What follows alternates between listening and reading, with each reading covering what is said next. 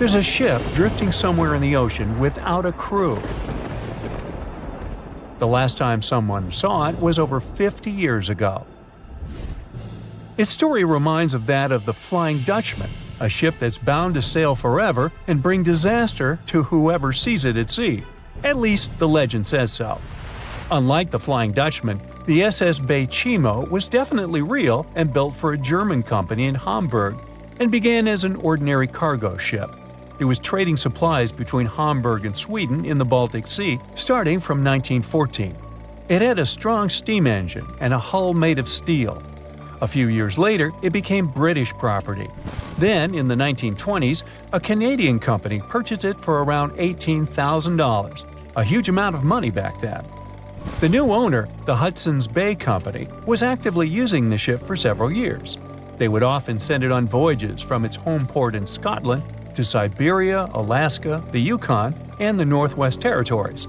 It also passed through the Panama Canal and even the Suez Canal, with fur pelts for sale on board. Sometimes it would also transport passengers. It had completed 9 successful voyages before this strip of good luck came to an end. Starting from the 1930s, SS Baychimo would have trouble with ice and storms. When it first got trapped in ice in October of 1931, some of the crew managed to escape to Alaska. 15 of 22 sailors decided to stay with their vessel and try to save it. They had furs and other valuable cargo worth around $58,000 aboard. The company sent them supplies to survive the winter. They set camp near the ship out of the hatches, tarpaulins, and other materials, and offloaded the cargo. At the end of November, a blizzard rushed through the area, and it seemed like it had taken the ship with it. The ice platform had survived, but the ship broke free. Some of the crew members were sure it had sunk. But soon after, they heard from one of the locals who had spotted their ship around 45 miles away from their camp. The crew moved on with their lives, and the ship started its journey as a runaway vessel. People would spot SS Baychimo once a year or so, all the way until 1965. It was mostly spotted off the coast of Alaska.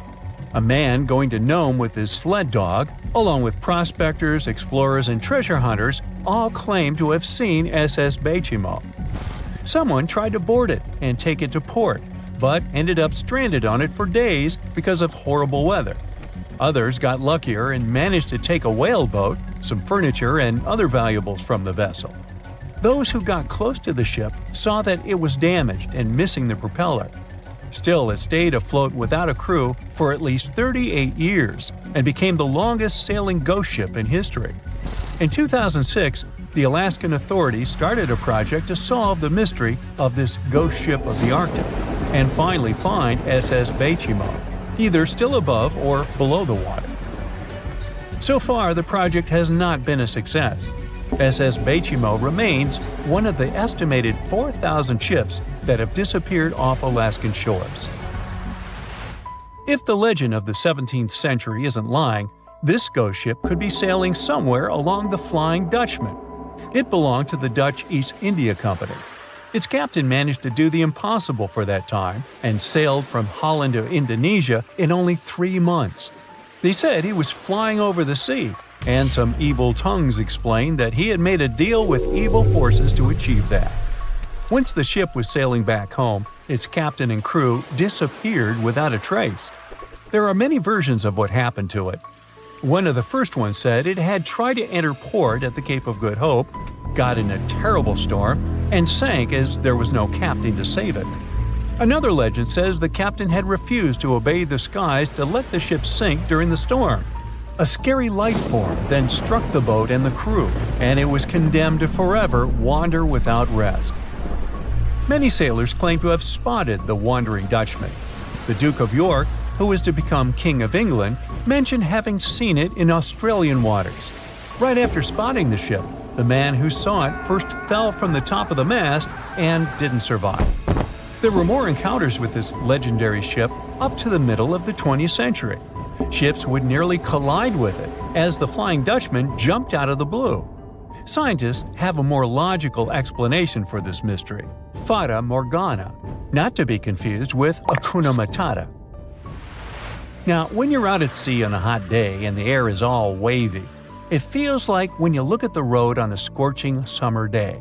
That's because of something called atmospheric refraction. When light passes through different layers of air with different temperatures and densities, it bends and twists. Sometimes, under certain conditions, this bending of light can create really bizarre optical illusions over the ocean, like sightings of the Flying Dutchman. The Fata Morgana phenomenon can make distant objects appear distorted, stretched, or even lifted above the horizon. So you can see a ship far away, but because of the way the light is bending, it will look like it's floating above the water or even disappearing and reappearing. A Fata Morgana is most commonly seen in polar regions, especially over large sheets of ice that have a uniform low temperature.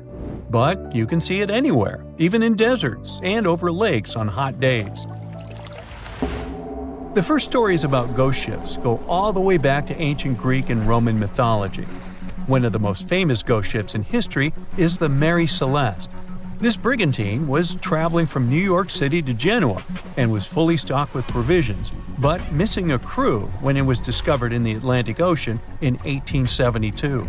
The crew's personal belongings were also there, completely undisturbed. The final entry in her log was made 10 days earlier. We still don't know what happened to its crew, and the ship has inspired many spooky stories and legends. The Lady Lovibond was another legendary schooner that is believed to have been wrecked off the coast of Kent in the middle of the 18th century. The story tells that the ship's captain, Simon Reed, had just got married and took his bride on board for a celebratory cruise, despite the superstition that it could bring bad luck. They were on their way to Portugal when the first mate, who is also in love with the captain's new wife, went mad because of jealousy, attacked another crew member, and then took over the wheel and steered the ship straight into the dreaded Goodwin Sands. No one aboard survived, and the schooner is said to reappear as a ghost vessel every 50 years. In present times, many vessels become abandoned and turned into ghost ships intentionally. There are thousands of them floating in U.S. rivers, lakes, channels, and coastal waters. Some people lose their boats in storms and other extreme weather. Others have to abandon their boats because maintaining them can cost 10% of the boat's price. Plus, docking a vessel can add up to several $1,000s every year. Most boats have been made of fiberglass, so an owner can't just recycle them as scrap metal. So, once they want to get rid of it, they often tie it to a dock and sneak away, or leave it floating far away from the shore, or just try to sink it. When ghost ships sink in shallow waters, they can cause damage to coral reefs, mangroves, marshlands, oyster habitats, and wetlands. Plus, they can collide with unsuspecting regular ships and cause real trouble. So, don't do that. Enough said. As an experienced sailor and the first man to ever sail non-stop on his own around North and South America, Matt Rutherford has seen a lot during his voyages. But what he saw in 2013 while sailing through the waters of the Atlantic with his colleague surely stands out. Some 800 miles off the coast of Bermuda, not far away from the famous Bermuda Triangle, they noticed a boat that seemed to be moving by itself. The sails weren't up and the motor wasn't running. The sailors decided to check if there was someone who needed their help aboard, so they moved closer to the mysterious ship. Once they got there, things only got weirder, as they realized there wasn't a living soul aboard. Rutherford started filming to document their discovery. The boat looked so awfully abandoned that they expected to find some pretty scary things in there. But it didn't stop Rutherford from searching the vessel. The boat, which turned out to be named Wolfhound, looked like an upscale one, probably costing hundreds of thousands of dollars. It was pretty weird to find it floating by itself in the middle of the ocean. It seemed like whoever abandoned it was leaving in a rush. There were clothes and other personal belongings all over the main cabin. Some parts of the ceiling had fallen and some drawers had popped open. The brave sailors decided to tow the ghost ship back to Bermuda. It wasn't easy because Wolfhound was bigger and heavier than their boat. After days at sea, the crew was running low on fuel and asked a passing freighter to stop and give them some gas. They kept pulling Wolfhound until the tow line got wrapped around the rudder and they realized they could get stranded in the Bermuda Triangle. So they had to abandon the ship. What really happened and how Wolfhound ended up in the middle of the ocean will probably remain a mystery. Rumor has it that it belonged to a member of the Royal Irish Yacht Club. The ship was going on its first voyage from Connecticut to Bermuda and then Antigua. It got in a terrible storm around 400 miles away from Delaware. The winds were so strong that the yacht suffered 2 knockdowns. A Greek cargo ship rescued the crew. They left the ship with an emergency beacon on. The rescued crew members shared that they saw the ship sink, which only adds more questions to the story. How did it get back to the surface? Does the Bermuda Triangle have anything to do with that? Christopher Columbus himself reported some unusual compass activity going on in this mysterious area while he was on his way to the New World. Despite the stories of more than 50 ships and 20 planes disappearing in the area, it remains one of the most heavily traveled shipping routes in the world. Some skeptics believe that this fact solves the Bermuda Triangle mystery. It could make sense because the busier the area, the more accidents happen there. But then again, it's not the number of disappearances that makes the place so mysterious. It's the lack of explanation and wreckage lost for good. The first ever confirmed ship to vanish in the Bermuda Triangle was the USS Pickering. In 1800, it departed from the US on its way to the West Indies. The ship sailed into the Bermuda Triangle along with its 90-man crew. No one ever heard anything from them ever since. The popular explanation is that the ship was taken out by a storm. But because no one found any wreckage, we'll never know for sure. The largest ship that has ever disappeared in this mysterious area was the USS Cyclops. In March 1918, carrying a crew of 306 people, the USS Cyclops left Barbados and headed home to Baltimore. The ship passed through the Bermuda Triangle on its journey and vanished into thin air, or rather, water. The Cyclops never sent any distress signal and disappeared without any explanation or trace. The Bermuda Triangle isn't the only place in the world where ships go missing or mysteriously resurface. One of the most famous ghost ship stories would be of SS Baychimo. The large cargo steamer was built in Sweden. On October 1st, 1931, it got caught in pack ice. The crew decided to wait it out and managed to break free after a couple of days, only to get trapped again in less than a week. This time, they didn't manage to make it out. A rescue team went by air to save 22 of the crew members.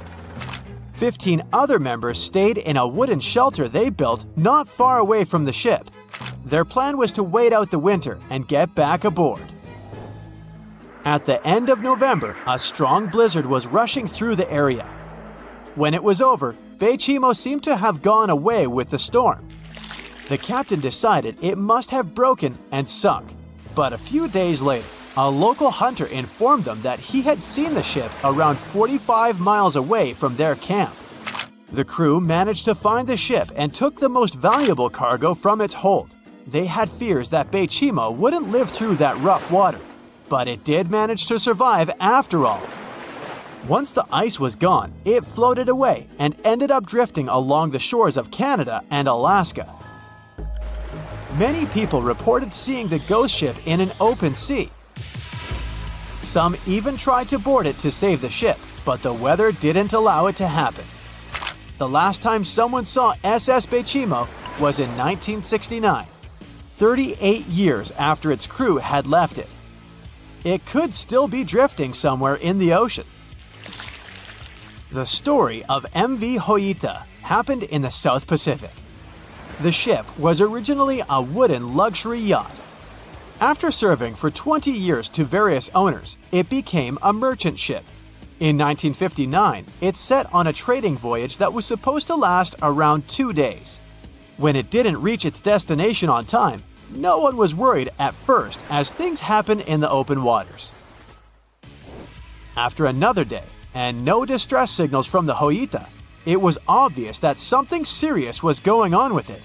There were 25 people aboard, and their families wanted to find them. A search and rescue crew worked for 6 days looking for the ship, or at least its wreckage, in an area of nearly 100,000 square miles. That's 1.5 times as big as Florida. Sadly, the mission had come back with no results. It seemed like Hoita had disappeared without a trace.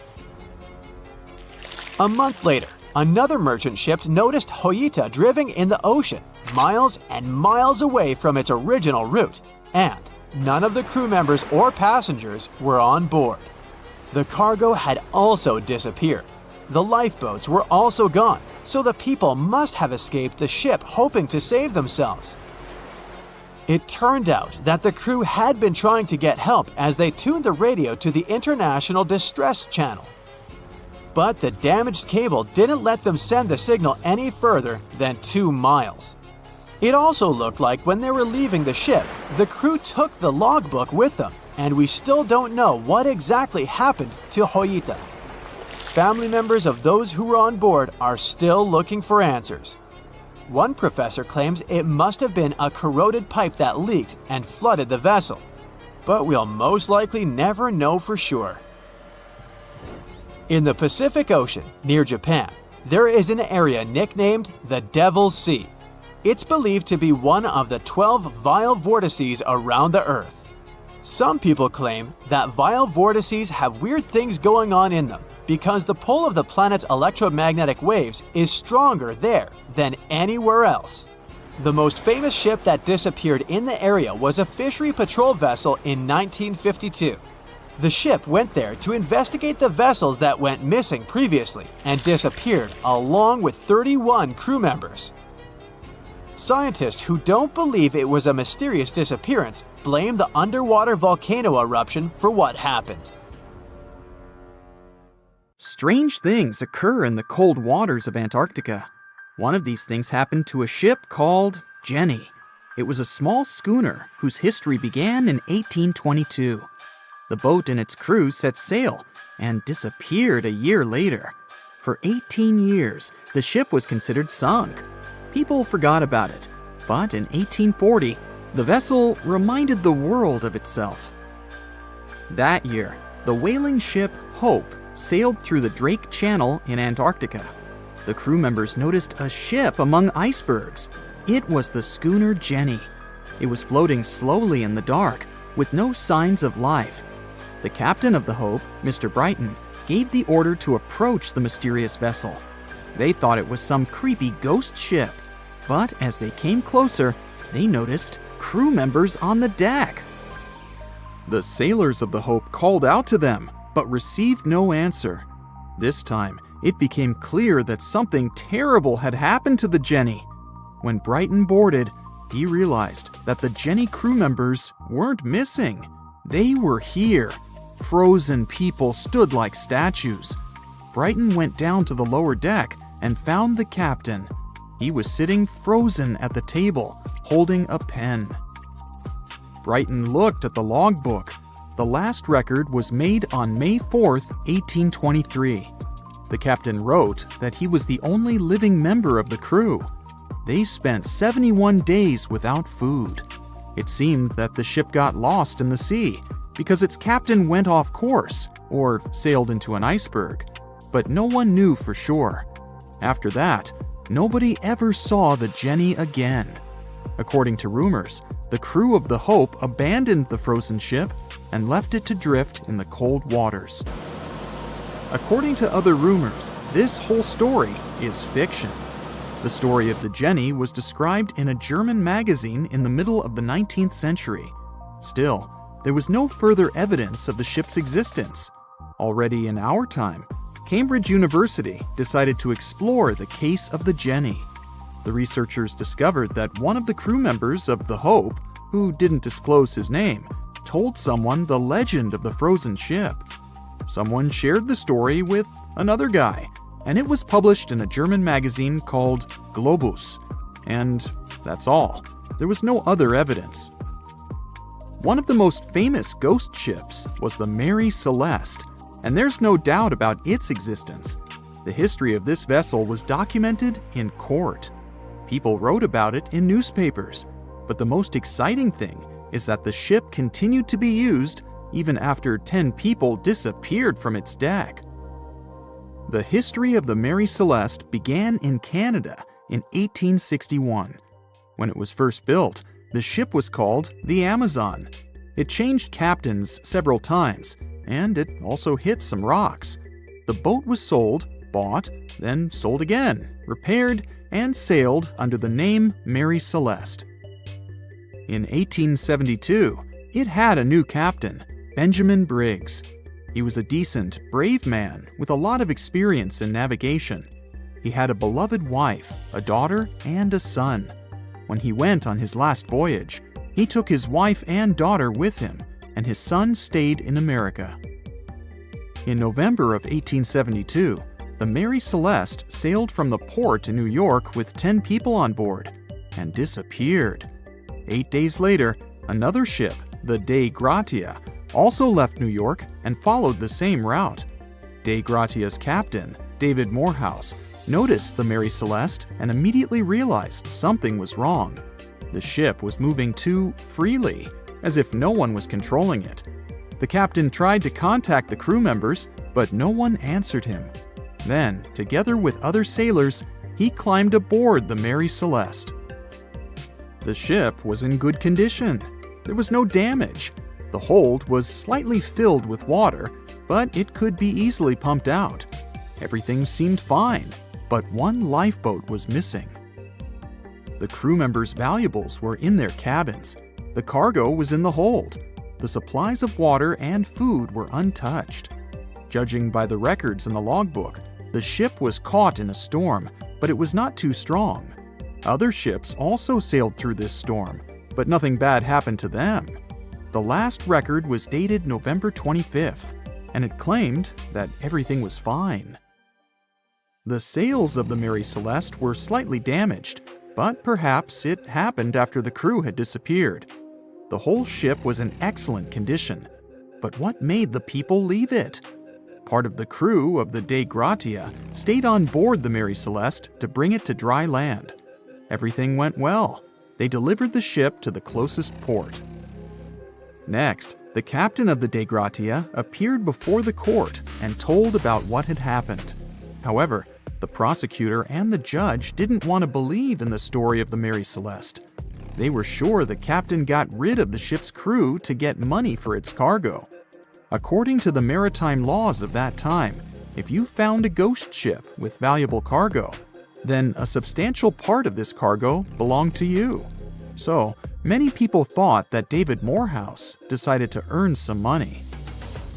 This version seemed to be more valid than the one about the mysterious disappearance of 10 people. Fortunately, no one accused the captain of committing a crime.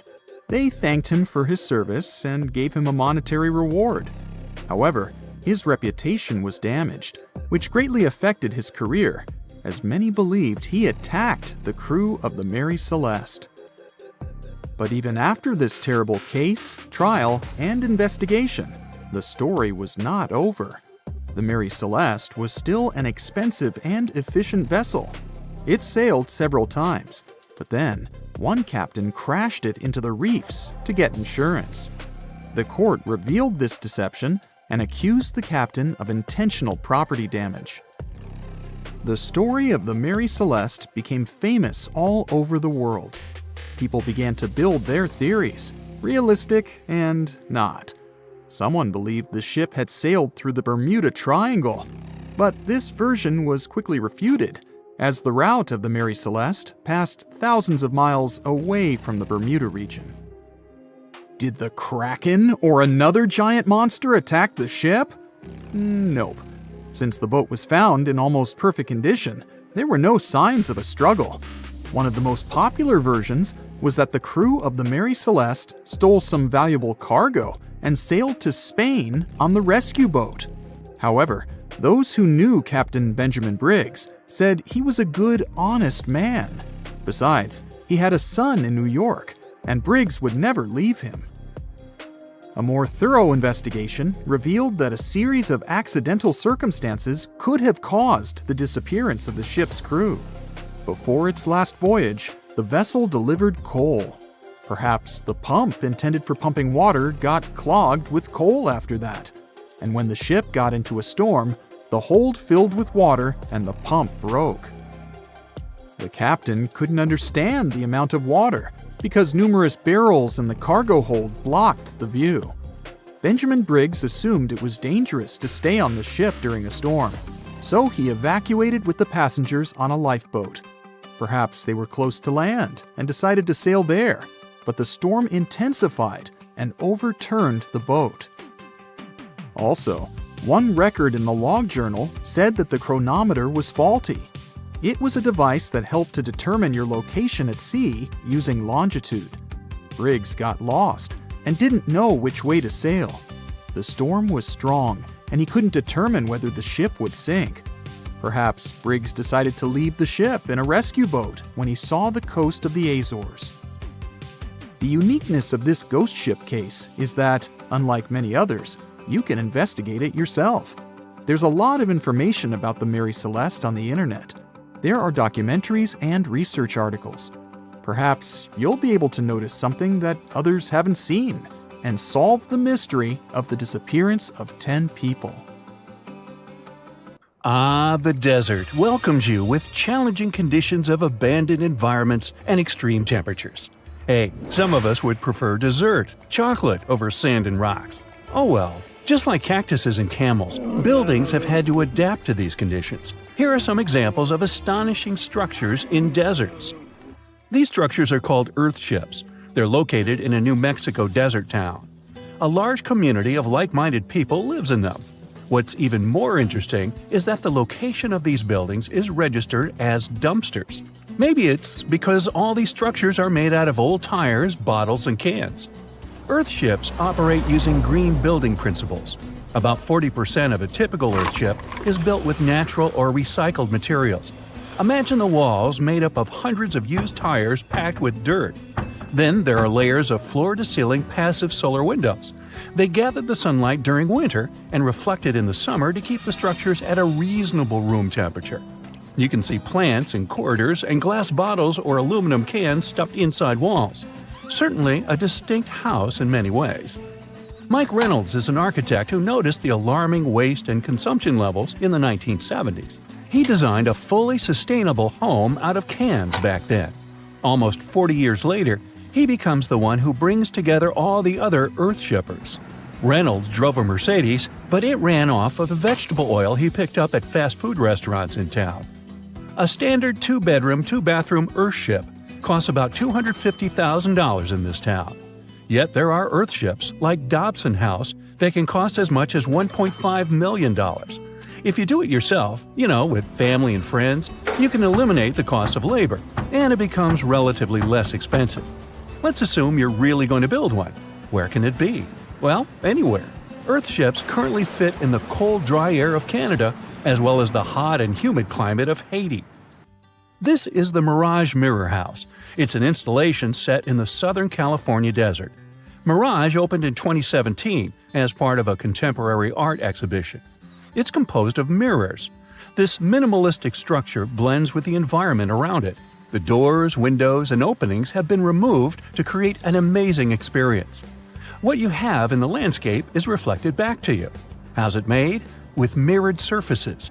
At night, the distant lights refract from the mirrors. In the daytime, the sky is transformed into banks of clouds. There's no fixed scenery in this house. How about seeing a futuristic structure in the deep desert? Architects designed a concept home that pairs perfectly with Elon Musk's Cybertruck. The house has a post-apocalyptic theme.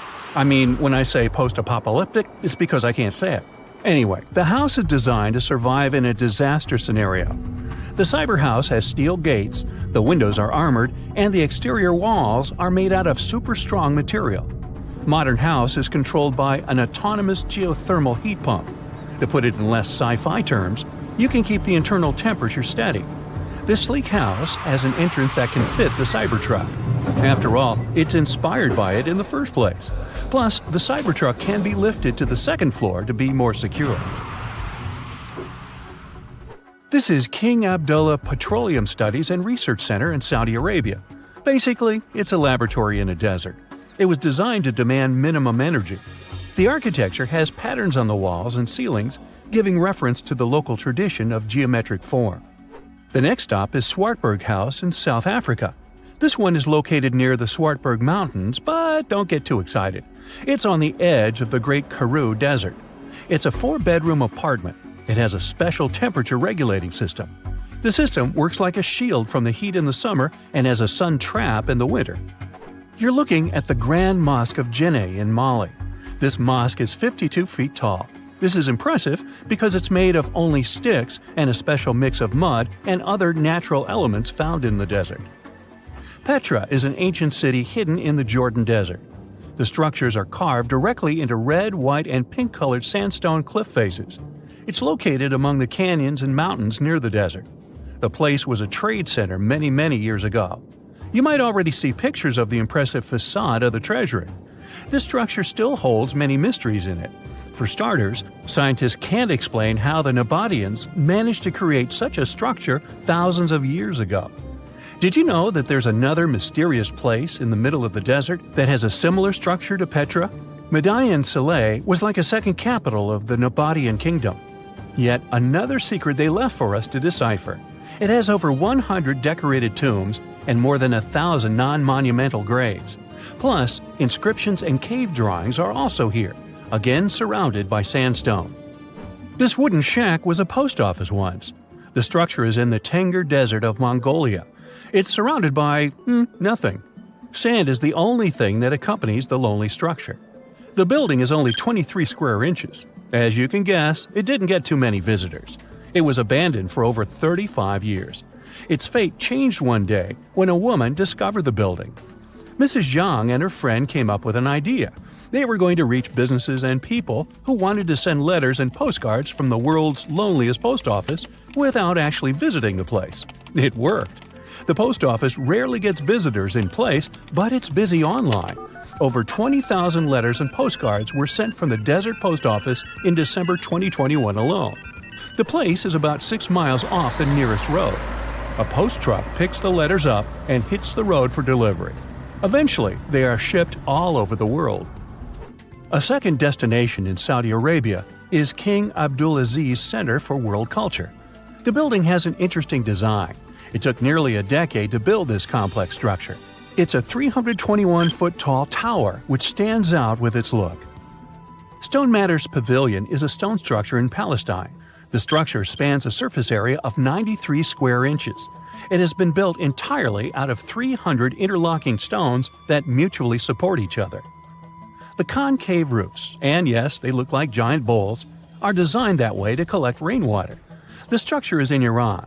Interestingly, in Iran, the evaporation rate is 3 times faster than the world average, so this bowl-like design comes in very handy. It captures the water in a way that the water can form a single mass as a whole before it evaporates. The outer shell of the roof system collects rainwater, but it also works as an additional shading. It makes air move freely, designed like a cooling mechanism for both roofs. Eco Lodge in Egypt is the next stop. The project is built in a place that overlooks the desert and is constructed using locally available materials like sun-fired bricks and palm wood. The building is an example of traditional architecture. There's a water basin that lets in the air to keep the interior cool. A worthy mention is the CID Interpretation Center in Chile. Chile's Atacama Desert is among the top tourist destinations in the country. To help the tourists, architects designed a visitors center as part of the infrastructure for the wind farm. Here, the cold winter months don't freeze people because the large windows make the most of solar heating. What's even more interesting is that the building is designed to go completely dark at night. Imagine you somehow bumped into the building by accident. Black Desert House is a building respecting the stars. At night, this house goes completely dark. It dissolves into the night, so the stars can appear more prominent. Now, any mysterious desert buildings you know that aren't on this list? Let us know in the comments. Mirror check. You've got your beige parka on, your chisel is packed, and your overnight plane ride to Saudi Arabia is booked. You know what this means, right? Unfortunately, you weren't cast in the remake of Dune. It just means that you're ready to go explore the world's largest desert areas in the hopes of uncovering prehistoric secrets about our ancestors. Let's get one thing straight. If you ever thought that deserts were empty spaces, think again. They might be filled with sand as far as the eye can see, but they also hold a lot of history, you know, because before humans settled down in cities and towns, we were nomadic people, and we traveled all around the globe looking for food, water, and shelter. So we had to come up with some interesting stuff to survive. Like this thing that was found in the desert of Saudi Arabia. Do you have any idea what this could have been? Over many years, scientists have discussed the origins and use of huge structures such as these ones. It seems our Neolithic ancestors were way smarter than we gave them credit for. They didn't spend all their hours around the fire carving weapons out of stone. No, they were also practicing their architectural skills. These huge stone structures are called desert kites, because if you look at them from a distance, well, they sort of look like kites. Archaeologists have arrived at the consensus that these kites were used to lure animals in. This way, it would make it easier for our ancestors to guarantee their week's food. But that's not all. Take a look at these monolithic structures right here. They show us that our ancestors probably drew on rocks, the blueprint of what they were going to build on the ground. Just like modern-day architects, desert kites could be miles long, so they drew out a plan before actually building them. The most surprising feature of all is that these kites were built even before things such as Stonehenge. We're talking around 7,000 to 9,000 years ago. Over the last decade, scientists have been able to identify over 6,000 desert kites spread across the Middle East and West and Central Asia. If you don't think this huge, try building something this large without the help of any drones. It looks like a pretty difficult feat to me. And apparently, Saudi Arabia's desert is filled with more amazing things. Scientists have found mysterious stone structures that are older than the pyramids of Giza in Egypt. So of course, you can't wait to go check that out. Can we all agree that carrying around heavy rocks to build a pyramid without the help of modern technology sounds absurd? I mean, how on earth did they do it? Now imagine turning back the clock about 2,000 years into the past and finding humans that built similar gigantic structures in isolated areas. Take a look at these so-called mustadils. They are rectangular structures built from piled-up stones, found over 77,000 square miles. Some archaeologists believe that these monuments were used for ritualistic purposes, maybe processions of some kind, where people would walk from one end of the plateau to the other. I'd be down for that. Now let's move on to another deserted area. We're entering the world-famous Sahara Desert landscape. Isn't it beautiful? Here, you're about to unravel an ancient mystery, something that took years for researchers to solve. Fun fact, the Sahara Desert is the world's largest hot desert. It spans over 3 million square miles, which would be like putting 1,000 times the country of Hawaii next to each other. We say it's the largest hot desert because the world's largest desert area is Antarctica. But we all know temperatures over there are freezing, not the typical image of when we think of a desert. Deep into the desert, near the Algerian town of Fougeret et Zoua, something strange was found. For decades, these tiny dots appeared on images of Google Earth, but nobody could explain what they were. Some scientists were sure that these circles are the result of oil activity in the region. Others guessed that these were ancient fogeras or ancient water wells. There are dozens of them, stretching for miles and miles in a straight line. The strange thing is that they are always far away from any town, road, or human activity in general. So what was or is their purpose? If you had to take a guess, what would you say? Remember we talked about how our ancestors had to be creative in order to survive in the desert? Let's try to walk in their shoes for a minute. Imagine you're a nomadic hunter-gatherer living in a desert area. You spend your days basking in the hot sun, trying to count all the grains of sand around you. But you also need to eat and drink water. But how on earth do you get water in a desert? Sure, you can hope to keep running into oasis every week or so, but that seems a bit risky, doesn't it? That's why North African people invented the so-called fogaras. The fogaras are a 2,500-year-old irrigation system.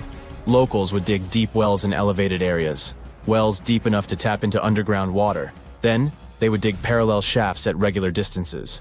This way, the water would flow from the main well down into all the shafts and irrigate entire areas. Travelers could stop by the shafts and quench their thirst. They could also raise livestock and tend to crops. Pretty clever, huh? As much as these holes did look like fogaras, a little bit of research would show you that they're not. You see, these shafts were built in a line, and not in a circular shape like the ones we're looking at now. So maybe it has something to do with the second option? Maybe these desert holes were related to oil activity in the region? Let's have a look at the holes up close and personal. From Google Earth, they don't seem that big, but in real life, they are huge craters. The tip to uncovering what they are is hidden beneath the sand. If you were one of the researchers originally uncovering the truth behind this mystery, you would have found something unique hidden in the sand. Old dynamites and vintage sardine cans. Putting the pieces of the puzzle together, scientists found that these sardine cans were a model from the 1950s and 1960s.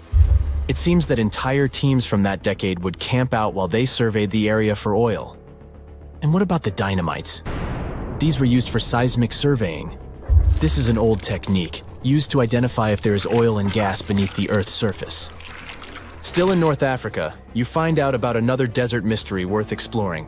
Near the city of Tiaret, southwest of Algeria's capital, one runs into 13 peculiar monuments. These structures are also called jedars, and yes, I am aware of how much that may sound like a Star Wars reference. They are pyramid-like in their shapes, and as far as scientists know, they were used as final resting places for the people who lived in the region. Can you guess who these were? Most likely the Berber nomads. And since we're talking about ancient stuff, they were probably built between the 4th and 7th centuries CE. Once scientists began to explore the insides of these monuments, they found they were pretty big inside. They found large underground vaults, chambers, and labyrinth-like corridors that gave way to over 20 compartments. It could take you up to 2 hours to walk around in them, and apparently our ancestors also used its walls to depict images of animals and hunting scenes. There's no definite proof of what these jedars were used for, though. This is so neat, huh? I'm sure that our world's desert is filled with many more mysterious things for us to unravel. I guess I'll see you next time so that we can continue our— Phew! This summer has been turning up the heat like never before. We feel like roasted marshmallows on a sizzling grill. Yes, the world is getting hotter, but some regions have always fought with high temperatures. It turns out people had some inventions to keep themselves cool in ancient times too. Some of them are still functioning, even 3,000 years later. Let's take a look at how people saved themselves from heat throughout history. So, put an ice cube into your cold drink and get ready to hear how people survived the heat. Speaking of ice cubes, do you know that the Persians made an ice storage system? In the deserts of ancient Persia, people had an out-of-the-box idea about how to prevent their food from turning into a melted mess. These ingenious Persians stumbled upon a physics trick that allowed them to create ice in the middle of the desert. They called these cool structures yakhchuls, which basically means ice pits. These ice pits were not your ordinary coolers. They were like secret underground fridges. They looked like dome-shaped mud brick structures on the outside, but inside, it was a whole different world. These ice pits had an evaporation cooler system that worked like magic. At night, when the desert cooled down, Persians made use of the radiative cooling effect. They set up cleverly designed trenches to hold thin layers of water. The water froze, defying the desert heat. Then there were underground square storage areas.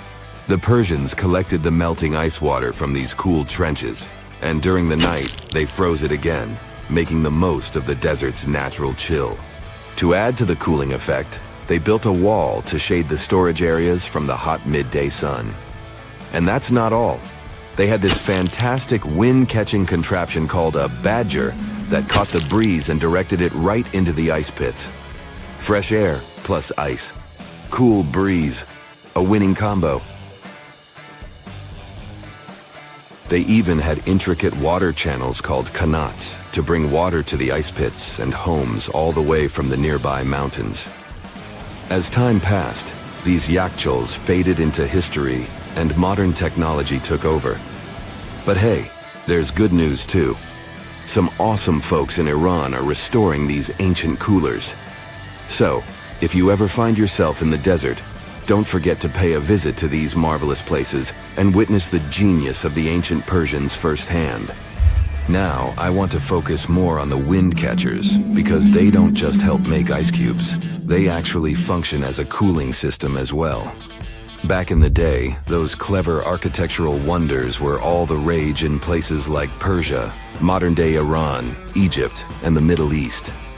Imagine tower-like structures with openings at various levels strategically placed to harness the power of nature's breeze. These openings were like magical portals for the wind. They captured those refreshing gusts and guided them right into people's living spaces. Basically, they were natural air conditioners. The breeze would gracefully flow downward, cooling the ground as it danced through the building. The secret sauce lies in the details: the tower's height, the number of sides, the openings, and the positioning of the interior blades.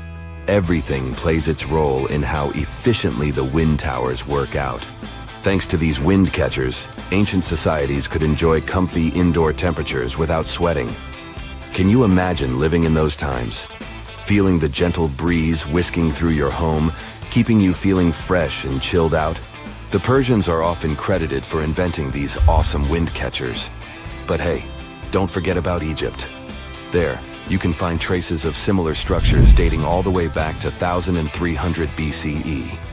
Yes, the invention of wind catchers may have occurred in ancient Egypt, but Yazid in Iran is the city with the largest number of wind catchers. People wouldn't have been able to live there without these ancient ACs because there was almost no rain in the area throughout the year. Now, let's look at these perforated double-skinned exteriors. Imagine dressing up a building with a fancy perforated screen. It's like giving its exterior a stylish makeover while keeping things chill inside. This genius technique, firstly, scatters the natural daylight, so no harsh sunbeams to blind you. The screen also offers shade like a pro, giving the building's interior a much-needed break from the blazing sun. Think of it as a natural sun hat for your home. Placing this screen about 4 feet away from the outer walls creates a breezy, dreamy hallway for fresh air circulation. And hey, they add a touch of elegance to the building too. These structures are sometimes called jali. Jaipur, India, for example, has an average daytime temperature of about 100 degrees Fahrenheit. So these structures are lifesavers. Jalis come in various forms, crafted from cement, earth, and wood. It's a cultural symbol deeply embedded in Indian architecture. You can find its captivating presence in iconic historical buildings like the majestic Taj Mahal and the Grand Red Fort in Delhi. But hey, it's not just a thing of the past. It's still rocking modern architecture scenes, and its charm has sparked creativity in artists and designers worldwide. It adorns the building's exterior, its cross-section showing a larger opening on the outside and a smaller one on the inside. This is where the Venturi effect steps in to show off its physics prowess. As the air flows through the narrowing passage, it picks up speed, creating a difference in pressure between the inside and outside of the building. Air blowing at a higher speed gets compressed, and when released, it cools down. Mashrabia is a wooden lattice or screen used in the Middle East and North Africa. These decorative wonders are like window blinds, but they do more than just look pretty. They're smart too. They give privacy, shading you from the sun, and let fresh air and light in. Some people also add clay pots filled with water, sand, or damp straw to their designs. As hot air breezes through the holes, it also passes through the pot's porous surface. The moisture inside evaporates, cooling the air. This is a perfect low-cost technique for hot and dry climates. It's eco-friendly, and there's no need for electricity. Now, let's fast forward to today. Designers are getting creative, mixing traditional wisdom with modern tech. At the Al Bahar Towers in Abu Dhabi, they've got it too. Picture over 2,000 hexagonal panels that dance with the sun's movement, providing shade to the building's interior. Water evaporation was another secret weapon for ancient people. Simple, yet super effective. Plus, ancient Egyptians hung wet mats and curtains in doorways. When the air passed through them, it cooled down, providing a relief from the scorching sun. Ancient architects were the masters of maximizing airflow. They knew how to cross-ventilate and let hot air escape while inviting cooler air to the party. Speaking of ancient Rome, bathhouses were the place to be back then. It was like a community hub. People gathered to chat about politics, play sports, and, of course, take a relaxing dip. The frigidarium was the cool spot in Roman baths. After a steamy soak in the caldarium, Romans dashed to this giant pool to chill out. Then in some places, like Cappadocia in Turkey, people went underground to hide from the heat. They carved cozy dwellings in volcanic rock, harnessing the Earth's natural cooling powers. So the lesson here is simple. Architects and designers can create wonders by combining local traditions with smart tech. California's Death Valley boasts the highest officially registered temperature to date, with 134 degrees Fahrenheit in 1913. Meanwhile, Africa's sweltering record stands at 131 degrees Fahrenheit in Kebili, Tunisia, as noted in 1931. In Europe, the highest temperature ever documented reached almost 120 degrees Fahrenheit in Sicily in August 2021. Then, in 2022, the UK had the hottest summer of all time. We've all heard of the Sahara. Sure you have. It's the largest hot desert on the planet. A sea of sand covering an area larger than the contiguous United States. But have you ever wondered what lies beneath the sand dunes? To answer this question, we must travel deep into the past of our blue planet. Up until some 6,000 years ago, the Sahara was grassland. Humans were around at this time, not me, spreading agriculture around the planet. In the north of Africa, the color green dominated. Plenty of rainfall meant that there were lakes, rivers, pastures, and even forests. A completely different image of the Sahara from the barren landscape of today. But then, the climate started to shift. The region became parched, and the vegetation started disappearing. The wind did the rest. It took away the fine sediment after there were no plant roots to hold the ground together. Give it a couple thousands of years, and you get a familiar image of the Sahara. Sand and rocks stretching as far as the eye can see. But when it comes to volume, only a quarter of the Sahara is actually sand. The yellow sands of the Sahara are just one part of the story. The desert has many other features, such as gravel plains, salt flats, and plateaus. Makes you think if we understand the word desert correctly.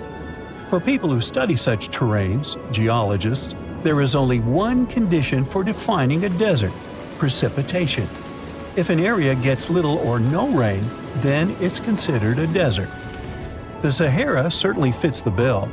Its average annual rainfall is just 3 inches. Compare that to the nearly 45 inches a year in New York. When we look at precipitation, this sandy desert is only the third largest in the world.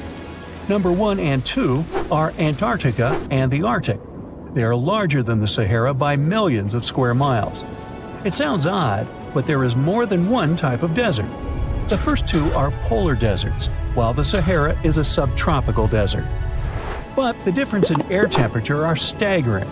In Antarctica's interior, temperatures plummet to minus 76 degrees Fahrenheit. Compare that to the highest temperature on record in the Sahara of 136 degrees Fahrenheit. But this desert has a cool side. At night, the temperature is roughly the same as the average yearly temperature in Denmark.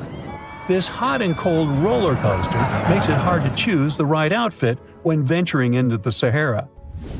And what about the sand? How deep is it actually? The depth varies between 70 and 140 feet. That's not too deep. If you put the Statue of Liberty in a tall dune, half of it would still stick out of the sand. Its vast amounts in the Sahara were created by aeolian processes. That's Greek for wind. Over time, it blows and shapes the surface of the Earth. In dry areas with sparse vegetation, winds erode the ground much faster. That's what happened in North Africa. Under all that sand is the bedrock and cracked clay. If you started digging, you would find the same everywhere on the planet, with one important difference. There is some type of soil covering the bedrock. This is not the case in the Sahara. Because of the arid climate and a lack of vegetation, sand covers the ground below. Over the course of thousands of years, a lot of interesting finds ended up in the desert sand. For example, there are petrified tree trunks. These are essentially preserved prehistoric trees. They date back to the time when the region was lush green. In some places, the trees of this fossilized forest are at least 65 feet tall. The wood is so well preserved that you can still see the texture and knots. There are even fossilized pine cones. In 1992, scientists found glass fragments in eastern Sahara. These canary yellow glass shards were scattered across hundreds of miles. They didn't belong to an ancient civilization, although ancient Egyptians used them to make jewelry. In fact, the breastplate of King Tut had a beautiful scarab beetle centerpiece made from this desert glass. For a long time, scientists were puzzled about the true origins of these fragments. They finally concluded that the glass was around 29 million years old. It is an impact tape. If that sounds like it has something to do with the word impact, you are correct. These rocks are formed when a meteorite hits the surface of the Earth. This generates a lot of heat. Scientists estimate that the temperature needed to melt this mineral was close to 3,000 degrees Fahrenheit. Apart from the regular fine-grained sand, we also have melted sand in the Sahara. But the desert conceals other unlikely artifacts. Shark teeth are a common find in Morocco, which sits in the western part of the Sahara. What are the fossilized teeth of these marine predators doing in the middle of the desert? This part of the world looked entirely different millions of years ago. There was a sea cutting right through what is now a desert. The Trans-Saharan Seaway ran the length of present-day Algeria and Mali. It was around 165 feet deep. That was enough for all sorts of aquatic animals to inhabit it. Large catfish, sea snakes, and of course sharks lived in the area. British archaeologists even unearthed a turtle shell in Mali in the 1980s. For centuries, there was even an entire city hidden under the desert. Timgad was a Roman outpost constructed by the Emperor Trajan around the year 100 in the current era. For various reasons, its residents abandoned it around the year 700. The sands of the Sahara soon engulfed the city. It had remained hidden for nearly 1,000 years. Then, in the 1700s, a Scottish explorer started digging out the city. His team first uncovered a sandstone triumphal arch 40 feet high, similar to the ones we can see in Rome and Paris today. An amphitheater soon popped out of the sand, and it was followed by well-preserved statues of Roman emperors. The Scotsman's find was so impressive that no one believed him at first. It took 2 more centuries for archaeologists to fully excavate the city during the 1950s. The site covers a surface as large as 10 polo fields. The ruins reveal the full mastery of Roman city planning. All the streets meet at a right angle in what is known as an orthogonal grid. You can find the same layout in modern cities such as New York. Historians estimate that during its heyday, 10,000 people called Timgad home. Different nationalities lived here, from Romans to people of African descent. Today, more than 2.5 million people live in and around the Sahara. They are spread across 11 countries in total, and their living space is growing. The desert is 10% larger than it was just a century ago. This process doesn't involve sand pouring out of the Sahara. The ecosystems on the edges of the desert simply change over time. The wind blows the soil away and vegetation dwindles. The perfect conditions for the formation of a desert landscape. These changes are happening in the Sahel, a region south of the Sahara Desert. That's why the African countries have recently come together for a project called the Great Green Wall. The primary goal is to stop the desertification of the Sahel and hold back the sands of the Sahara.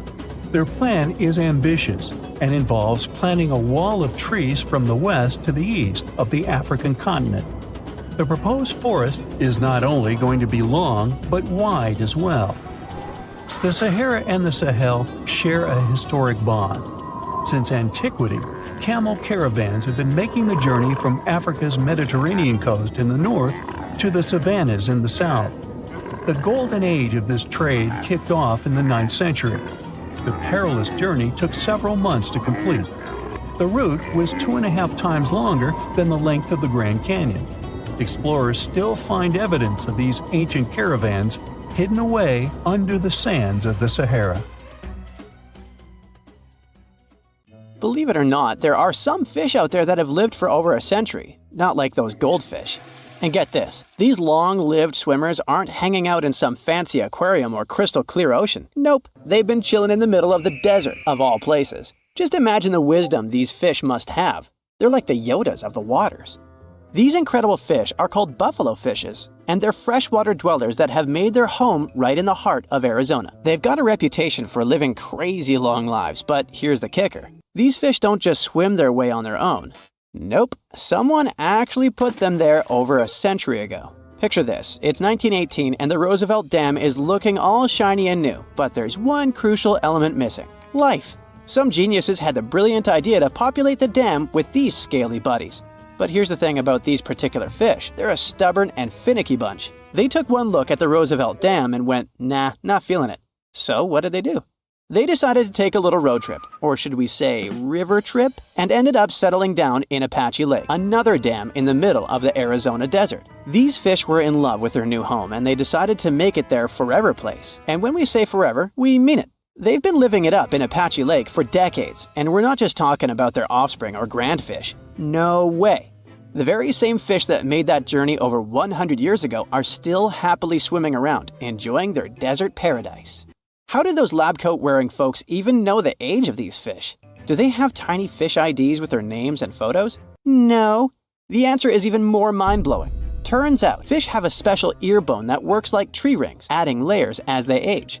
So by examining these bones under a microscope, scientists can determine their age. It's like they carry their birthday candles inside their ears. But hold up, it seems like they do have a form of ID after all. To keep track of individual fish, scientists snap photos of the unique spot patterns on their backs, allowing them to follow their journeys over time. Thanks to these aquatic mugshots, they can trace back to the OG fish from Roosevelt's era. Now this isn't some miracle or proof that the fountain of youth is hiding in Arizona. No.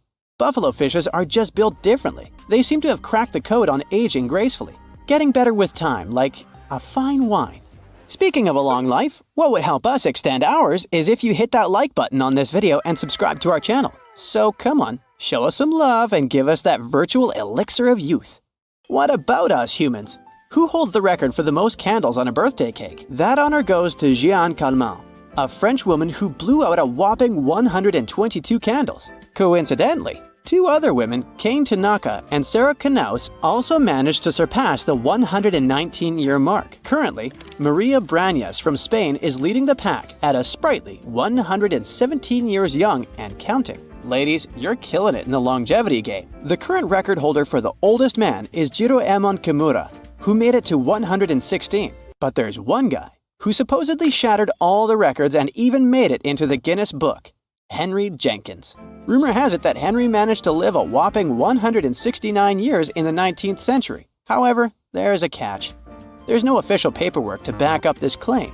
Some folks are skeptical and think that maybe Henry's age got a little exaggerated. Just a bit. We'll probably never know the truth. Wouldn't it be awesome to have a magic crystal ball to peek into the past and fact-check this stuff? I know it sounds like a fantasy movie plot, but there is a way to take a glimpse back in time. And it's all thanks to certain plants and animals. Disappointed? Don't be. Some of these creatures are practically identical to their ancestors from millions of years ago. Jellyfish, horseshoe crabs, and some sponges just look like their relatives from 500 million years back. How wild is that? But wait, it gets even cooler. Grab your microscope and take a gander at the cyanobacteria, which you can find almost anywhere. These tiny organisms haven't changed one bit in over 2 billion years. Yes, a billion, with a B. While we investigate what enables buffalo fishes to live so long, let's adopt their way of life. Drinking plenty of water, avoiding too much sun exposure, going with the flow, and having a bad memory. Just look at Dory from Finding Nemo. Thanks to her forgetfulness, she's got to meet all sorts of cool creatures like sharks and even learn to speak whale. You find yourself in Africa, land of unique wildlife, home to a great variety of cultures and languages, and, first and foremost, host to the world's largest hot desert, the Sahara. It's daytime, and you are thirsty for some water and shade. You've been walking for days, trying to find one of those precious-looking oases. You feel you're near, but the horizon just keeps stretching and stretching. Your mind is tired, and your body is feeling all the heat. It's like you've eaten a full plate of hot pepper and then some more, judging by how much you're sweating. And when I say hot, think 100 degrees Fahrenheit hot, on average. No wonder this is happening. After all, you find yourself in the world's biggest hot desert. Now, I say hot desert since the biggest deserted landscapes are actually the cold ones, located in Antarctica and the Arctic. Icy Antarctica's frozen desert is more or less the size of 1 million LAXs. Yep, the Los Angeles International Airport. The Arctic desert is just a bit smaller than that. Now, in case you don't know, the Sahara Desert is located in northern Africa, stretching from the Atlantic Ocean all the way over to the Red Sea. It occupies an area large enough to place approximately 100,000 Disney World theme parks side by side. According to scientists, its boundaries are expanding. Deserts usually form in the subtropics because of what's called Hadley circulation. The air rises at the equator and descends into the subtropics. This circulation of air has a drying effect, which helps the formation of desert landscapes. Since the 1920s, the Sahara is considered to have expanded by over 10%. How is this happening? Well, let's start from the beginning. You probably know the Sahara Desert as one of the most inhospitable places on Earth today. Just FYI, for a place to be considered a desert, it has to receive less than 4 inches of rain per year. Due to the very small precipitation index, deserts are usually dry and arid places. There is little humidity in the air, and daytime temperatures can go as high as 130 degrees Fahrenheit. Usually, there isn't that much animal and plant life because of the lack of water. But in the Sahara's case, it wasn't always like that. It may be difficult to imagine northern Africa without the tons of sand it has today. But about 20,000 years ago, the Sahara was actually one big oasis. Recent discoveries show clear evidence of what the scientists now call the Green Sahara. In the mid-1800s, a German explorer crossing the Sahara encountered some paintings and engravings that nomad artists had left behind. What he saw in those paintings looked nothing like his actual surroundings. Instead of an arid landscape with only camels and desert vegetation, the rock paintings depicted jungle animals like giraffes and hippos. There were even images of livestock and grazing animals such as cattle and sheep, something that seems impossible for modern-day Sahara. Artists usually draw what they see around them, so this finding really intrigued the German explorer. The drawings were so detailed that the artists must have had close contact with those animals. You can find this rock art spread out in the northern part of the African continent, from western Sahara to Saudi Arabia. Geologists soon took a keen interest in this and found the first clues to what this could mean. They have been able to confirm that, in fact, northern Africa was once much wetter. They found evidence from nearby deep-sea sediment off the coast of Mauritania. Sampled cores of underwater sand and mud, known as Saharan dust flux, show geologists that, indeed, a green Sahara was possible. The more dust is blowing off of the desert and into the bottom of the ocean, the drier the climate in the region. The sediment cores show that there was much less dust, only half as much, coming off northern Africa during the humid period. This period has to do with Earth's natural cycles. Normally, the Earth rotates at a tilt of 23.5 degrees. But this angle is not consistent and changes over time. Earth's tilt is responsible for the amount of sunlight each hemisphere receives. It affects several ecosystem functions on the planet. During the time of the Green Sahara, the Earth received between 4 and 8% more sunlight than it does today. So when the Earth tilted about 20,000 years ago, the northern hemisphere received more direct sunlight, which affected humidity levels in the region. As the northern hemisphere got warmer, this affected monsoon activity, more specifically the West African monsoon. Monsoons are wind systems that affect a region's rainfall index and humidity levels. As a part of the globe gets warmer, it allows for more air to rise. It combines with the wind to draw moisture up into the atmosphere. Little by little, northern Africa also became wetter. The increased moisture made the Sahara so wet that there were actual bodies of water in the region. As vegetation grew, the plants held onto moisture better than bare sand could. There is evidence of natural basins throughout the Sahara and lakes so big they would fit all of the U.S.'s Great Lakes inside of them. Archaeologists uncovered evidence of vibrant societies in what are now arid areas. It looks like ancient cultures were able to take full advantage of the African humid period. According to researchers, the human population peaked across the Sahara about 9,000 years ago. There are traces of fireplaces, hunting tools, fishhooks, and even mounds of fish bones. Records show that there have been over 230 green periods over the span of 8 million years. Solar radiation is always changing due to natural orbital cycles. That's why Earth will most certainly see another green Sahara moment. It might be thousands of years from now, but it will happen. The same way the Sahara turns green, it turns yellow again. Let's put it like that. All it takes is a significant axial tilt and a few years of readjusting. However, another phenomenon is calling the attention of scientists now. Recent studies by the National Science Foundation from the University of Maryland show the Sahara has expanded 10% over the past 90 years. This phenomenon is called desertification, which literally means fertile land turning into desert land. The Sahara Desert is now advancing into the semi-arid region of Sahel. In 1950, this region was home to 31 million people. Today, its population is over 100 million people.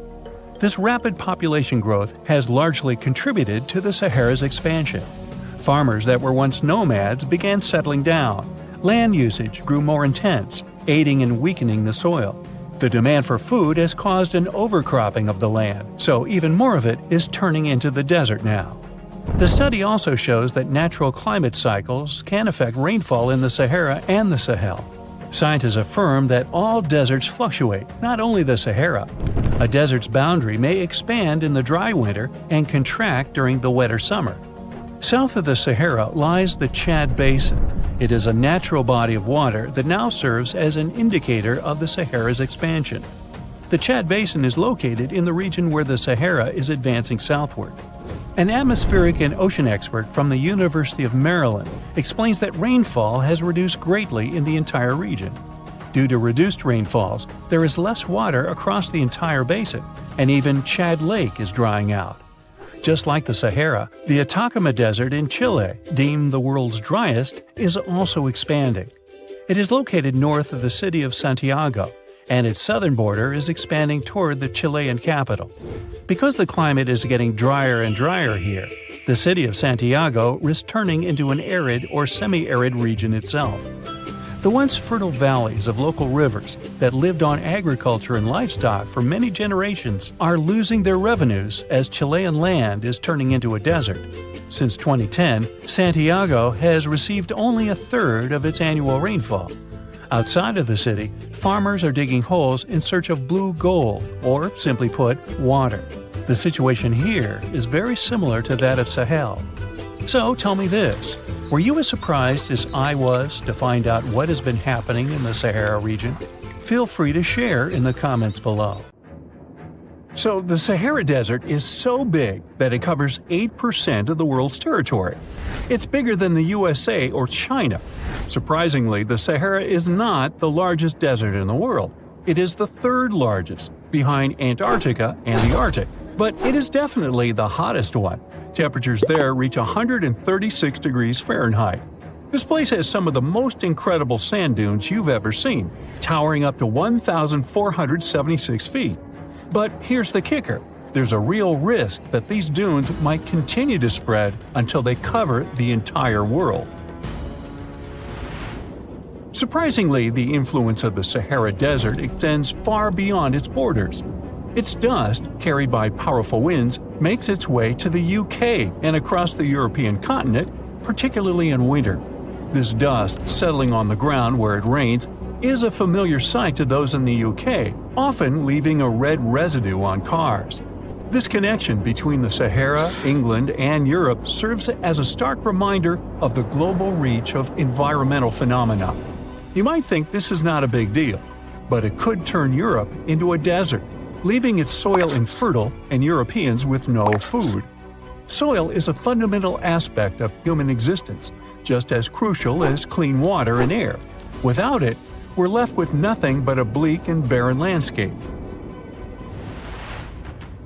The Sahara Desert has already made its jump across the Mediterranean Sea, which is concerning and could change the landscape forever. 1/5 of Spain has already turned into a desert. The next victim is Italy, which also faces the problem of desertification. In fact, almost all European countries have the same issue. According to an expert, the land that has not changed for nearly 2,000 years will become mostly rock, and people living on this land will be gone. 60% of the soil in Moldova is gone, and the problem has expanded beyond the Black Sea. It has reached China and Mongolia, thousands of miles away from the Sahara Desert. All of this causes losses of $4 billion a year. The threat is so significant that even the UN has gathered the necessary resources to solve the problem as soon as possible. Italy is sending help to Africa to stop the Sahara Desert from expanding. If this process does not stop in the next 10 years, millions will be forced to leave their homes. The Sahara Desert is growing for approximately 30 miles per decade. You do the math and see how long it will take to cover Europe. Since 1920, the Sahara has expanded by around 10%. But not all hope is lost because more than 172 countries have joined to put a stop to the desertification of the world. The World Food Program is a project that aims to help bring back green land that was once present in the Sahara. When they told people who called the Sahara home what they were about to do, the latter basically laughed in their faces and said it was impossible. But when you have a specific goal in mind, the impossible becomes possible. If we traveled back around 5,000 years into the past, we would see a beautiful forest with lush green trees and grass.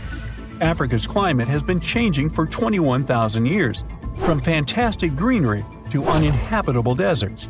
This has to do with Earth's rotation and the monsoons that bring water to this dry continent. But with the help of scientists and some clever tricks, we can bring the greenery back and stop the Sahara in its tracks. The Senegal River serves as a border between the Sahara Desert, Senegal City, and Mauritania. When you look at this area from space, you'll see how the desert is expanding to Senegal because the vegetation along the riverbank is almost non-existent. Forests can serve as a barrier, stopping the sand from getting blown away and the desert from expanding. An effort to create a great green wall is being made, and how they do it is actually quite impressive. Nothing has been growing in the currently restored area for more than 40 years, making locals find other places to call home. People were thrilled when they saw that the land could be restored. They're very committed and learn to work with the soil and grow food. At the same moment, more than 30,000 hectares have been restored and transformed into lush greenery. The Sahel region is the starting point of desertification, and it is crucial to establish a green wall in that area first. To make this wall is not rocket science, since it only takes a few simple steps. The ground there is baked by the sun and as hard as a block of concrete. If you've ever poured water on concrete, you know that it just flows away. It doesn't stay in one place. So they had to create water-retaining half-moons that would hold the water and make it available to plants. When you learn about how these half-moons work, you might say, How did they not think of that sooner?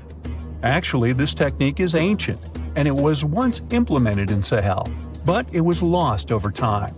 When the rain falls, the water is collected into the half-moons that are positioned a bit lower than the ground below contour lines. There is also a kind of bank at the end of the shape that prevents water from overflowing, and in the middle, there are plants that are happy because they have plenty of water to thrive. Also, it's essential to grow native plants that are kind of used to harsh conditions, like sorghum and millet. These plants have been surviving there for thousands of years and produce a good amount of biomass, which means the land can be rehabilitated faster and people will have food sooner. The water that will enter the half-moons won't be lost. It will penetrate the ground and top off underground waters. This will ensure the ground that H2O will never run out and that future generations will have usable aqua. This brilliant planting technique is not limited to half-moons. People also create lines and plant various vegetables, such as tomatoes. Next, there are places only for trees, like lemons or oranges. After a long hot day, nothing is better than a freshly made cold lemonade. The trees will also protect the soil, and with some luck, there will be a new forest in the Sahara Desert. The goal is to copy the forest dynamic. Start with small plants and gradually expand to bigger plants that are more useful than the tiny ones. They are aiming to plant more than 10,000 trees.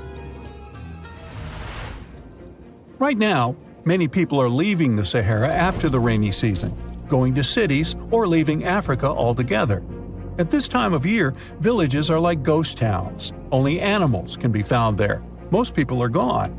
I mean, who would blame them? Nobody wants to live in the sand where nothing grows.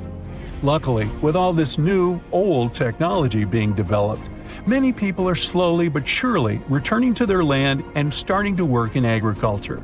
The best thing is that there are no brutal winters, so plants grow 12 months a year, and people can always have food. People are becoming more social because now everybody stays in their villages and doesn't travel much. If this project works out, Africa will be saved, and the world won't turn into a giant desert. Endless hot deserts seem lifeless at first glance. But among these sands, you can meet dangerous and sometimes creepy creatures.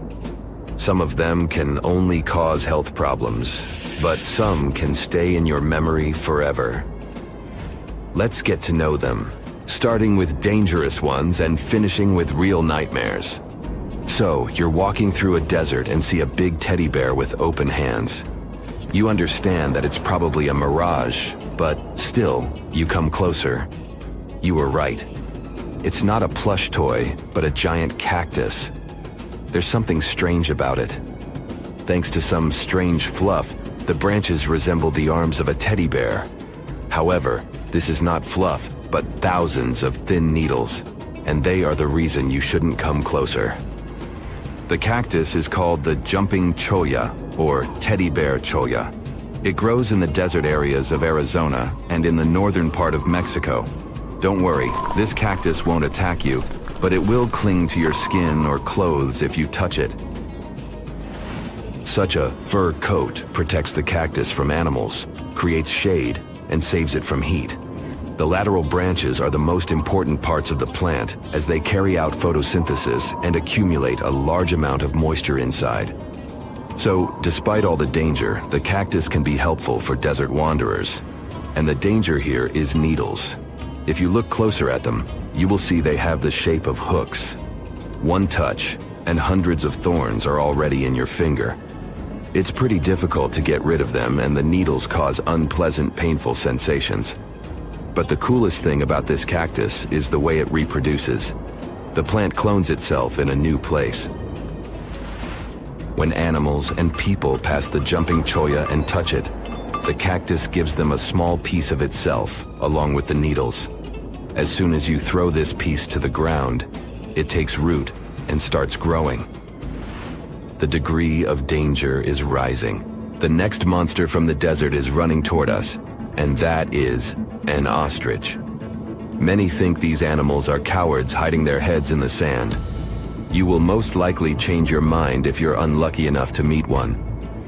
Usually, ostriches are not aggressive, but you should run if you come closer to their nest. On the other hand, you won't be able to do that because ostriches move at a speed of 43 miles per hour. You need a car to get away from them. They run and hit their enemy with their chests. There have been cases when ostriches attacked vans and caused significant damage to them. But the main danger these birds present is their powerful legs with sharp claws. They can deliver strong blows with them and even beat a prone opponent. So yes, if you see an ostrich in the distance, go the other way. This small spotted lizard lives underground almost all the time in the arid deserts of the southwestern US and northwestern Mexico. Sometimes it goes outside to find lunch. It only seems cute, but in fact, it's a dangerous Gila monster. Its thick skin protects the reptile from hawks, coyotes, and other predators. But its main protection is its venom. Snakes and spiders inject their toxins using long, needle-like fangs. The Gila monster clamps down and chews the prey to spread the venom. And when it bites a person, it can keep its jaws closed for a long time. Getting rid of the animal is a tricky feat. People who have experienced the effects of the venom say it feels as if hot magma passes through the veins. Despite this, the lizard turned out to be useful for science. Doctors used its venom to create medicines for diabetes and obesity. The time has come. Now you're about to meet one of the creepiest creatures living in the desert. Be quiet and listen to the silence. Stand still. There's no one around. Suddenly, you hear some hissing coming from below. You lower your head and see it. A big yellow spider the size of a human palm with strong jaws and long legs hides in the shadow of your body. In horror, you run away from this monster, but it goes after you. It isn't easy to do it in this situation, but try to calm down. The creature isn't interested in you. It wants only your shadow to hide from the scorching sun. Anyway, it's better not to touch it. The powerful jaws of the camel spider can cause unpleasant sensations, to put it mildly. And, by the way, this creature isn't really a spider. Yeah, it belongs to the class of arachnids, but it's a separate species, Sulpagid. It likes to bite. It's fearless and pretty aggressive. The spider preys on insects, lizards, rodents, and small birds. It can also move at a speed of 10 miles per hour. For their small size, this is very fast. You need to be a professional athlete to run away from it. Most often, you can find camel spiders in the deserts of the Middle East, but they also live in Mexico and the southwestern US. These runners are nocturnal and try to avoid the sun during the day, so they are always hunting your shadow. By the way, they got their name because they often hide in the shadows of camels. You won't hide from them during the day, but they will also want to come after you at night, especially if you make a fire. Sulpugids always run to the light in the hope of eating something. Some species of these spiders make a hissing sound to scare their enemies away. Now, let's calm down for a second and leave the hot desert. We're going into the humid tropics of Tanzania. Under tree bark, fallen leaves, and in dark caves, you can meet one of the most terrifying creatures on Earth, a tailless whip scorpion. Imagine a big scorpion without a tail, with a flat body that looks like it has been pressed by something. It's similar to spiders, but has no venom glands and can't spin a web. This monster is silent and fast, but the scariest thing is its two front claws, twice as long as the creature itself. Any prey it catches will never escape. Life in a dark cave has spoiled its eyesight, so the whip scorpion tries to avoid sunlight. During molting, it climbs up to the ceiling and slowly comes out of its old skin. Imagine directing your flashlight there and seeing small cocoons out of which pale spiders with excessively long legs crawl. If you really meet it, be calm and slowly go away as far as possible. Be careful. The flat scorpion can crawl under your clothes in a second and bite you in the stomach. And that's not the worst part. Okay, this is a joke. This pretty guy is one of the shyest and most harmless creatures among spiders and scorpions. It's afraid of you and will never attack. Many consider it beautiful and keep whip scorpions in glass terrariums. If you want such a pet, carefully watch it so that it doesn't run away from its house. If it happens, it will be pretty challenging to catch it again. In a matter of moments, it can get under your bed or go through gaps in the floor. Then it'll go to your neighbor's apartment through a ventilation system and scare people there. Okay, how about one more scorpion? It's not as creepy as the other creatures in this video, but it's the most venomous scorpion in the USA. This is the Arizona bark scorpion. The problem is that you can see it in the desert, in your home, or in the yard. These dangerous venomous beasts crawl into rooms and often sting people. One time is enough to cause pain, similar to a bee sting, but someone with an allergy may experience paralysis, breathing problems, and other health issues. Under the burning sun, among the sand dunes, somewhere in the Sahara Desert, you're walking in search of an ancient treasure. Finally, you find a strange rock in the sand. It's big, looks like a large piece of black coal or rock, but something shiny on its surface makes the rock unusual. This unique find is the oldest thing that has ever been discovered on our planet. This rock was born long before Earth appeared in outer space. The unusual meteorite was found in 2020 in a remote area of the Sahara Desert. Scientists have analyzed the isotopes of magnesium and aluminum on the stone's surface and found that its age is about 4.5 billion years. At the moment, this is the oldest sample of magma from space in history. It belongs to a small protoplanet that didn't have time to form completely. It happened a very long time ago when our solar system was forming. Many huge asteroids were floating in space. Some of them were formed into huge celestial bodies, which later became planets. The big rocky planets were absorbing the smaller ones. The rock was part of a little protoplanet that just began its formation, but another huge asteroid destroyed it. The planet shattered into billions of pieces. Some of them became part of other planets. Some flew outside the solar system, and one piece that had been wandering in space until our Earth was formed. After that, it hit the planet's atmosphere and fell into the territory now known as the Sahara Desert. The rock was discovered in 2020, but the erosion of extraterrestrial rocks shows that it could have fallen much earlier. This ancient thing weighing around 70 pounds has several pieces of different meteorites inside. In simple words, it's a volcanic rock consisting of lava. It has cooled, solidified, and crystallized. That's why you notice the glitter. Scientists hope that further study of the rock will help to learn more about our solar system foundation. The biggest asteroid discovered in the U.S. is the Willamette. Its size is 84 square feet, and its weight is more than 15 tons. This is half the weight of a bus. Several people can fit on the surface of this outer space object. But the coolest thing is that it's not a rock like most meteorites that were found. Willamette is made of nickel and iron. This massive piece of metal was discovered in 1906.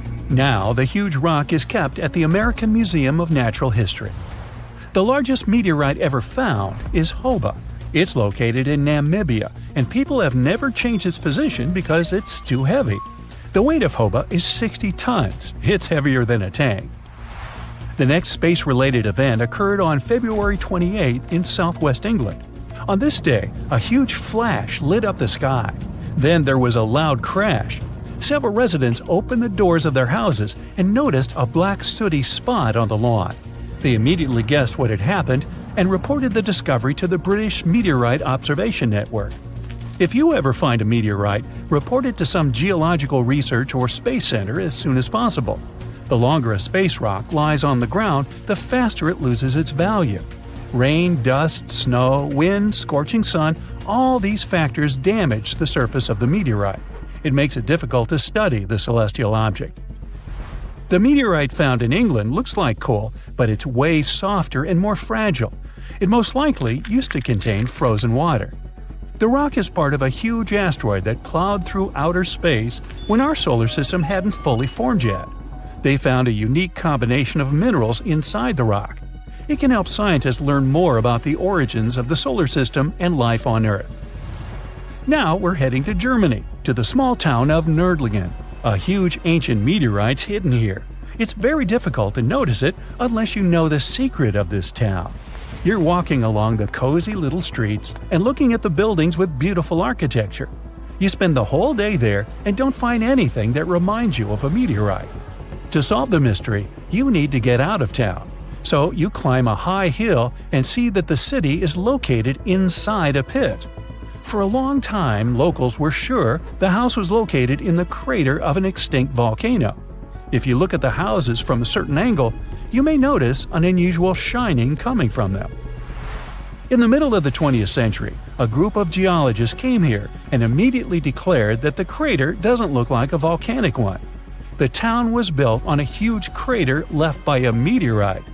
The huge celestial body fell here about 15 million years ago. It was so hot that the carbon bubbles inside instantly turned into small diamonds. When people were building this city, they didn't know they were using expensive stones, since the diamonds were hardly visible. The locals never attached importance to the fact that the city walls shine unusually in the sun. Now they believe this place was built from diamonds that had fallen from the sky. Our next stop is in the UK again. This time the rocks are of an earthly origin. The famous Stonehenge. People place circles of rocks here in a certain order. Everyone knows about this archaeological monument, but no one knows the reason for its creation for certain. Another construction built out of mysterious rocks was discovered just 2 miles away. It's called Superhenge. It's bigger, heavier, and takes up more space. Each plate here is 15 feet, which is about the height of 2 floors. Once, the stone stood vertically and formed a huge semicircle. But someone pushed the stones over about 4,500 years ago. It was a college prank. No, not really.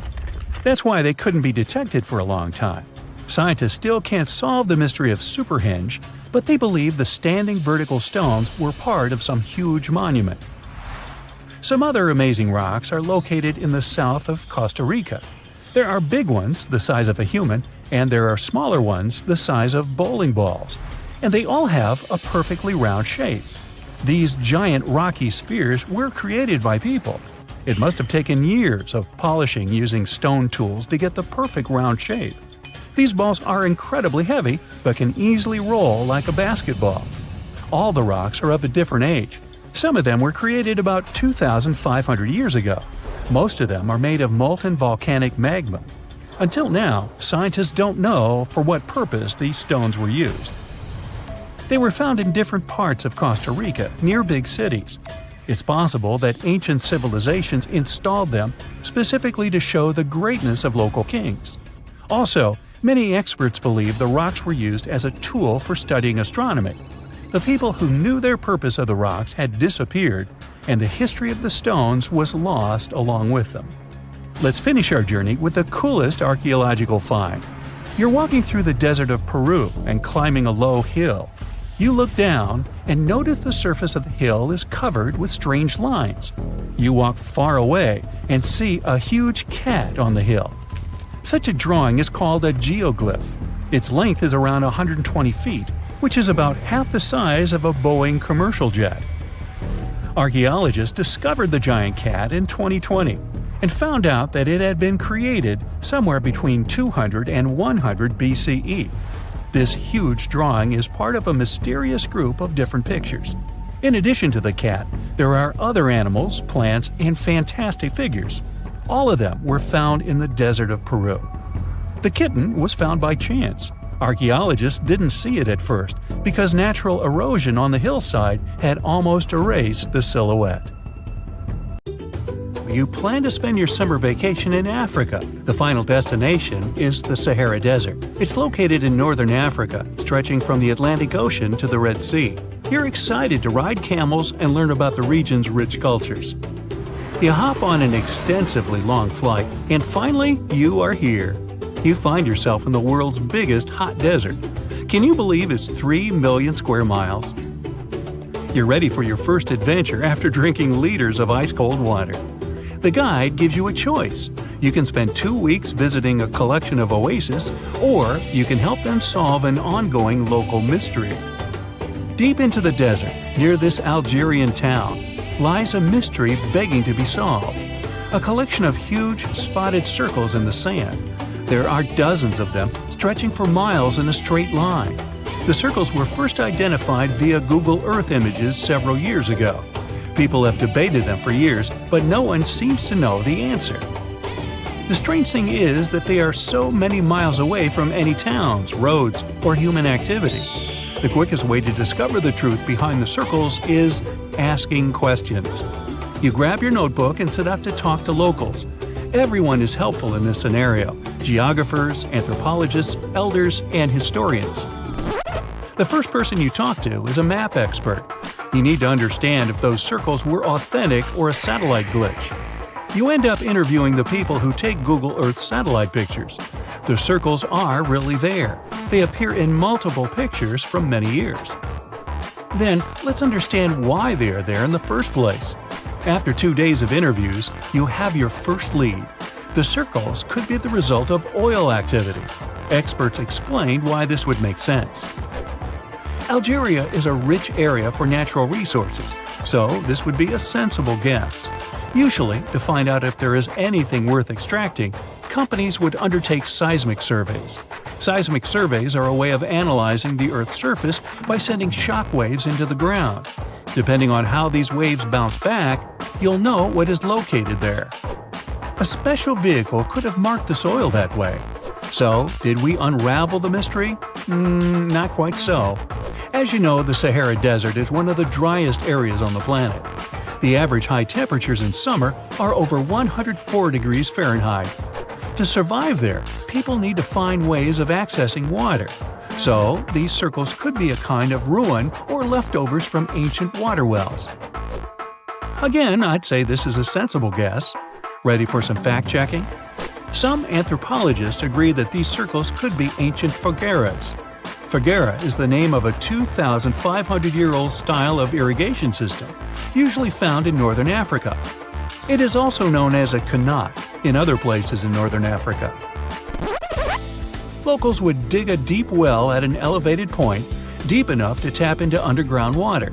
They would then dig parallel shafts at regular distances. Then they would dig an underground channel that connected the city to the well. Solely with the help of gravity, water would run from the well to the city. This traditional technology provided water for crops, livestock, and humans. Now, let's say these wells made human-made oases possible.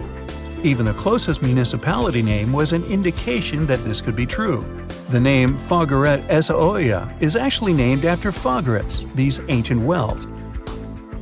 Now, this lead was proving to be very accurate. You decide to travel over there to see for yourself. You take a local bus, sit back, and enjoy the ride. The landscape in northern Algeria is filled with ancient-looking towns. You even see ruins of wells along the way, on the outskirts of smaller cities. Opening Google's satellite images, you can see the qanat's markings on the ground, a series of holes running down several miles. But as soon as you arrive, you find out you were wrong. Dale Lightfoot, one of the world's leading experts on qanats, said that the circles were definitely not qanats. Even the satellite images confirm this difference. Uh-oh, we were so close. Apparently, qanats or fogueras would not run down a straight line. They wouldn't be shaped like circles. Another clue that this wasn't the case was that there were no towns at the end. The circles were really far away from any human activity, and qanats were explicitly built to provide water for human settlements. Well, it sure was a good try. You almost gave up on this mystery when you decided to take one more field trip. It was days of preparation, pick up cars, food, equipment, all so that the mystery of the Sahara Circles could be unraveled. On the first day, you drove over 99 miles into the desert. You were always curious to see what this part of the world looked like. Over there, you see nothing but mustard yellow dunes. The night sky is pretty decent though. You can see the entire Milky Way with your own eyes. You set up camp and sleep under a canopy of stars. The next day, tension grows. There's no cell reception. Oh dear. But thankfully, you added the coordinates of the circles to your Google map. And surprise, the offline mode works out there. You follow the coordinates, but it leads you astray. You start to get nervous, thinking this was all in vain. But you and the team get into the car and drive a few more miles past the coordinates on your phone. After a very bumpy ride, you can't believe your eyes. There it is, an enormous crater dug on the sand, surrounded by 12 smaller holes. From up high, it looks like a clock, without the pointers, of course. On the ground, they're very faint, so faint you almost miss them. Searching the area, you notice all the holes had something similar: metal wires, thin wires that you can pull from the ground. They're buried deep, so you start digging. An object starts to reveal itself. Uh-oh, it looks like old dynamite. This certainly surprises you. Better stop digging to avoid any accidents. At the end of the survey, you feel satisfied, but still curious. What could all this dynamite mean? And who put it there? What comes next is the turning point of your adventure. Walking back to the car, you see something shining on the ground. You approach the item with curiosity. It's round and rusty and looks like a sardine can. What's that doing here? Could this give you more clues about the circle's mystery? Just in case, you pick it up and put it in the car. Back in the city, the puzzle pieces start to reveal the story behind the Sahara circles. You bring photos and the sardine can and show them to local experts. They analyze your material and give you an intriguing verdict. As it turns out, guess number 1 was the closest one to the truth. So, what happened to the first guess? Why do we need to keep digging deeper? Well, because it was only half right. The Sahara circles are not a historical footprint of seismic surveying. Back when the circles were made, this technology didn't even exist. But they sure are related to oil exploration. The dynamite-filled holes were an old method for oil searching. The circles are the leftovers of surveyors looking for resources underground. And the sardine cans? Well, they were left by the workers who held explosion works. You gotta eat, right? According to the model of the can, this happened more or less around the 1950s and 1960s. So these circles aren't even that ancient. More like modern ones, if you ask me. Well. Hope you are glad you tagged along and helped unravel this mystery. See you in the next mystery-solving adventure. The Bermuda Triangle is one of the most heavily traveled shipping routes in the world. Some skeptics believe that this fact solves the Bermuda Triangle mystery. Statistically, the busier the area, the higher the frequency of accidents and disappearances. While this makes sense, it's not the frequency of disappearances that's responsible for the mystery of the Bermuda Triangle. It's the lack of explanation or wreckage found. On his very first voyage to the New World in 1492, Christopher Columbus sailed through the Bermuda Triangle. Columbus reported that one night, when he was on the deck of the ship, he noticed a giant light appear in the distance, unlike anything he'd ever seen before. Columbus looked at his compass for direction, and it gave off erratic readings. You might have noticed that the Bermuda Triangle doesn't appear on any world map. This is because official institutions refuse to acknowledge that the area actually exists. No one exactly knows how many ships and planes have disappeared in the Bermuda Triangle. The rough estimate is 50 ships and 20 planes. Most of the time, the disappearances had no explanation and no wreckage has ever been left behind. When the TBF Avenger planes went missing, a massive search operation was conducted. Boats and planes searched the Bermuda Triangle for any signs of the aircraft. One of the boats searching was a PBM-5 Mariner airboat. The airboat took flight at 7:27 p.m. and called in a routine radio message 3 minutes later. Then, it was never heard from again. No trace was ever found of the rescue airboat or the 5 Avenger aircraft. A huge investigation was launched into the disappearance of all these vehicles, but nothing was ever discovered. The Bermuda Triangle is home to some pretty intense and unexpected weather. Storms build up quickly and unexpectedly, then disappear soon after. If you blink, you might miss it. This could explain why few distress signals are issued. Pilots and sailors never saw the weather coming. A popular theory suggests that rogue waves are responsible for the many disappearances. Rogue waves are called extreme storm waves by scientists. They occur when different weather patterns take place at the same time and cause large unexpected waves that reach up to 100 feet tall. Witnesses say that the waves look like giant walls of water. These waves could explain why ships go down fast and without leaving any trace. Just off the coast of Japan, you'll find the Bermuda Triangle of the Pacific Ocean. They call it the Devil's Triangle. Between 1950 and 1954, 9 ships disappeared in this area without leaving a trace. The ship Maroon 5 was sent to investigate these unexplained disappearances when it also vanished. After this incident, the Japanese authorities labeled the area as a danger zone, and sailors were encouraged to avoid it. Some people blame all disasters on the extraterrestrial paranormal activity. Others suppose it's all about raging natural phenomena. Some scientists believe the cause of anomalies is the environmental changes. Also, there's a really high concentration of methane hydrates on the bottom of the ocean in the Pacific Bermuda area. This gas tends to set off, and when it happens, bubbles start forming on the surface of the water. These gas eruptions can interrupt the ability to float and can easily sink a ship. Because of this chemical reaction, there won't be even a trace left. Underwater volcanoes are said to be another possible explanation for the Japanese Dragon's Triangle. In fact, they can take down even small islands. Luckily, nobody lives there. It's a pretty common thing in this area that some of them disappear underwater and others appear out of the blue because of seismic activity.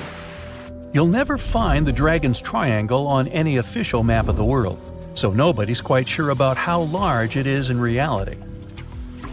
In July 2015, 2 teenagers disappeared after setting sail off the coast of Florida. There's some mystery about what the 2 teens were really getting up to. They told their parents that they were just going to fish, but they told their friends that they were crossing to the Bahamas. Shortly after they left, a line of thunderstorms moved towards the area, and the boys were never heard from again. A massive search was conducted, but sadly, nothing was found. 1 year later, the pair's boat was found off the coast of Bermuda with a broken iPhone and some personal effects left inside. One of the most popular and bizarre theories trying to solve the Bermuda Triangle mystery comes from Charles Berlitz. He insists that the area is home to the lost city of Atlantis.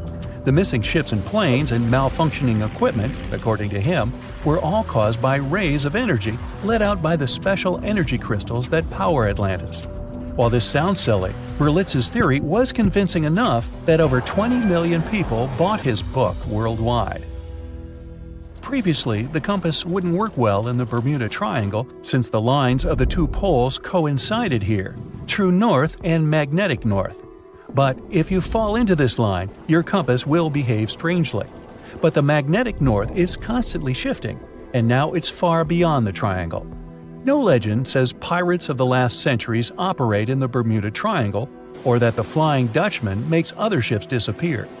A popular theory is that ships travel to the distant past or future through a time portal in the Bermuda Triangle. Fortunately, these are all myths. Just imagine hundreds of giant tentacles reaching out to a group of ships sailing through the Bermuda Triangle. In the past centuries, they could easily sink an entire fleet, since the ships were made of wood and were lighter. Squids wrapped decks with their strong tentacles, made holes in the ship's hulls with their sharp beaks. Toothy suction cups could break the masts and tear the sails. The water was filling the holds and slowly rising to the deck. The ship sank in a matter of minutes. Survivors reached the shore and told everyone about huge monsters. This is how the legends of the kraken appeared. Fortunately, now people have sonars and equipment for monitoring the sea space. They say the main reason why this place is so enigmatic must be the magnetic fields that form this ominous triangle. Ocean floor is made of rocks containing a lot of magnetite. It's more like iron. Magnetic fields react to the high concentration of magnetite on the ocean floor, which may start a sort of conflict between the two. It can often lead to various weather anomalies and, as a result, navigation issues. And naturally, any changes in the ocean floor or the Earth's magnetic fields influence the Bermuda Triangle a lot. Magnetic fields tend to shift their position, so do tectonic plates and even the continents, even though we never notice it.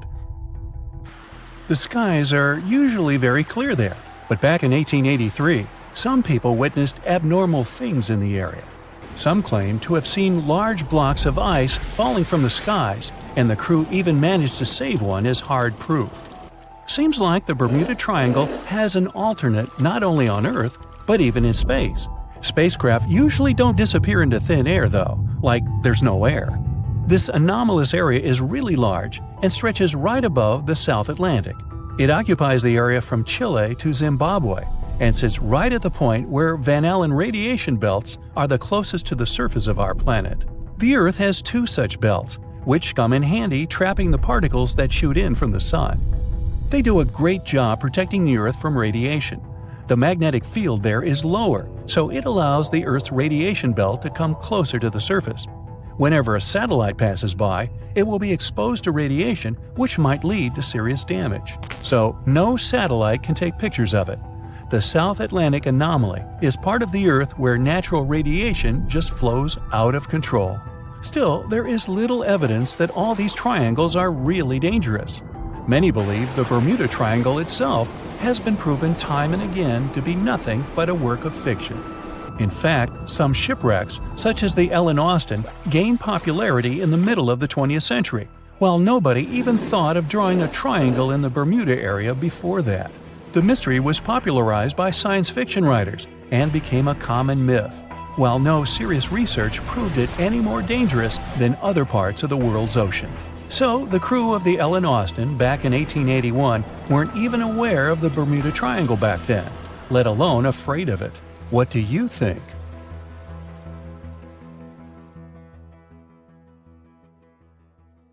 More than 50 ships and 20 planes have disappeared here since the middle of the 19th century. You won't find this place using an ordinary paper map, since it's not an official region of the Atlantic Ocean.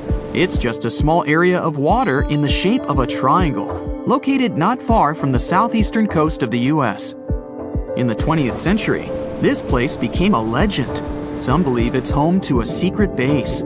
Others are positive it's a time portal. Ships get caught in a strong storm and move to the past or the future. There's also a theory that the city of Atlantis is located right under the Bermuda Triangle. Its technologies create bursts of energy and destroy ships. Even airplanes have a chance to disappear in this area. All this has gone so far that if something strange happens in the ocean, everyone thinks it's somehow connected with the Bermuda Triangle. The fear of the triangle has been made popular through books and movies. Directors, writers, and journalists like to use this theme. But in their works, you only see a few correct answers. You can find the truth about this place yourself if you look closely. But first, let's refute the weakest theories. Space objects, Atlantis, time travel. All these myths appeared in the middle of the 20th century. There weren't any records about mysterious phenomena before this time. People just noted that a lot of ships were sinking here.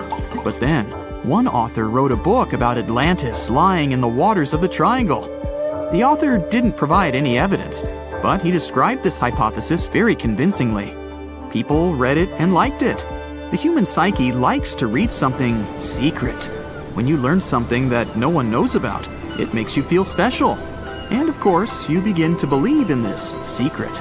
So, this was one reason why the Bermuda Triangle book has become so popular. It brought the author a lot of money, and other people also wanted to enrich themselves the same way. Some other fantastic theories about time travel and secret bases have appeared since then. After that, people started making documentaries. All those works devoted to the mystical nature of the triangle were based not on real facts, but on theories from other books. It's impossible to find the truth in this chaos. Some people like to learn secrets, even if they're fake. But you can always find the truth if you really want. Just take any myth and try to find sources proving its reality. Most likely, you'll find nothing but non-scientific books and movies. There are also more realistic things about the triangle, but they are no less interesting. One hypothesis says that ships disappeared there because of methane. Deposits of this gas are under the seabed of this region. Sometimes it releases from there and rises to the surface. As soon as methane comes into contact with water, it takes the form of giant bubbles. Then these bubbles foam the water and create large waves that flip the ships. This theory is quite real, and such a natural phenomenon exists, but not in the Bermuda Triangle. None of the numerous studies have confirmed the presence of an increased concentration of this gas here. The last methane eruption occurred here about 15,000 years ago. Another realistic theory is rogue waves. They form without storms and winds. The calm water surface can transform into a big wave, the height of a 5-story building, in 3 seconds. It sinks a ship and then quickly disappears. The sea is calm again, as if there were no waves at all. Some scientists believe a surface sea current colliding with a strong headwind creates this phenomenon.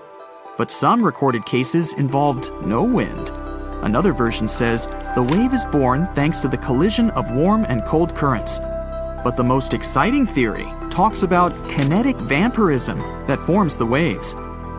Under certain natural conditions, waves get the ability to exchange kinetic energy. And among all the waves, there will be the biggest, the vampire one. It absorbs the energy from all the others. When the power is accumulated, the vampire wave splashes it out. This explains the force of the impact and its sudden disappearance.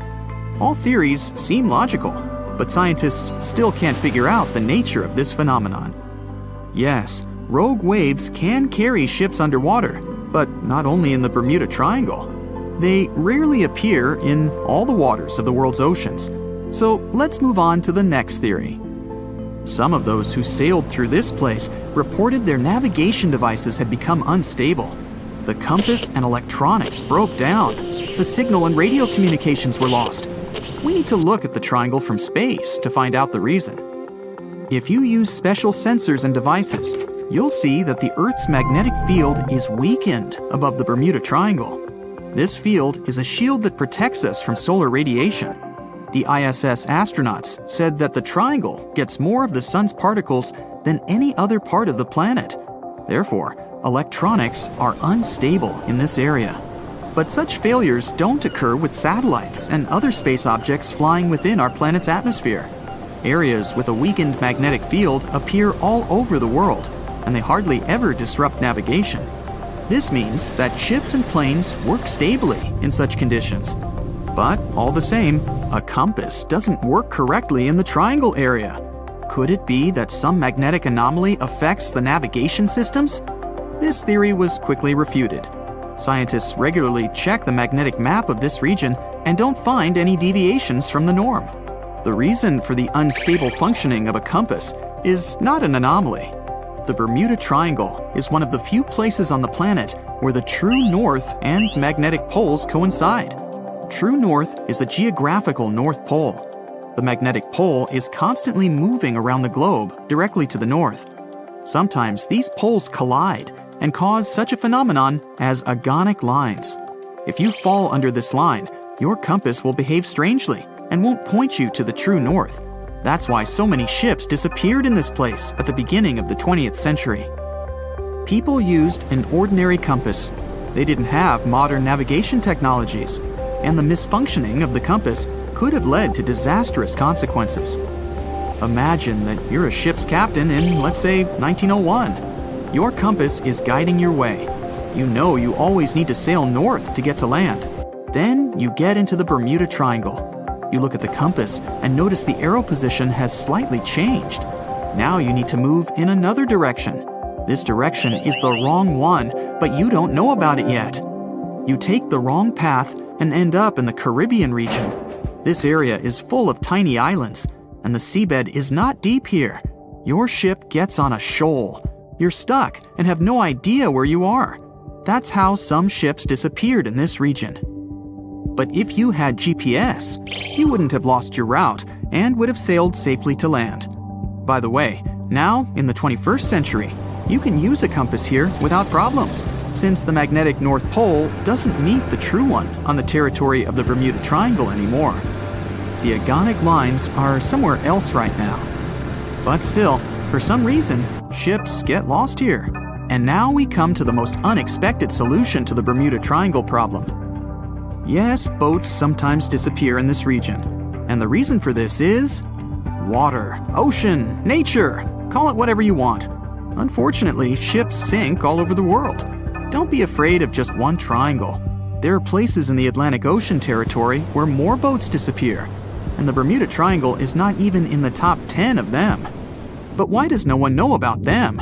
Well, it's because people wrote fairy tales about one particular place. One of the most popular ship routes of the Atlantic passes through the Bermuda Triangle. Can you guess where most shipwrecks occur statistically? In a place with many sailing ships. That is, in this region. The only true statement about the Bermuda Triangle is frequent storms. But even bad weather and a raging sea doesn't always sink ships. Also, hurricanes often form in the Triangle territory. The Bermuda region has high atmospheric pressure. This pressure diverts storm clouds away towards the Triangle. Strong winds and large waves can sink ships, and lightning flashes can damage planes, but this is not unique. So don't blame the Triangle for all the problems. It's a beautiful and picturesque place that attracts many tourists. On his very first voyage to the New World in 1492, Christopher Columbus sailed through the Bermuda Triangle. Columbus reported that one night, when he was on the deck of the ship, he noticed a giant light appear in the distance, unlike anything he had ever seen before. Columbus looked at his compass for direction, and it gave off erratic readings. You might have noticed that the Bermuda Triangle doesn't appear on any world map. This is because official institutions refuse to acknowledge that the area actually exists. As you probably know, the Bermuda Triangle is situated near the Bahama Islands. There's a strange structure around the bottom of the islands.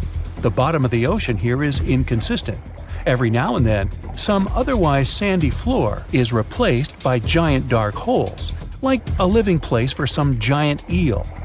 The most common problem with those caverns, named blue holes, is that sometimes tidal waves can make them produce vortices and whirlpools. Experienced divers say that they're like waterfalls in the middle of the sea. In March 1918, carrying a crew of 306 people, the USS Cyclops left Barbados and headed home to Baltimore. The ship passed through the Bermuda Triangle on its journey and was never seen again. The Cyclops never issued any distress signal and disappeared without any explanation, making it the largest ship to go missing in the Bermuda Triangle. No wreckage has ever been found. No one exactly knows how many ships and planes have disappeared in the Bermuda Triangle. The rough estimate is 50 ships and 20 planes. Most of the time, the disappearances had no explanation and no wreckage has ever been left behind. A lot of Bermuda Triangle stories feature reports allegedly received from missing aircraft and ships. There are reports about strange cloud formations, tunnels in the air or above water, or the sudden appearance of thick fog sparkling with electric lights. As legend suggests, some of these anomalies are not only capable of completely disorienting any vessel, but also removing them from where they were altogether. Some enthusiasts of this theory draw a line between it and the experimentations of Joseph Hutchinson, who is trying to prove that electromagnetic fields can collide with each other and produce all kinds of disturbances to reality itself. He's done countless experiments in which electromagnetic fields were able to make objects levitate, fly out of the water, and begin to illuminate. Hutchinson himself thinks that similar things may have their place in special places like the Bermuda Triangle. There are some strange structures lying at the bottom of this eerie area. Some even reported the presence of giant pyramids here. In reality, the only giant things here are overstatements. The structures don't look like pyramids at all. They are called the Bimini Road. It lies northwest of the shore of North Bimini Island. In fact, it consists of two strange rock formations. Both look suspiciously like building blocks. Research showed that underlying ground layers beneath the Bimini Road feature nothing but bedrock, with no possible cavities in it. That totally excludes any possibility of these rocks being part of a building. In the year 1800, a large sailing vessel called the USS Pickering departed from the U.S. on its way to the West Indies. The ship sailed into the Bermuda Triangle along with its 90-man crew and was never heard from again. The USS Pickering was the first ever confirmed ship to vanish in the Bermuda Triangle. It's believed that the ship was taken out by a storm, but because no wreckage was ever found, we'll never know for sure. William Shakespeare's famous play The Tempest was inspired by the Bermuda Triangle. Sailors returned home to England to tell stories of treacherous waters near the Bahamas where ships mysteriously disappeared. These stories made it back to the bard himself and inspired his final play about a storm at sea transporting a ship to a mysterious land. The shipwreck in Shakespeare's play is based on the 17th century ship Sea Venture. The ship was carrying supplies from England to Virginia when it was struck by a massive storm in the Bermuda Triangle. Sea Venture was battered by the storm for 3 days and barely made it to the shore. Survivors of the wreck were stranded on a desolate stretch of Bermuda for 9 months. The floor of the ocean in the area is littered with shipwrecks from all over the world and of all ages. And as you can imagine, this is a sweet spot for treasure hunters brave enough to challenge the mysterious waters of this place. One of these treasure hunters was lucky enough to come across a secret map made from the orbit of the planet in the 60s during one of the first flights into space. This map reveals a lot of shipwreck coordinates in the Caribbean area. The luckiest treasure hunter in the world believed that these coordinates should lead to the remains of the ship that was part of Christopher Columbus's expedition. What he found there was a huge, unidentifiable object plastered with layers and layers of coral. It had long protrusions sticking out of it in bunches of 5 in different directions. 2 more identical objects were found nearby. Just off the coast of Japan, you'll find the Bermuda Triangle of the Pacific Ocean. Between 1950 and 1954, 9 ships disappeared in this area without leaving a trace. The ship Kaiomaru 5 was sent to investigate these unexplained disappearances when it also vanished. After this incident, the Japanese authorities labeled the area a danger zone, and sailors are encouraged to avoid it. The local people of Andros Island, part of the Bahamas, have a legend in their folklore about a giant, vile octopus-like creature named Lusca. Nobody knows how big this creature could be, but they believe it is responsible for the disappearance of vessels in the area. Strangely enough, some giant octopuses were seen and even caught nearby, though they weren't nearly as big as the legendary creature. On the other hand, a giant octopus capable of dragging ships to rock bottom? None have grown to a size this big as far as we know, so this version doesn't seem too concerning. The Bermuda Triangle is one of the rare places on the planet where true north and the magnetic one are in the exact same direction. True north is the geographical North Pole of our planet. Magnetic north directs to the North Magnetic Pole, which constantly wanders around the Earth. Sometimes these poles coincide, and the straight line that connects north and south is called the agonic line. If you fall into this line, your compass will behave strangely. It won't point exactly to the north. Astronauts of the International Space Station notice the Earth's magnetic field is weakened in the Bermuda Triangle area. This field is a shield that protects us from solar radiation. Above the triangle, the particles of the sun's rays move faster than in any other part of the planet. This causes unstable work of electronics of satellites flying in the atmosphere of Earth. It doesn't apply to ships and planes, though. The Bermuda Triangle is one of the most heavily traveled shipping routes in the world. Some skeptics believe that this fact solves the Bermuda Triangle mystery. Statistically, the busier the area, the higher the frequency of accidents and disappearances. While this makes sense, it's not the frequency of disappearances that's responsible for the mystery of the Bermuda Triangle. It's the lack of explanation or wreckage found. A popular theory suggests that rogue waves are responsible for the many disappearances. Rogue waves are called extreme storm waves by scientists. They occur when different weather patterns take place at the same time and cause large, unexpected waves that reach up to 100 feet tall. Witnesses say that the waves look like giant walls of water. These waves could explain why ships go down fast and without leaving any trace. Alaska has its own triangle.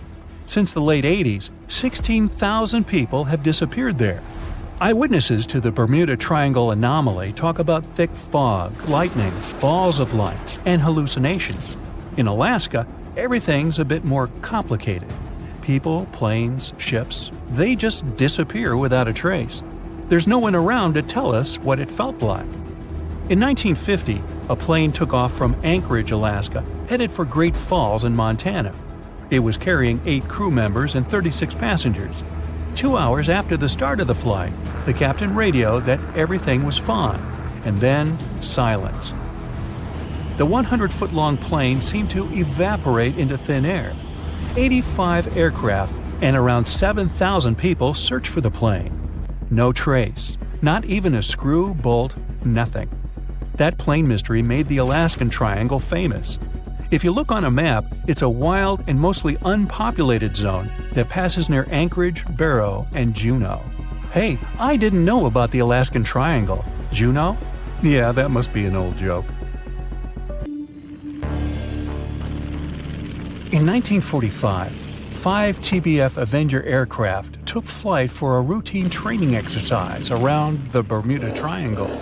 In the middle of the exercise, the planes were struck by intense rain and heavy winds, despite the clear weather forecast. The pilots became extremely disoriented and radioed the base to report that their navigational equipment had stopped working. The last thing the base heard was, "When the first plane drops below 10 gallons, we'll all go down together," and then static. The 5 planes and their 14 crew members were never seen or heard from again. On his very first voyage to the New World in 1492, Christopher Columbus sailed through the Bermuda Triangle. Columbus reported that one night, when he was on the deck of the ship, he noticed a giant light appear in the distance, unlike anything he had ever seen before. Columbus looked at his compass for direction, and it gave off erratic readings. You might have noticed that the Bermuda Triangle doesn't appear on any world map. This is because official institutions refuse to acknowledge that the area actually exists. A popular theory suggests that rogue waves are responsible for the many disappearances. Rogue waves are called extreme storm waves by scientists. They occur when different weather patterns take place at the same time and cause large, unexpected waves. Witnesses say that the waves look like giant walls of water. These waves could explain why ships go down fast and without leaving any trace. The Bermuda Triangle is home to some pretty intense and unexpected weather. Storms build up quickly and unexpectedly, then disappear soon after. If you blink, you might miss it. This could explain why few distress signals are issued. Pilots and sailors never saw the weather coming. No one knows exactly how many ships and planes have disappeared in the Bermuda Triangle.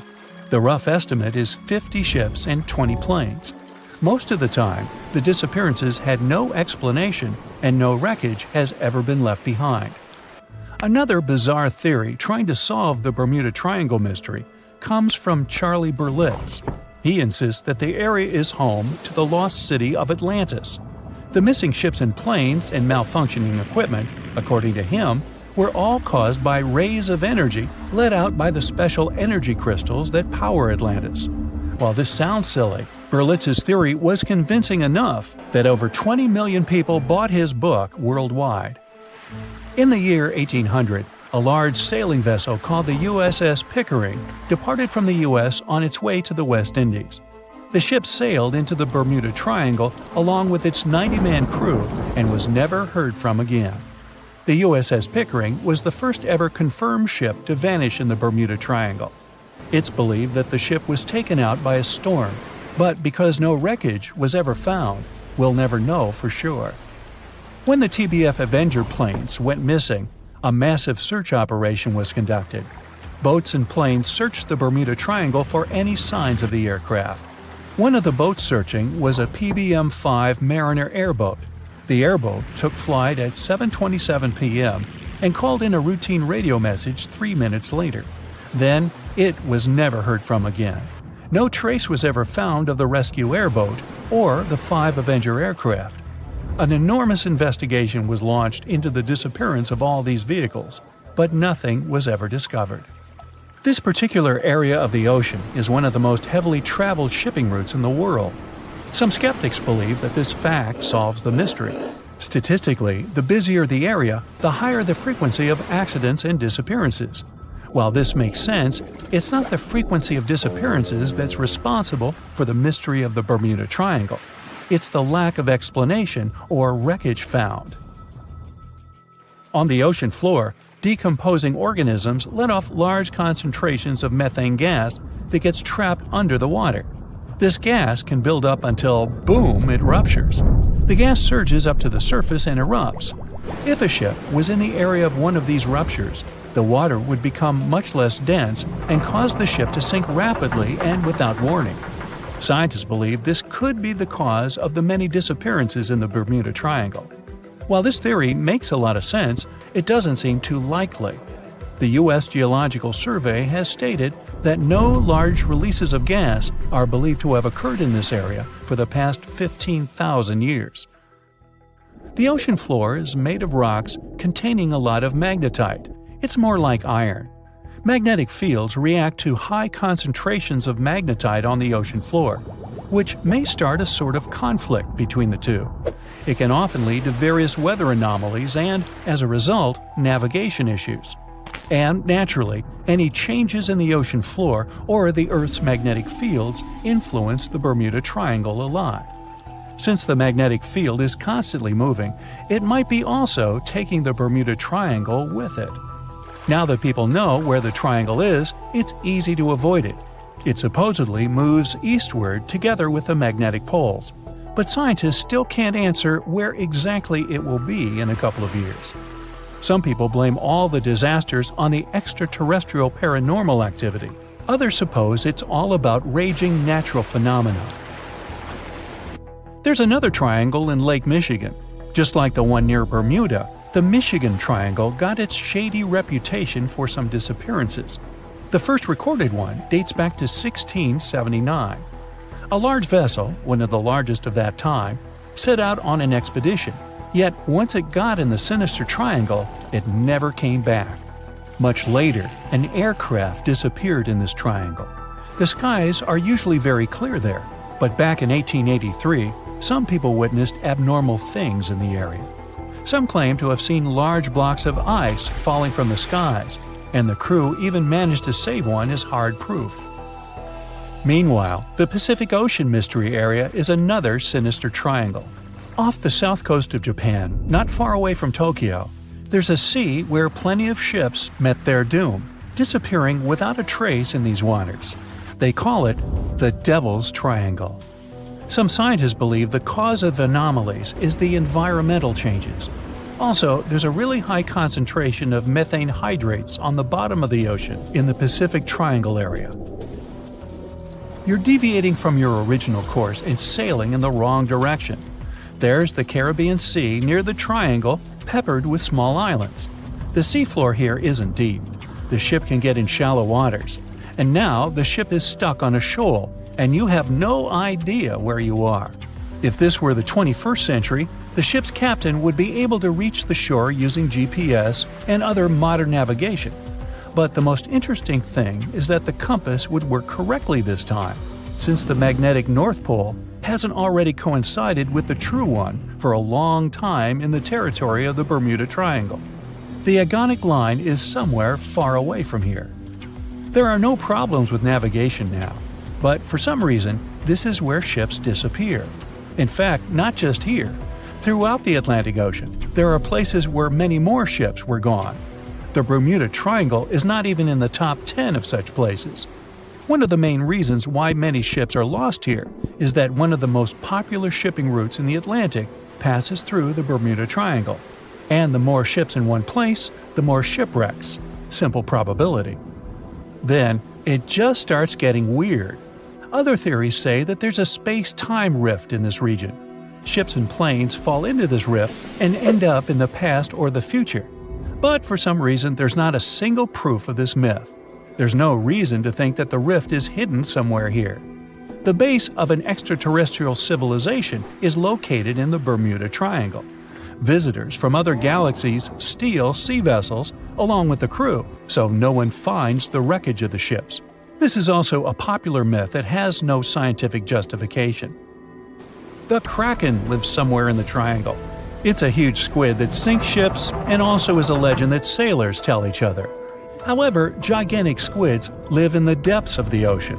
They can grow to the size of half a train car, but no cases have ever been recorded where they sunk a large vessel. And in the area of the Bermuda Triangle, they have never ever been seen. People in the past didn't know about the existence of these creatures, so when they saw them for the first time, they described them as huge, terrible monsters. Giant squids are some of the most elusive creatures on Earth, and scientists had to use sonar equipment to find them. They don't like to leave the dark depths and are likely to be afraid of the sound of any ship. So, that should squash the squid as a suspect.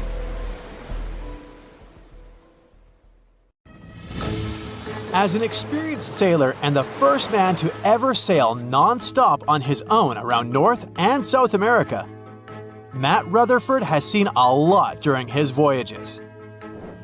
But what he saw in 2013 while sailing through the waters of the Atlantic with his colleague surely stands out.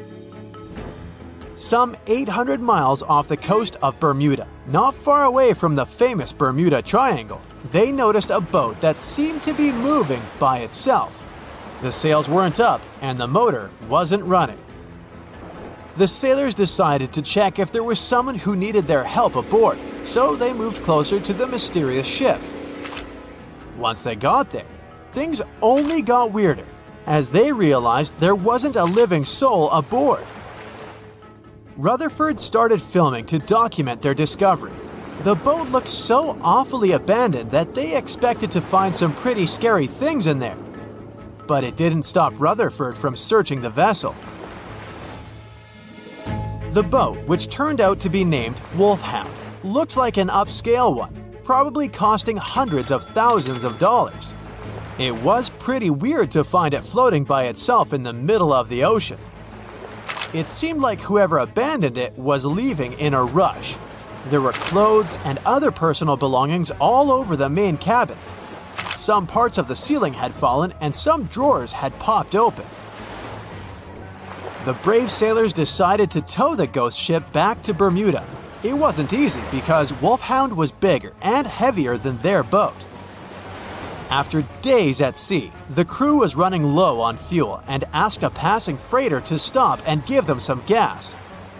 They kept pulling Wolfhound until the tow line got wrapped around the rudder and they realized they could get stranded in the Bermuda Triangle. So they had to abandon the ship. What really happened and how Wolfhound ended up in the middle of the ocean will probably remain a mystery. Rumor has it that it belonged to a member of the Royal Irish Yacht Club. The ship was going on its first voyage from Connecticut to Bermuda and then Antigua. It got in a terrible storm around 400 miles away from Delaware. The winds were so strong that the yacht suffered 2 knockdowns.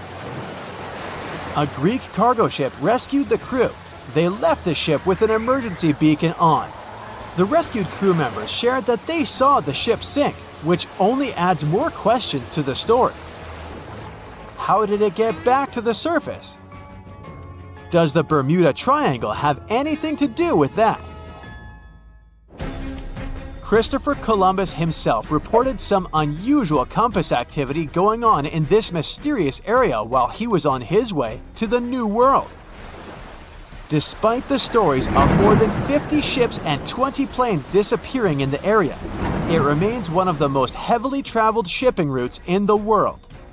Some skeptics believe that this fact solves the Bermuda Triangle mystery. It could make sense because the busier the area, the more accidents happen there.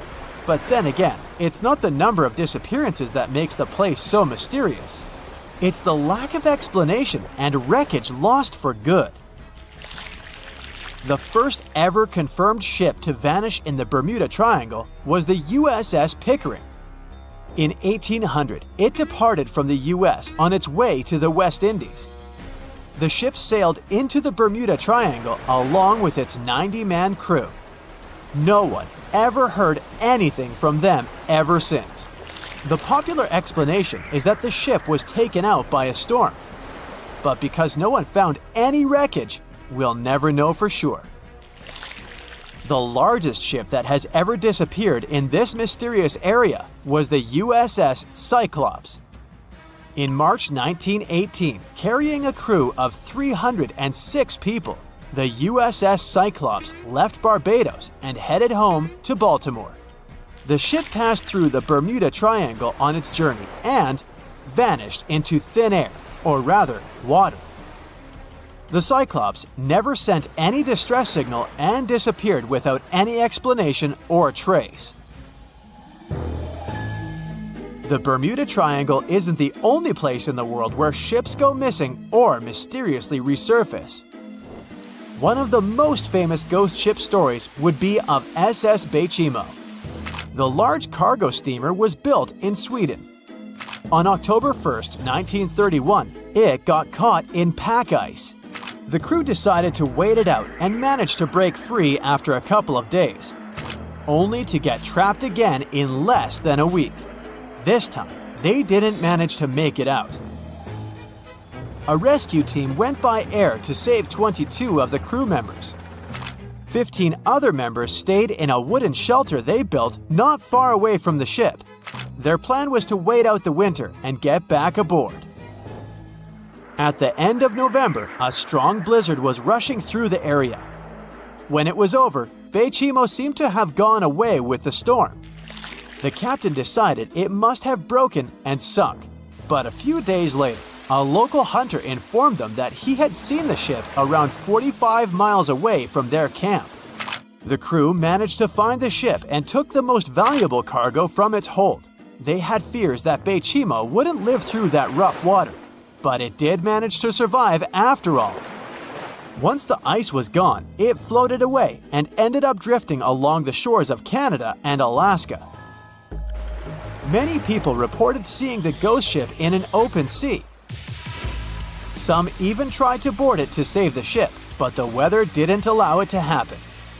The last time someone saw SS Baychimo was in 1969, 38 years after its crew had left it. It could still be drifting somewhere in the ocean. The story of MV Hoita happened in the South Pacific. The ship was originally a wooden luxury yacht. After serving for 20 years to various owners, it became a merchant ship. In 1959, it set on a trading voyage that was supposed to last around 2 days. When it didn't reach its destination on time, no one was worried at first as things happen in the open waters. After another day, and no distress signals from the Hoita, it was obvious that something serious was going on with it. There were 25 people aboard, and their families wanted to find them. A search and rescue crew worked for 6 days looking for the ship, or at least its wreckage, in an area of nearly 100,000 square miles. That's 1.5 times as big as Florida. Sadly, the mission had come back with no results. It seemed like Hoita had disappeared without a trace. A month later, another merchant ship noticed Hoita drifting in the ocean, miles and miles away from its original route, and none of the crew members or passengers were on board. The cargo had also disappeared. The lifeboats were also gone, so the people must have escaped the ship hoping to save themselves. It turned out that the crew had been trying to get help as they tuned the radio to the International Distress Channel. But the damaged cable didn't let them send the signal any further than 2 miles. It also looked like when they were leaving the ship, the crew took the logbook with them, and we still don't know what exactly happened to Hoita. Family members of those who were on board are still looking for answers. One professor claims it must have been a corroded pipe that leaked and flooded the vessel, but we'll most likely never know for sure. In the Pacific Ocean, near Japan, there is an area nicknamed the Devil's Sea. It's believed to be one of the 12 vile vortices around the Earth. Some people claim that vile vortices have weird things going on in them, because the pull of the planet's electromagnetic waves is stronger there than anywhere else. The most famous ship that disappeared in the area was a fishery patrol vessel in 1952. The ship went there to investigate the vessels that went missing previously and disappeared along with 31 crew members. Scientists who don't believe it was a mysterious disappearance blame the underwater volcano eruption for what happened. December 4th, 1970. Pilot Bruce Gernon had 2 passengers on board his Beechcraft Bonanza single-engine aircraft, his father and business partner. They took off from Andros Island in the Bahamas and headed northwest for the Florida coast. Sure, they were in the infamous Bermuda Triangle's airspace, but this was a typical flight Bruce had made dozens of times before. The trip usually took about an hour and a half with no hiccups whatsoever. Bruce took off and started gaining altitude. Strange things started happening right from the get-go. At first, he noticed a small cloud up ahead, but it kept growing. Not from the plane getting closer. This thing was actually getting bigger in size. Bruce had to fly through it, and he came out the other end just fine. He gained altitude, and yet another mysterious cloud appeared. This one was massive, and Bruce had no other choice but to fly through it too. At that moment, it got dark as night all around the aircraft. But this wasn't a storm cloud, and it wasn't raining. Bruce was starting to get worried, and then, bam! He saw flashes of white light. Bruce kept flying for another 30 minutes when he realized this was the same cloud he had gone through earlier when he started to climb.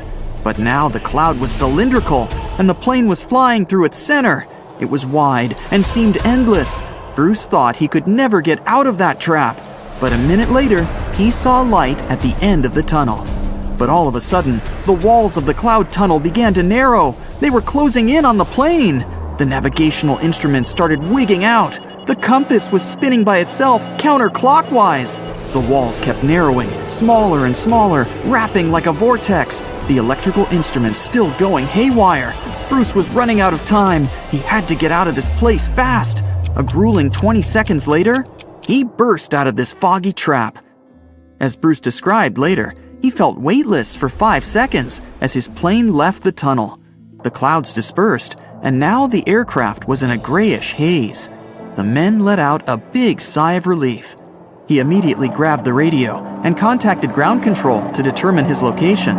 But when the dispatcher looked at the green screen, his face became contorted with confusion. Bruce's plane wasn't on the radar.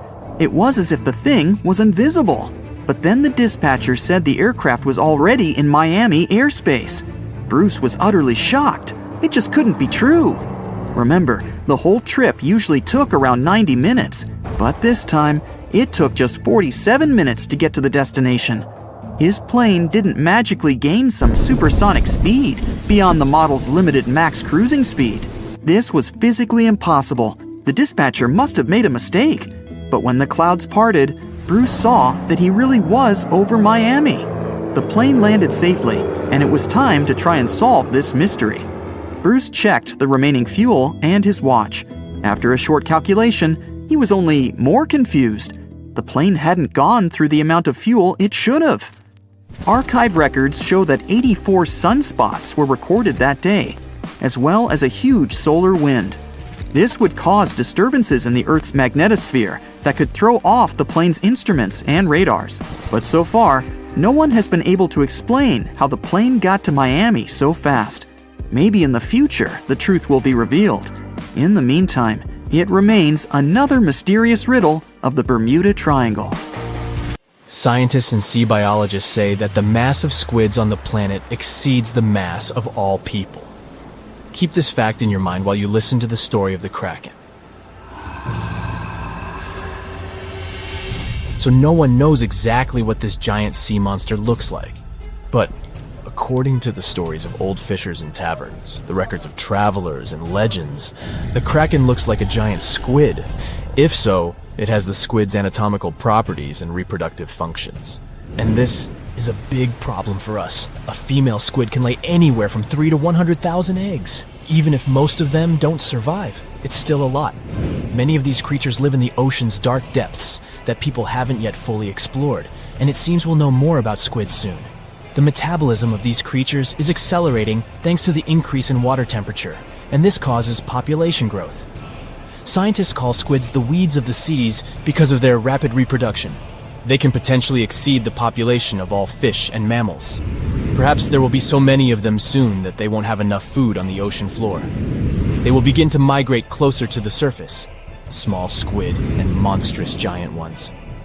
There may be a kraken among them, or a few, or even tens, hundreds of thousands. And if this happens, humanity and all animals on Earth will face a huge problem. As the kings of nature, people can easily invent poison to destroy krakens. But how to spread this poison? Giant squids, along with ordinary fish, dolphins, whales, seaweed, and phytoplankton, will suffer if it gets into the water. More than half of the world's oxygen is produced by the ocean. And if people spread this poison in the water, they'll risk disrupting the entire planet's ecosystem. The ocean will become lifeless. So, people have to forget about poisoning the water. For a while, we will be helpless against the squid apocalypse. Let's say a couple of billion squids rise to the surface. A couple million of them are krakens. The first thing these monsters will want to do is get food. Lunch for them can be both shoals of fish and massive whales. And no one can stop them. Even if megalodons existed, they wouldn't be able to resist the giant tentacles and strong beaks of krakens. The fish population in the ocean has declined. This means that people can't go fishing anymore. We can catch fish in lakes, rivers, and seas, but it's not enough. Seafood has become very expensive all over the world. A fish tank with goldfish is a luxury. Of course, humans learn to catch giant squids, which solves the problem of hunger in some areas. The profession of a squid catcher is becoming prestigious all over the world. This kind of fishing is dangerous and requires a lot of strength and courage. The second problem is sea travel. Every day people transport millions of tons of cargo across the ocean. Huge businesses and economies of entire countries work thanks to such transportation. But now, krakens swim close to the surface and make any voyage dangerous. One monster can quickly destroy a small ship. 10 or 20 krakens are able to sink a giant cargo vessel. This leads to a reduction in logistics chains. Communication between continents is now maintained by air. The number of flights is increasing. Plane tickets are rising in price. Travel is becoming too expensive. This leads to a reduction in the number of tourists in some countries, which disrupts their economies. There are more krakens and less food. Resting on a beach also becomes dangerous. Aggressive, hungry giant squids can come ashore to catch sunbathers. All shores are fenced. Swimming is forbidden. Of course, scientists invent some things to fight squids. Sound barriers, for example. Every ship is now equipped with a device that launches powerful ultrasonic waves into the water. They scare away all the fish and clear the way for boats. In the beginning, it helps, but then krakens stop fearing it. Ultrasound only angers them. They pounce on ships and break sound barriers. Another thing that scares them away is sunlight. For millions of years, krakens have been living on the dark ocean floor. Their eyes are used to the darkness, so they fear the bright light. During sunny weather, ships move freely. But as soon as the sun goes below the horizon or clouds obscure it, sea monsters come out of the ocean depths. It doesn't help much because it's impossible to sail across any ocean within a single sunny day. In addition, there is no guarantee that you won't get caught in a storm when the sun is hidden behind the clouds. That's why people invent powerful floodlights. They direct their beams at monsters' heads and drive them into the dark depths. Such projectors are expensive because they require a lot of energy. Only some ships can afford such a device. And while people seek more effective ways to fight krakens, squids multiply, and this becomes the solution to the problem. The ocean is running out of fish.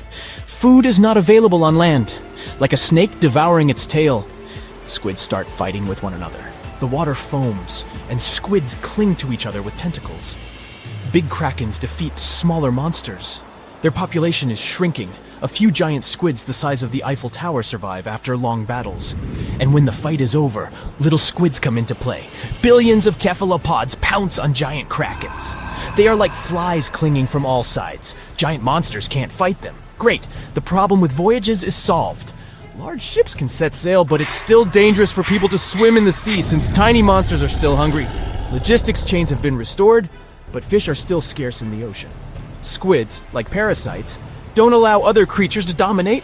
And here, scientists come to help fish. Let's go back to our reality for a second. There's such a thing as a gene drive. It's a substance that changes the genetic code of living creatures. For example, scientists have implemented a gene drive in mosquitoes that cause malaria. Biologists changed the genome of these insects, so some female mosquitoes became infertile. Then these females spread the gene throughout the mosquito colony. As a result, more insects that couldn't conceive appeared. They continued to spread the gene, and this went on until the population reduced significantly. A gene drive is a low-cost way to get rid of invasive species of insects or rodents. Thus, scientists can control the population of entire species. But such actions can be dangerous. If some animal disappears, it can disrupt the whole ecosystem and lead to the disappearance of other animals. In the case of mosquitoes, nature didn't suffer much. So scientists use a gene drive against squid. But why couldn't they do it from the very beginning? Ordinary squids didn't pose a threat, and their average life expectancy is from 3 to 5 years. If scientists had launched a gene drive, then in 7 years all small squids would have disappeared. But it wouldn't have worked with krakens. According to myths and legends, one such monster can live for several hundred years. Now, when small squids have solved the problem with large ones, a gene drive comes into play. It takes several years to get rid of the squid. The ocean ecosystem begins to recover. People take fish and marine mammals from seas and rivers and transfer them to the ocean. The population of whales, sharks, octopuses, salmon, and hundreds of thousands of other species is growing. But then another threat awakens in the depths of the ocean. It turns out that when squids and krakens lived on the ocean floor, they didn't let even more terrible monsters move to the surface. Now that all arthropods have disappeared, new monsters are breaking free. First, marine earthquakes begin. But then, scientists discover that it's not the seabed shaking. Those are the backs of giant crabs. Hundreds of thousands of armored monsters with claws are rising to the surface. And this time, they can come ashore.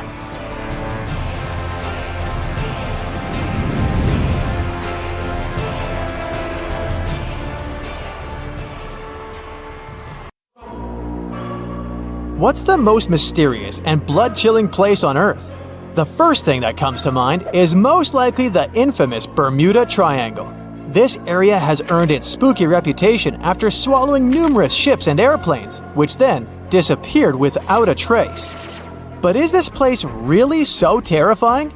Let's ask scientists. But first, I'll tell you a story or two. One of the most infamous disappearances in the Bermuda Triangle was Mary Celeste. The ship was found adrift in the Atlantic Ocean on December 4, 1872. It was days after its journey began. Captain Benjamin Briggs, with his wife and a 2-year-old daughter, were heading from New York to Genoa in Italy with some important cargo. Besides the family of the captain, there were 7 other crew members on board the ship. Days later, a British ship, Dei Gratia, came across Mary Celeste by accident. Strangely, the ship was floating under a partial sail. Everything on board was intact. There was nothing strange with this situation, except for one thing. There was nobody on board the ship. And the lifeboat was missing. There were no traces of people on the ship. It couldn't be a pirate attack since all the belongings of the crew, as well as the cargo, were untouched. Theories like an undersea earthquake, an attack of a giant squid, or a natural disaster can be ruled out as well. They just don't fit. It was a clear day. The ship was in perfect condition. Why would people leave it and never come back? Whatever the reason, neither the crew nor the lifeboat has ever been found. It was November 29, 1925, when the SS Cotopaxi left Charleston, South Carolina, and headed for Havana, Cuba, carrying a big load of coal and 32 crew members. The story has it that several days later, the steamer ran into a severe storm, got water in its hold, and started to list dramatically. On December 1st, the ship sent out a distress call, and since then, nothing has been heard from the crew ever again. The ship was believed to have vanished into thin air until it was found 95 years later.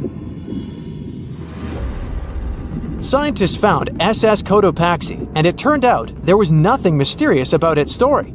At the moment, the ship lies at the bottom of the ocean about 35 miles away from St. Augustine, Florida. Researchers are also sure that the ship did send a distress signal during a storm, which most likely led to the sinking of the vessel. USS Cyclops was a huge carrier ship that used to supply fuel to the American fleet. On January 8, 1918, heavy and full of manganese ores, the ship departed from Rio de Janeiro and headed for Baltimore. Being only a couple of years old, the ship wasn't supposed to experience any problems. All 309 people on board felt safe and calm. But this feeling turned out to be deceptive because somewhere around March 4th, 1918, the ship disappeared into thin air without sending a distress call or indicating it was having problems in any other way. In the history of the US Navy, this case remains the accident that caused the largest loss of life at a time. SS El Faro was a much more recent disappearance. This cargo ship left Jacksonville, Florida on October 1st, 2015 with 33 crew members and tons of vehicles, trailers, and containers on board. The huge vessel was supposed to deliver its load to Puerto Rico, but something went wrong. A regular tropical storm that started miles away suddenly transformed into a powerful hurricane that rushed towards El Faro. It started to circle around the cargo ship, making the communication from the vessel go silent. But the most shocking thing was that after causing all this commotion, the hurricane miraculously retreated in the same direction it had come from. Weeks later, after a thorough and extensive search, rescuers finally located the ship. It was still in one piece and sitting upright on the bottom at a depth of 15,000 feet. But the blood-chilling truth was that there was no trace of the crew members on board. As for airplanes, probably the most inexplicable disappearance happened on December 5, 1945. This case got the name the Lost Patrol. Flight 19 was the code name for 5 planes that departed from a naval base in Florida on a training flight. No one knows for sure what happened to the planes, but they never returned to the base. Most experts believe the commander of this group, Charles Taylor, got lost and led the planes in the wrong direction. Those were the machines that could land on water, so hypothetically, after getting low on fuel, the pilots could ditch and wait for help, rocking on the surface of the ocean. But it didn't happen. Although 2 rescue Martin Mariner planes were searching the area all through the night and the next day, they found no trace of the 5 disappeared planes. But the most spine-chilling coincidence was that one of the rescue planes failed to return to the base as well. All 6 planes vanished into thin air, as if they had never existed. There have been several other plane disappearances when aircraft went off radars and never returned. In some cases, pilots had to send out a Mayday distress call. In others, they disappeared in the blink of an eye when everything seemed to be going perfectly fine. Of course, over the years, there have been loads of theories trying to explain the phenomenon of the Bermuda Triangle. For example, some researchers believe that ships and planes crash and disappear in the area due to methane gas. And it has indeed been proven that in some areas of the ocean floor, there are massive storages of this gas. Therefore, when gas gets released into the water, the process can sink ships and make planes crash. Potentially, it can happen so fast that a craft in distress doesn't even have time to send SOS. The theory of a wormhole is preferred by those who love sci-fi. In short, a wormhole is a space-time shortcut. While the existence of wormholes hasn't been proven yet, this doesn't stop some people from believing that this phenomenon is what causes vanishings in the Bermuda Triangle. Another sci-fi theory is based on the interface of space civilizations. It's quite convenient to blame such disappearances on extraterrestrial forces. Though why they would choose exactly this area for their abductions remains unknown. Waterspouts, or simpler, tornadoes in the ocean, are said to have been spotted in the Bermuda Triangle. This weather phenomenon raises water many feet up into the air.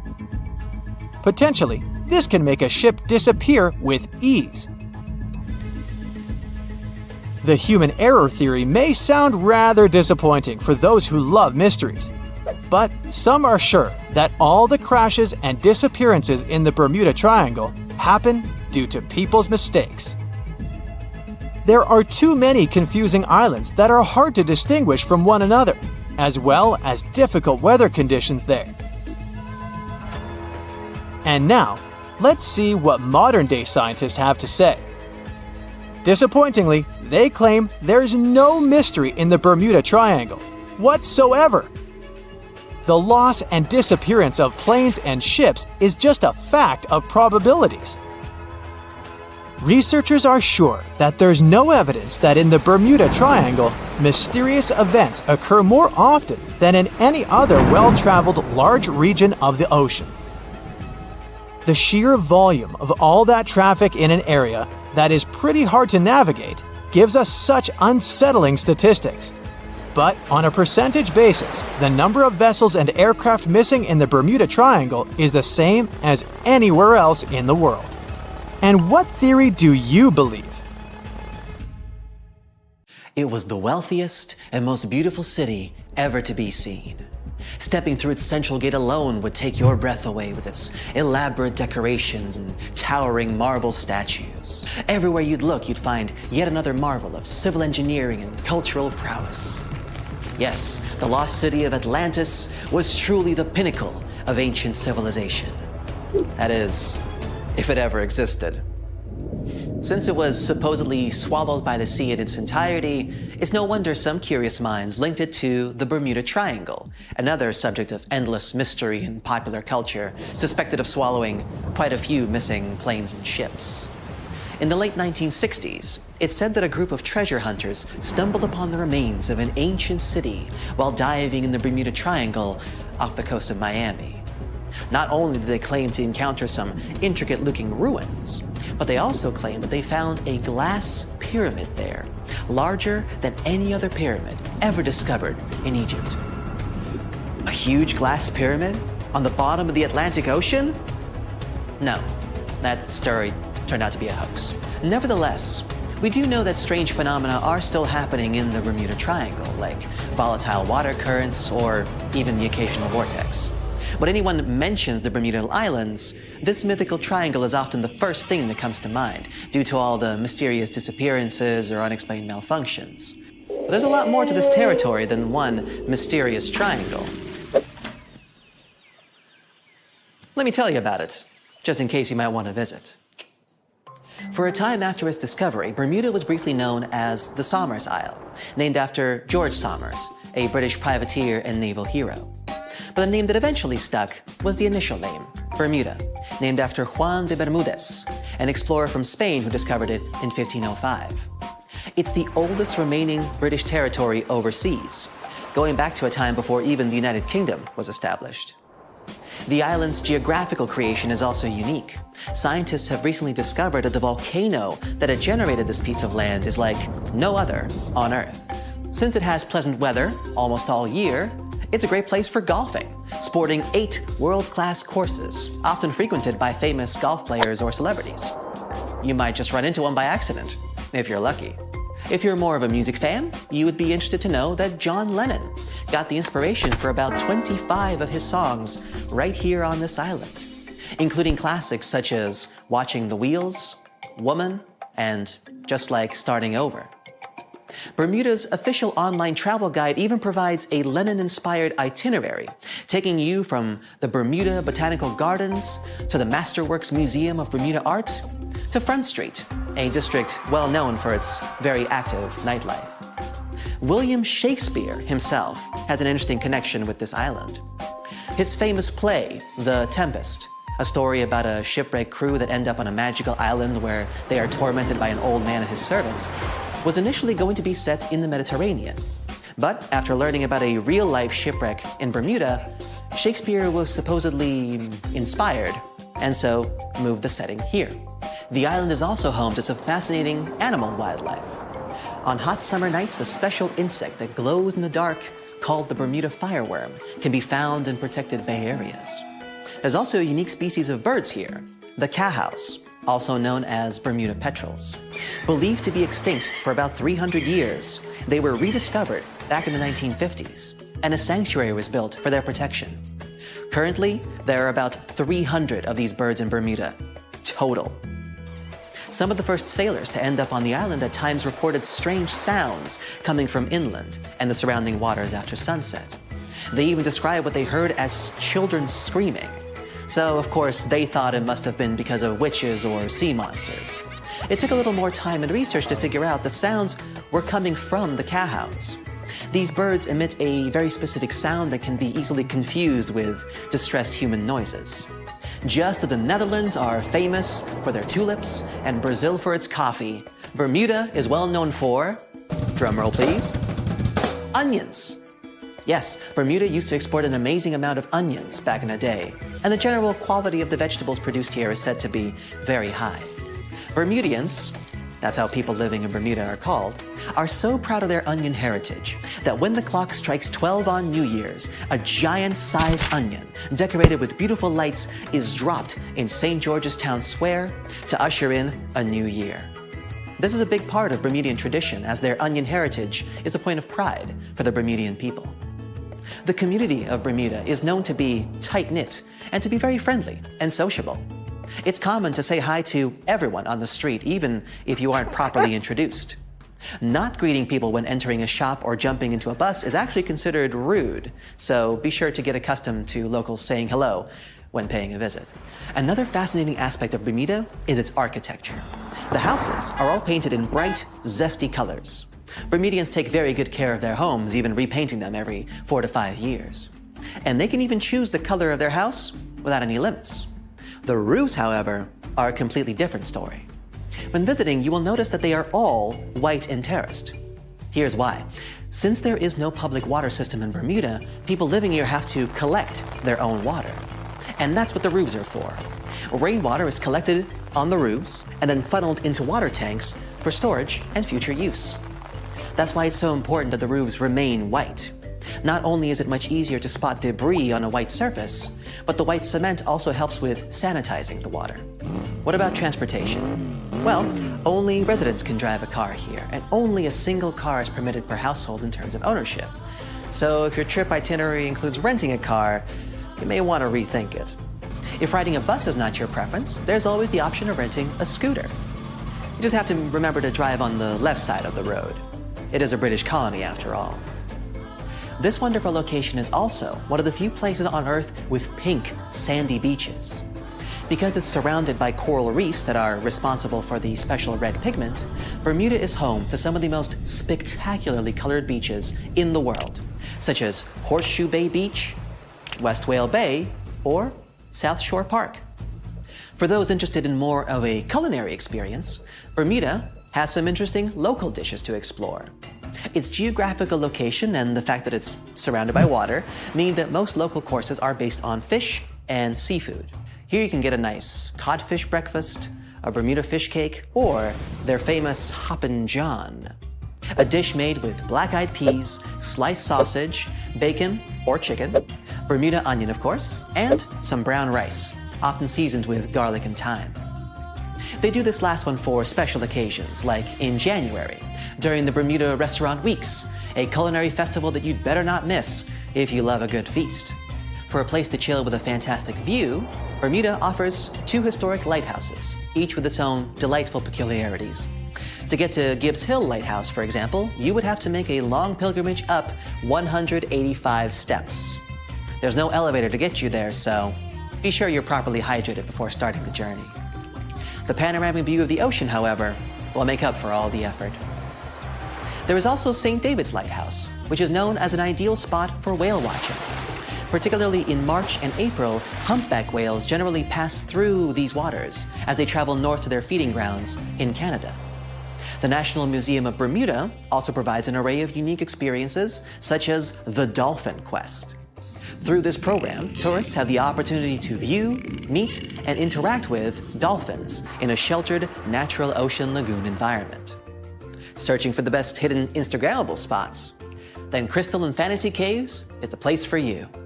They were actually discovered by accident in 1907. Two young boys, Carl Gibbons and Edgar Hollis, lost their ball while playing cricket. When one of the boys went down a hole to get the ball back, he discovered this magical place full of crystal formations surrounding a beautiful lake. Crystal and Fantasy Caves attract a huge number of tourists each year, and through a number of recently constructed bridges, they are now more easily accessible. Be sure to wear comfortable shoes, though. There's lots of other geographic, historic, and cultural attractions I could talk about, but I think you get the gist. Bermuda is a lovely and vibrant island paradise that offers so much more than conspiracy theories about missing planes and lost cities. The weather is pleasant, the people are friendly, and there's so much to do on this beautiful island. So what are you waiting for? Book a flight today! Just a suggestion, of course. The Megalodon was the biggest shark to ever live. Not only that, it's one of the biggest fish and the largest predator in Earth's history. They've been known to reach lengths of up to a whopping 70 feet. That's over 3 times longer than the biggest great white shark on record. The females have also been found to be around twice the size of the males. The Megalodon could swallow a small car without it even touching its teeth, if cars had been around then. Its teeth could grow to over 7 inches long. It looks like we're going to need a bigger boat, and best make it steel-plated, as this shark can easily gnaw its way through ships. The underwater terror could bite a ship clean in half, with the highest bite force ever calculated for any animal, living or extinct. The force of its ferocious bite was up to 40,000 pounds. That's around 108,000 times the strength of a human's and 10 times the force of a modern crocodile's bite. Its chomp is so strong that it makes the T-Rex's bite look about as powerful as my granny's after she's taken her dentures out. In fact, the Meg was so big and powerful that it had no natural predators. It was the uncrowned king of the seas, swimming freely from ocean to ocean. This cosmopolitan creature was found all over the world, from America to Europe and Australia to Japan, assuming there were countries back then. Meg fossils have been found on every continent except Antarctica. Everybody skips Antarctica. Science tells us that the Megalodon went extinct over 3.6 million years ago. But could they still be alive at the deepest depths of the ocean? Only around 80% of the ocean has been explored, and its deepest point, the Mariana Trench, is over 7 miles down. So who knows what's lurking at the bottom? If you did manage to make it down, it is unlikely that you'll run into a Meg, though. The sharks, like us, preferred warmer coastal waters. Deep ocean living would be too cold for the beasts, and food would be scarce. Their entire bodies would also have to evolve to avoid being squished by the enormous water pressure down there. It's unlikely they're still around, but not impossible. Some good news, if you do run into one, is that the shark is pretty unlikely to eat you. You are way too small a meal for the Megalodon, even if you have a couple of friends with you. This guy eats whales that are over 50 feet long. If you're having a beach party, though, it's a different story. In a beach full of swimmers, the shark very well might creep up, scooping several humans into its giant mouth without even chewing. But wait, let's rewind. How does the shark take down a 50-foot whale? It first bites off its fins, making the whale unable to swim away. It then casually munches it down piece by piece. Because of their size, sharks had to consume over a ton of food every single day just to sustain themselves, like me. All that food made the Megalodon extremely heavy. They range from anywhere between 50 to over 100 tons. For context, that's around the same as 7 to 16 adult male African elephants. To fit all this food in, their jaws had to open pretty wide. A Megalodon's jaw could span 9 by 11 feet wide. That's easily big enough to swallow 2 adult humans side by side. The fearsome name Megalodon comes from 2 Greek words, mega meaning big and odont meaning tooth. So combined, they mean what? Big tooth. And it certainly lives up to its name. Just one of its chompers is the same size as a human head. It had 276 humongous teeth in total across 5 terrifying rows. In all of history, only a couple of saber-toothed cats and the T-Rex had consistently bigger teeth. Now that's a showdown I'd like to watch. The Megalodon vanished millions of years ago, leaving only huge teeth to be found by modern archaeologists. They literally disappeared with very few traces left. Scientists believe that over time, sea levels dropped and the ocean temperatures went down rapidly. Over a third of all marine life was wiped out as the oceans cooled and a number of animals at the bottom of the food chain plummeted. This had a catastrophic effect on the hungry predators at the top. Sorry guys. It became way too cold for these sun-loving sharks too, which made it difficult for them to reproduce since they gave birth in warm waters. The Megalodon is usually described as a sort of giant great white shark, but this is just a common myth. In fact, the ancestors of today's great white existed at the same time as the Meg. But they weren't best buddies, and were even in competition with each other. The great white shark was a better hunter, using its smaller size and agility to snap up the Meg's prey quickly. They were also known to eat Meg pups, who were only half their size. This didn't help the whole extinction thing. Even infant Megalodons were huge, coming in at just under 7 feet. While a great white was no match for an adult Meg in a head-to-head fight, they sure weren't scared of stealing their food. This only left the bigger fish and whales for the Meg, but its food supplies began to run out as the whales swam to the cooler new seas. The whales adapted to prefer the colder temperatures, leaving our friend the Meg behind. The Megalodons either starved or were frozen into extinction by the Ice Age. Rather than a great white, the Megalodon is more like a modern bull shark. It had a short snout, flat lower jaw, and huge pectoral fins to support its massive weight and size. As scary as they are, these sharks were actually caring family guys. Several Megalodon nursery areas have been discovered in Florida, Maryland, and Panama. They gave birth to their young in shallow water environments. We know this from discovering loads of tiny Megalodon teeth found in these areas. Gee, I wonder if they had nannies too. But how come there are so many Megalodon teeth out there for us to analyze? Well, due to their messy, aggressive eating habits, sharks regularly lose their teeth. They lose a set of teeth every 1 to 2 weeks. That's 40,000 teeth in a lifetime. They must rake in a fortune from the tooth fairy. Because of this, their teeth were continuously raining down to the ocean floor. Luckily for us, they're also the hardest part of a shark's skeleton, which is why so many teeth have survived and become fossilized. It's fair to say that the first discoveries of the Meg's teeth confused people. Early discoverers thought the Meg's teeth were petrified tongues of ancient serpent creatures. They even used to call them tongue stones. It's also a common myth that the Megalodon was around at the same time as the dinosaurs, although this would have been pretty cool. The dinosaurs were wiped out around 66 million years ago, but the Megalodons came much later. The oldest Meg fossil is only around 23 million years old, but it's tricky to pinpoint the exact date. After all, calendars weren't invented yet. They became extinct way before humans even evolved. The earliest Homo sapiens, which is a fancy name for the first humans, emerged about 2.5 million years ago. But what if the Megalodon shark didn't go extinct? Whale populations have dropped drastically since these guys were last around, so there'd be way fewer whales for them to chomp down on. Whales have also gotten a lot smarter and learned new defensive moves, making them way harder to take down. It's estimated that they ate around 12 tons of food each day. If they were still around and eating that much, they'd be forced to eat smaller fish, and there'd be barely enough big fish for us humans to survive on. The naughty Megalodons would also be able to track fishing boats and steal the fish that they worked hard to collect. It's safe to say we'd see a lot less fish in the aisles of your neighborhood supermarket. As our ocean temperatures are heating up again, the sharks would also thrive and reproduce faster than ever. There'd be more and more of these giant eating machines in the water, reducing our fish supply even more. It would also cause massive problems for cargo ships and cruising vessels. Imagine coming into contact with one of these bad boys while you're sunbathing on the deck. Even beachgoers would be hard hit. Megalodons give birth in shallow waters, so many of our favorite beaches would quickly become dangerous shark nursing grounds. Hey, where did that beach volleyball game go? They were playing just a moment ago. Lights, camera, action! Many of us can't even imagine a world without movies, but sharks probably don't feel the same. A study revealed that the global population of sharks and rays took a nosedive by more than 71% between 1970 and 2018. And guess who's feeling a bit fishy about it? None other than legendary filmmaker Steven Spielberg. Let's take a look at what Jaws got wrong about these toothy creatures. Sharks are not vengeful.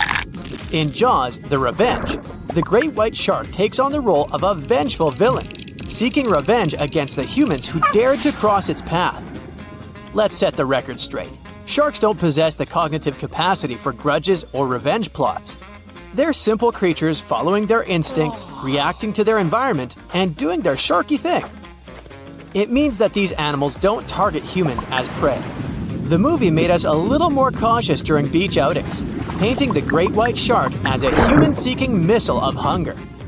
Most shark attacks occur due to cases of mistaken identity, where a curious shark mistakes a splashing swimmer for a delectable seal or other marine critters. The great white shark in the movie is portrayed as a remorseless, mindless beast driven solely by its insatiable appetite for carnage.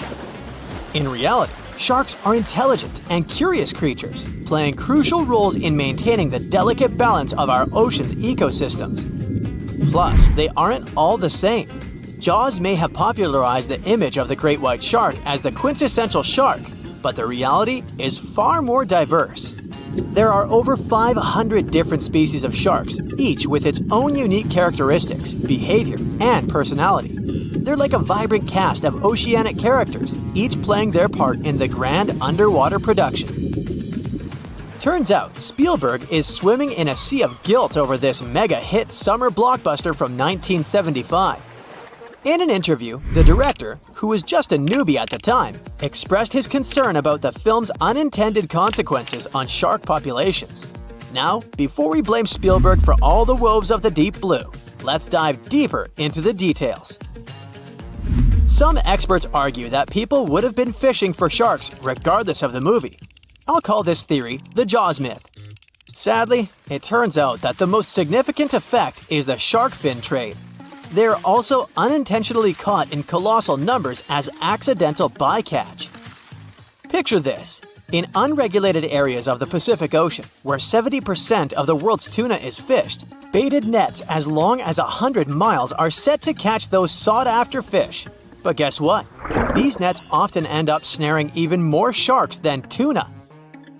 From the iconic da-dum, da-dum score to the legendary "you're gonna need a bigger boat" line, Jaws introduced sharks to the masses and instilled a primal fear in the public consciousness. The movie's reputation has been swimming in troubled waters due to its portrayal of these magnificent creatures as vengeful monsters.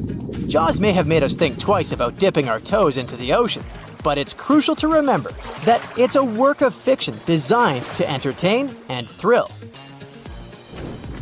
Funny enough, decades later, Finding Nemo mentioned the fear Jaws imposed on the audience with a twist. Do you remember the scene where Nemo and his friends encounter a group of sharks called the fish-friendly sharks? This scene presents a humorous take on the perception of sharks as predators and challenges the stereotype. Speaking of Finding Nemo, did you know the movie actually took its toll on the real-life clownfish population? After the movie came out and became a huge hit, people loved Nemo so much that they started buying their own clownfish as pets. Sales of these fish skyrocketed by up to 40%. The problem is these clownfish are usually taken from the ocean, which isn't great for their natural habitats. It kinda goes against the movie's message of leaving fish in the sea. Oops! Even though the movie promoted conservation, people went in the opposite direction. Turns out, America is the biggest buyer of these tropical fish, with over 400,000 of them being shipped into the country each year. That's a lot of fish. It's causing some serious issues, like the local extinction of clownfish in certain areas. Next up, the Harry Potter series. The popularity of owls as pets rose after the Harry Potter books and movies were released. While the impact on wild owl populations may not be as significant as with marine fish, there were concerns about people obtaining owls without proper knowledge of their care, leading to abandonment or mistreatment. After the Harry Potter movies came out, lots of fans went crazy for owls. They wanted to have an adorable companion just like Harry's Hedwig. Taking care of an owl is no piece of cake. These feathered friends can live up to 20 years and require a lot of attention. So, what happened? Well, once the Harry Potter storm eased, many owl owners realized they weren't ready for such a pet and got tired. Rescue centers all over the UK were overflowing with abandoned owls. Yep, people just couldn't handle the responsibility anymore, and poor owls ended up in the rescue centers. You see, owning an owl isn't a walk in the park. You need a big aviary, which can cost around $1,150. And these magnificent creatures need space to spread their wings. Surprisingly, keeping an owl without a license is legal, but releasing a captive owl into the wild can land you 6 months in jail or a fine of around $6,300. Harry Potter author J.K. Rowling has even pleaded with fans to think twice before getting an owl as a pet. She's made it clear that owls deserve more than being locked up in small cages. Instead, she suggests sponsoring an owl at a bird sanctuary where you can visit and ensure that your feathered friend leads a happy and healthy life. What about the 101 Dalmatians movie from 1961? This Disney film popularized Dalmatian dogs as pets, resulting in a surge in demand for the breed. Unfortunately, the popularity led to irresponsible breeding practices and the overbreeding of Dalmatians, which subsequently caused numerous health and temperament issues. To uncover these insights, scientists delved into data from the American Kennel Club, which keeps track of over 65 million dogs in its registry. They analyzed 87 dog-centric films, including favorites like The Shaggy Dog. The Twilight Saga portrays wolves, which sparked many people's interest in wolf-like dog species. However, many individuals were not adequately prepared to care for these animals. These magnificent creatures are not your typical dogs. They require ample space, energy, and special attention. According to specialists, there has been a 120% surge in wolf-like breeds, such as huskies, malamutes, and Akitas being surrendered to rescue centers across the UK alone, not to mention the rest of the world. Let's blame it on Jacob Black. In 2012, when the Twilight Saga Breaking Dawn Part 2 was released, the shelter welcomed nearly 100 huskies, 35 Akitas, and 16 malamutes into their loving care. It's not just animals that gained popularity thanks to the Twilight movies. Remember the scene where the Bellward couple dined in a restaurant? Well, in the book and the movie, Bella enjoyed mushroom ravioli, and this dish became incredibly popular. Initially, fans flocked to the fort to taste it, but the demand became so high that the company started producing frozen ravioli, making it accessible to everyone. And this fascinating relationship between food and movies isn't limited to Twilight. To All the Boys I've Loved Before unexpectedly boosted yogurt sales. Since the movie appeared on Netflix, Korean yogurt sales have skyrocketed. Even the stock market got in on the action, with shares rising by approximately 2.6%. Fans particularly loved the scene when Peter tried the yogurt for the first time. And don't forget Game of Thrones. The popularity of the direwolf, a fictional species in the series, led to an increased demand for certain dog breeds resembling direwolves, like the Northern Inuit dog. I mean, this didn't directly impact wild wolf populations, but it did result in overbreeding and unethical practices. It seems like fantasy is a lot easier to handle than reality. Have you ever heard of an island that is regularly attacked by sharks? For many years, people living there haven't been able to find a way to stop this. Neither can they understand why sharks come there so often. So, what's going on? Why do these predators keep bothering this specific island while completely ignoring the others in the area? Let's go to this mysterious place and try to find out. July 22nd, 2015. The ocean waters near Reunion Island were clear and transparent. The western part of the island, St. Lou, had always been a great spot for surfing. But on this pleasant sunny day, one of the locals almost lost his life. A 6-foot bull shark appeared out of nowhere. Once right next to the shore, it suddenly charged at surfer Rodolphe Arriaghi. His friend, doctor and professor of geography at the University of La Reunion, Erwan Lagabriel, was nearby, talking with 2 other surfers at that moment. Suddenly, they heard some noise. Realizing that it was his friend, Lagabriel rushed to help. The shark was 65 feet away from him. He said that all of this felt like some kind of a horror movie. He rushed to Ariagi, even though he didn't understand what exactly had happened. At first, Ariagi's body was surrounded by white foam. It then began to turn pink, and then red. La Gabrielle said later that it had been one of the scariest things he had seen in his life. Fortunately, when he swam closer, the shark had already been gone. La Gabrielle knew that in most cases, a second attack doesn't happen, so he hurried to help his friend. It took them some time to get back to the shore. When La Gabrielle pulled his friend onto the beach, he immediately made a tourniquet from a surfboard leash. After that, Monsieur Ariagi was rushed to the hospital. Fortunately, this story has a good ending. Although the 45-year-old man lost his arm, he still survived. But he was one of the few lucky ones, because this horrifying story is just one of dozens that happened on Reunion Island in recent decades. Reunion Island is one of the regions of France. It's located right near Madagascar, together with its neighbor, Mauritius. They're both located at the same latitude as Australia. These two islands are very similar. They have almost the same climate and natural conditions, similar languages and cultures. But there's one huge difference between the two of them. In Mauritius, people can relax and have fun in the warm waters of the Indian Ocean, swimming with scuba gear and watching dolphins. Meanwhile, on La Reunion, locals are afraid even to put their fingers in the water. But why is that? Unfortunately, Reunion now has a strong reputation as a shark island. By 2018, 56 attacks had occurred there. From 2011 to 2016, the number of these cases accounted for 16% of the worldwide shark attacks. Now there are warning signs everywhere on Reunion. Local citizens and fishers have begun to discuss the options of large-scale shark trapping. The authorities forbid people to swim almost everywhere, except for a few more or less safe places, like, for example, a coral lagoon. And still, any fisher or scientist knows that sharks can easily get inside these coral rings. In other words, locals and tourists can't feel completely safe anywhere on the island. Meanwhile, in Mauritius, the last shark attack happened in the 1980s. People come here to relax, and everything is perfectly fine. So the question is, why in the world is La Reunion so unlucky? Dr. La Gabrielle, the hero I mentioned before, set himself the goal of explaining this strange phenomenon.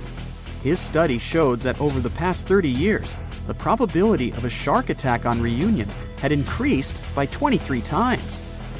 And in 9 out of 10 cases, it turns out to be a bull shark. If you haven't heard about it, this creature looks exactly like what you would imagine when you hear the word shark. It's one of the most popular species and the one that you often see in different movies and cartoons. These sharks live in tropical and subtropical waters in all oceans. Most often, they're found, yeah, you've probably already guessed, in the southern waters between Australia and South Africa. This place is even nicknamed a shark highway because these predators really like to chill around there. This is also one of the most aggressive shark species, and it's very dangerous for humans. Unfortunately, it's also very tolerant to different water salinity, which means they can basically swim even in fresh water and be totally cool with it. But why do all these Reunion Island attacks happen so often? Well, there are many theories and many different factors that might play their role in all this. Marc Soria, a researcher at the IRD, the French National Institute for Research and Development, decided to conduct a study together with his team. They spent 3 years trying to collect data on 45 tiger sharks and 38 bull sharks living in local waters. The National Research Institute of France supported this study. It was also funded by 3 research foundations: regional, national, and European. That's when you know that the problem is serious. And now, here are the main theories developed by Soria's team and La Gabrielle. The first one is excessive fishing. Experts suggest that long-term fishing and catching small reef sharks, which competed with dangerous sharks for food and territory, eventually led to these dramatic consequences.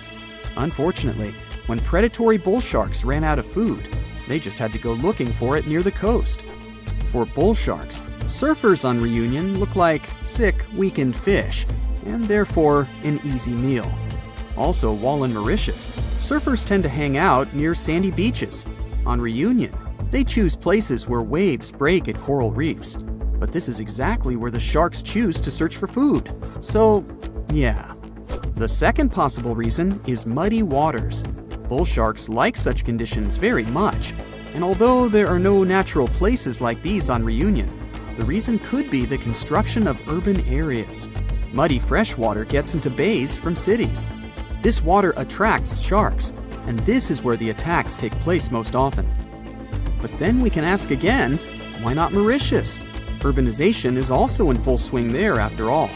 There are many places in Mauritius where sewage waters flow into the ocean. Well, then we can conclude that this is not the only factor. There have to be others. For example, there is an active volcano, Piton de la Fournaise, on Reunion Island. Thanks to this beautiful volcano, there are rich flora and fauna on the island. And this could be great if it didn't attract too much attention from predators. Because of the volcano, the shores of Reunion are less steep, which makes it easier to swim closer to the coast. And sedimentary rocks that get washed away from the slopes of the volcano can attract bull sharks. As we already know, these guys love muddy waters. There are some other theories.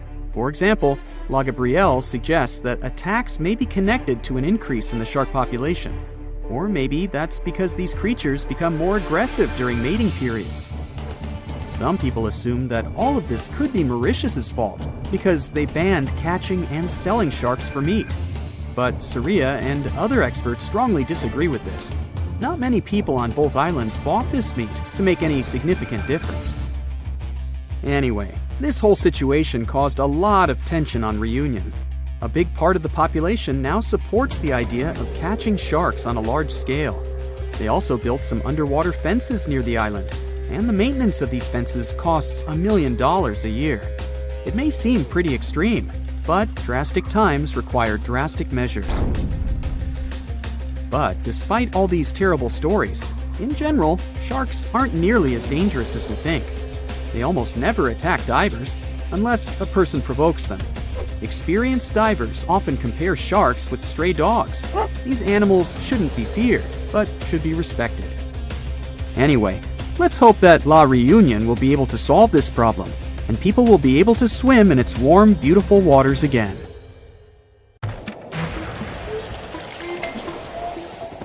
There's not much to do in Antarctica except scientific work. You could check out the wildlife, like some cute penguins and seals, and you'd get to see the occasional whale swimming around. Antarctica is one of the biggest lands out there that's only inhabited by scientists and researchers from all over the world. These scientists dug a hole through some pretty thick ice to study the ancient air and how the atmosphere cleans itself. They used a special drill and dug a clean cylindrical hole 450 feet below the surface.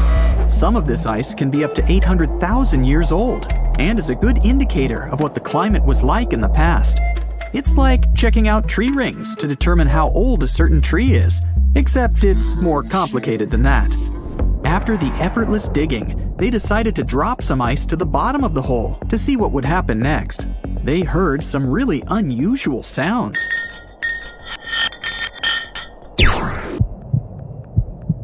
It felt like being on a spaceship traveling through a bunch of obstacles with many rocks smashing into each other.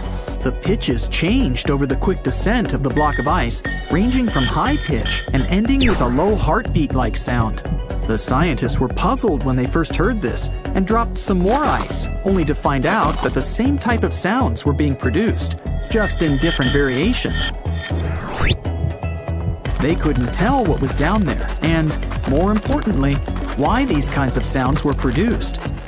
Antarctica boasts quite a few volcanoes, many of which are under super thick sheets of ice.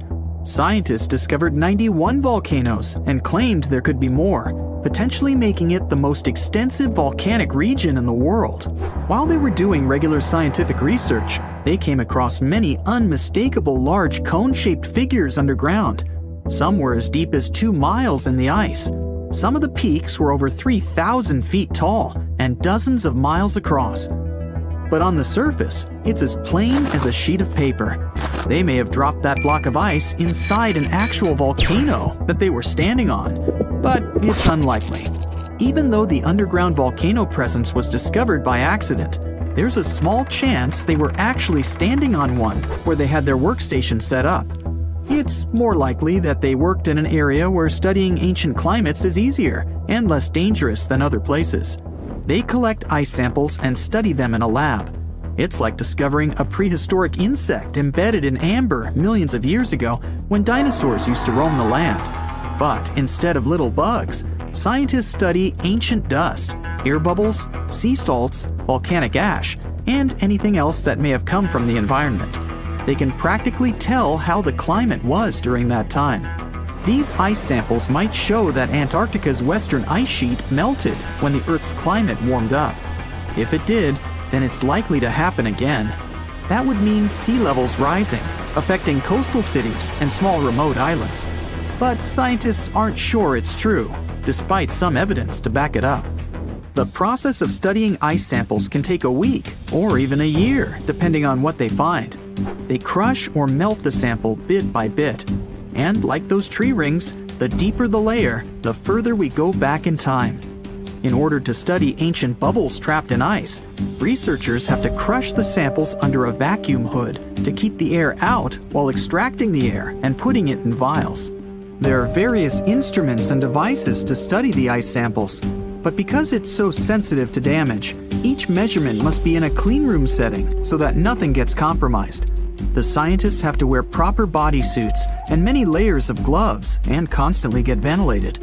Even something as tiny and insignificant as a fingerprint can ruin a sample.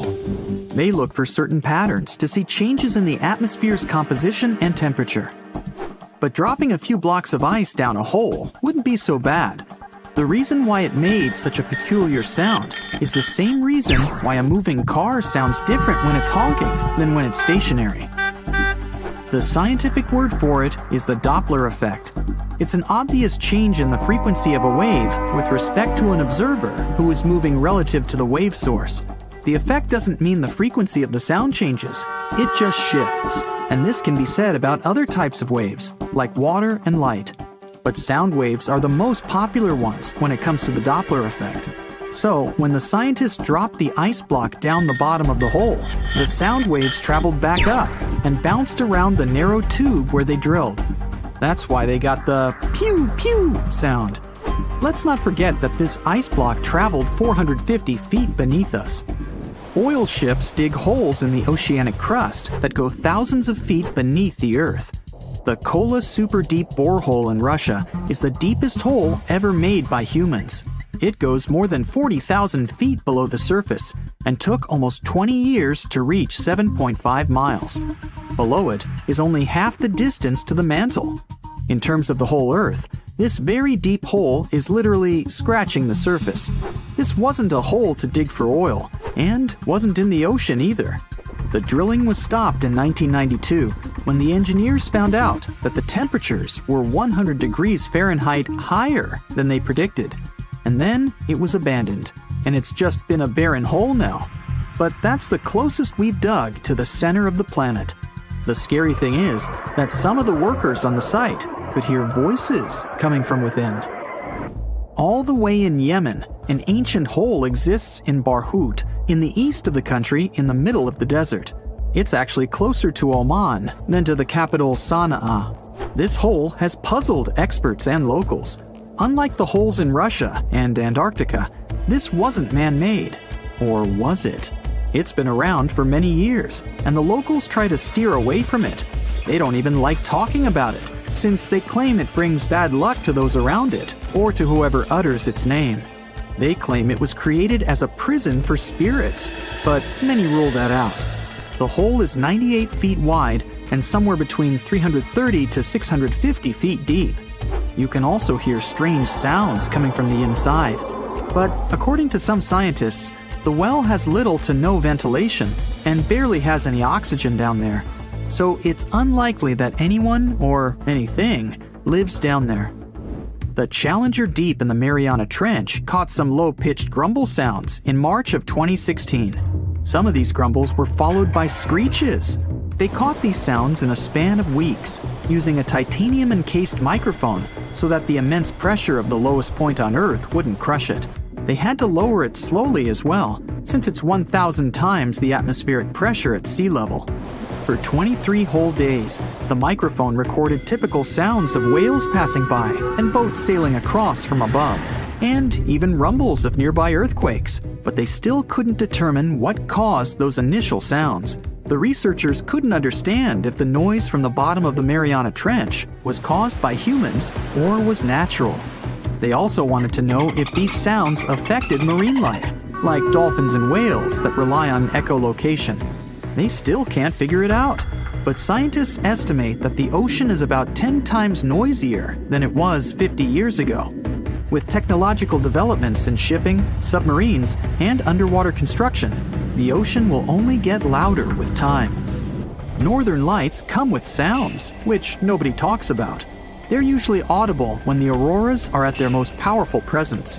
Scientists were always puzzled as to what caused the faint popping and crackling, even though they were very far above us.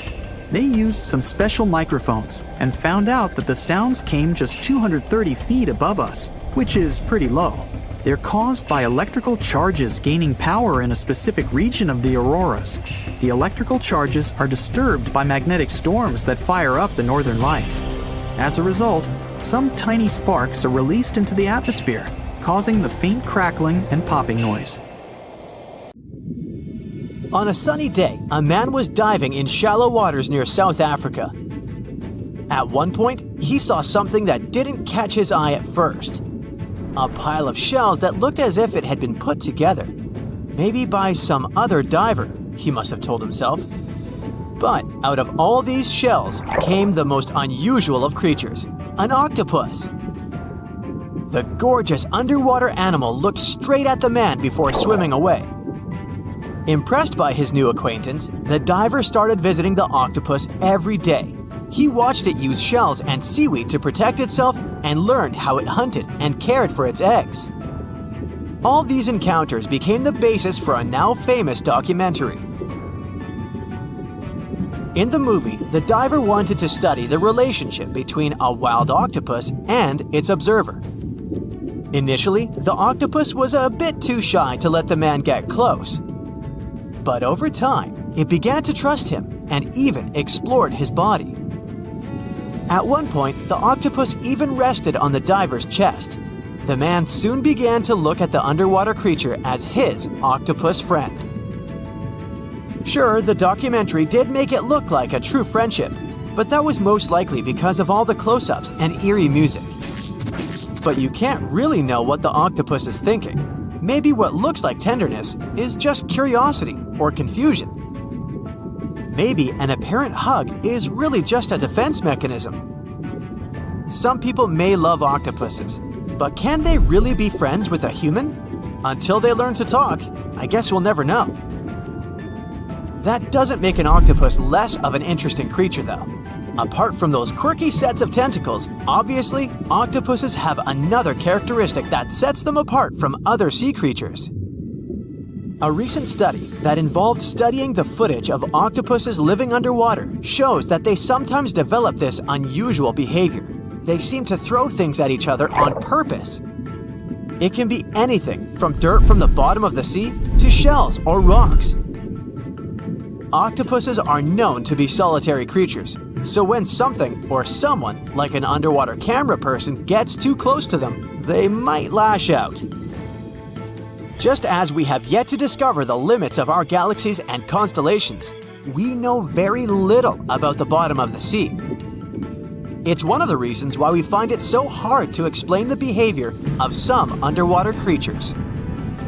The truth is, we don't have good enough technology able to deal with harsh conditions and a limited amount of light underwater.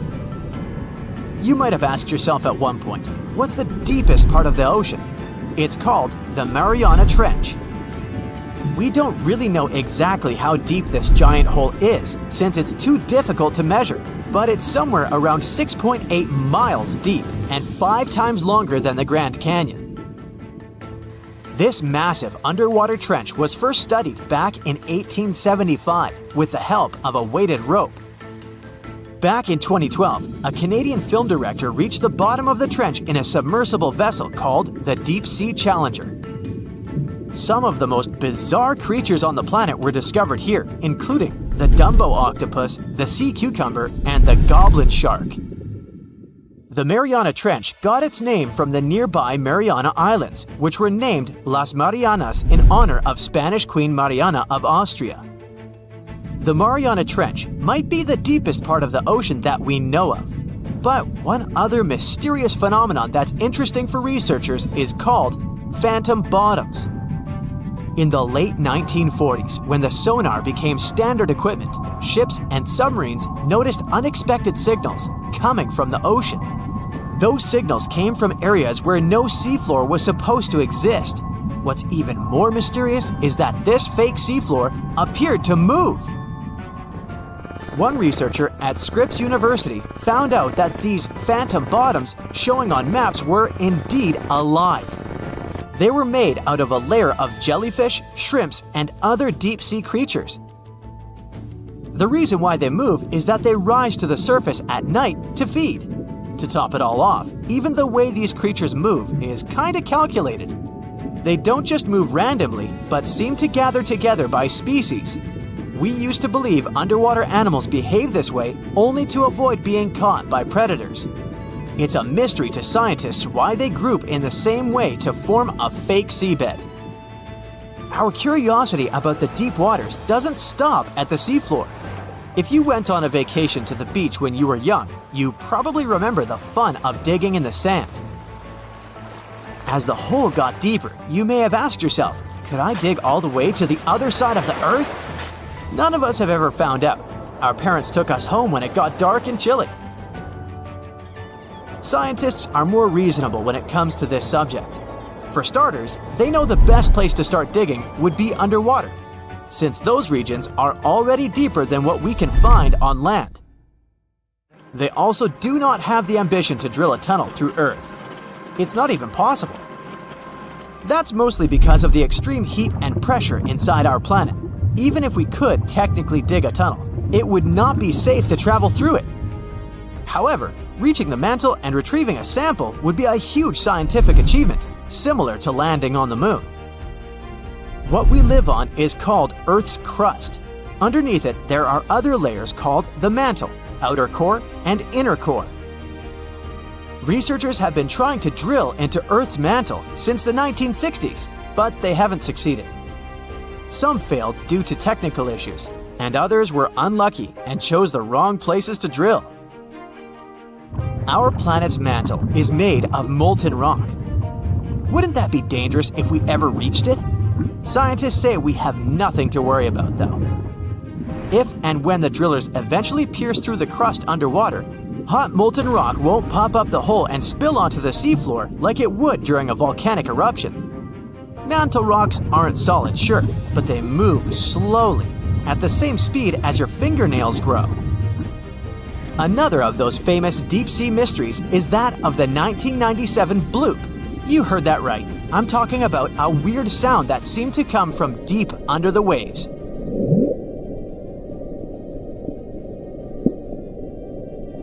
People heard it in the South Pacific. No one had ever recounted a sound like that before.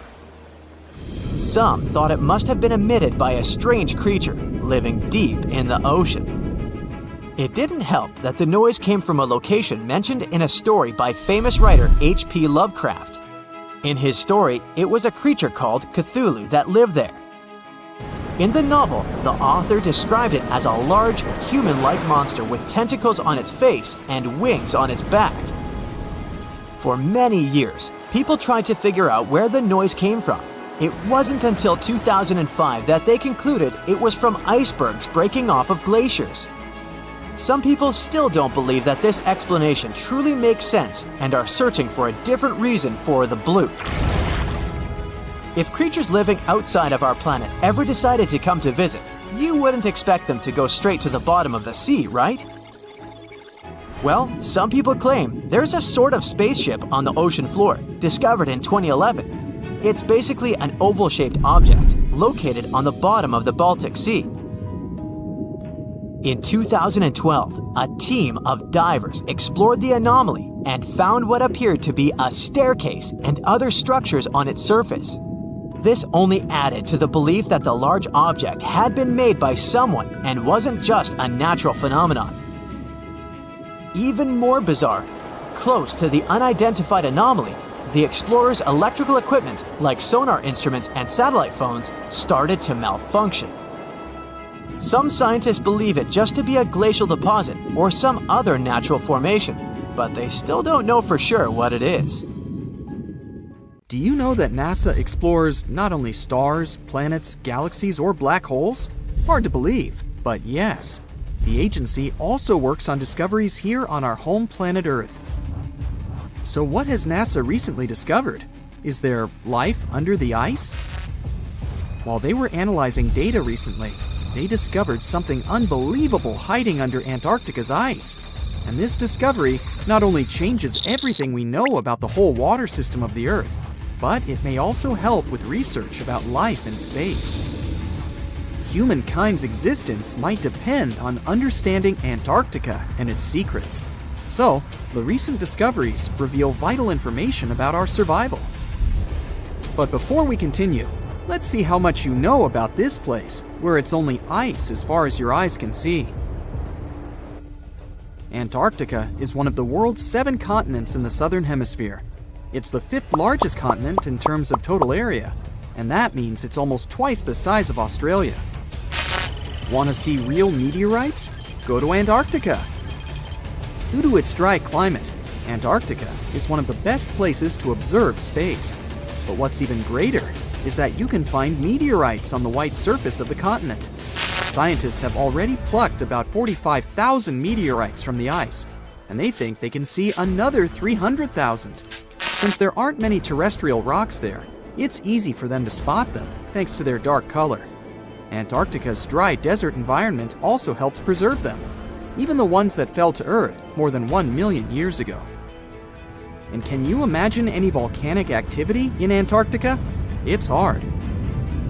But this place is where fire meets the ice. West Antarctica is where most volcanic activity occurs. Scientists recently found that 138 volcanoes exist in West Antarctica alone. Wow! You would think that Antarctica is always cold, but no. Its coastal regions can get as warm as 50 degrees Fahrenheit. But have you ever wondered what Antarctica would look like if there were no ice? It may seem unimaginable now, but it was not always covered by ice. That was 34 million years ago, though, so nobody could tell how the continent's surface would be without the ice. But NASA changed that. They generated computer simulations and created the most accurate map of it as of today. What they saw was incredible. The continent was not flat at all like it seemed. It's pretty bumpy with valleys, rolling plains, and high mountains. But this was nothing next to what they had discovered under Antarctica's ice. So, what is it? Drum roll, please. NASA found 2 new subglacial lakes. And what's even cooler about it is that they spotted these lakes from space. How is that? If your answer is high-tech satellites, then you're right. In 2003, NASA launched a satellite called IceSat. It measured ice sheet mass balance and cloud and aerosol heights. The satellite also helped create the ice-free map of Antarctica. In 2010, the European Space Agency launched the second satellite, Cryosat-2. It was for tracking the changes in the thickness of the ice. Then, in 2018, NASA launched the third one, IceSat-2, a follow-on to the IceSat spacecraft. It measured ice sheet elevation and sea ice thickness. It was NASA's most advanced Earth-observing laser instrument. It delivered the highest precision data. And when that was combined with the data from the other satellites, it was possible to spot these 2 new lakes near a pair of larger ones. But how is it possible that these lakes exist in the first place?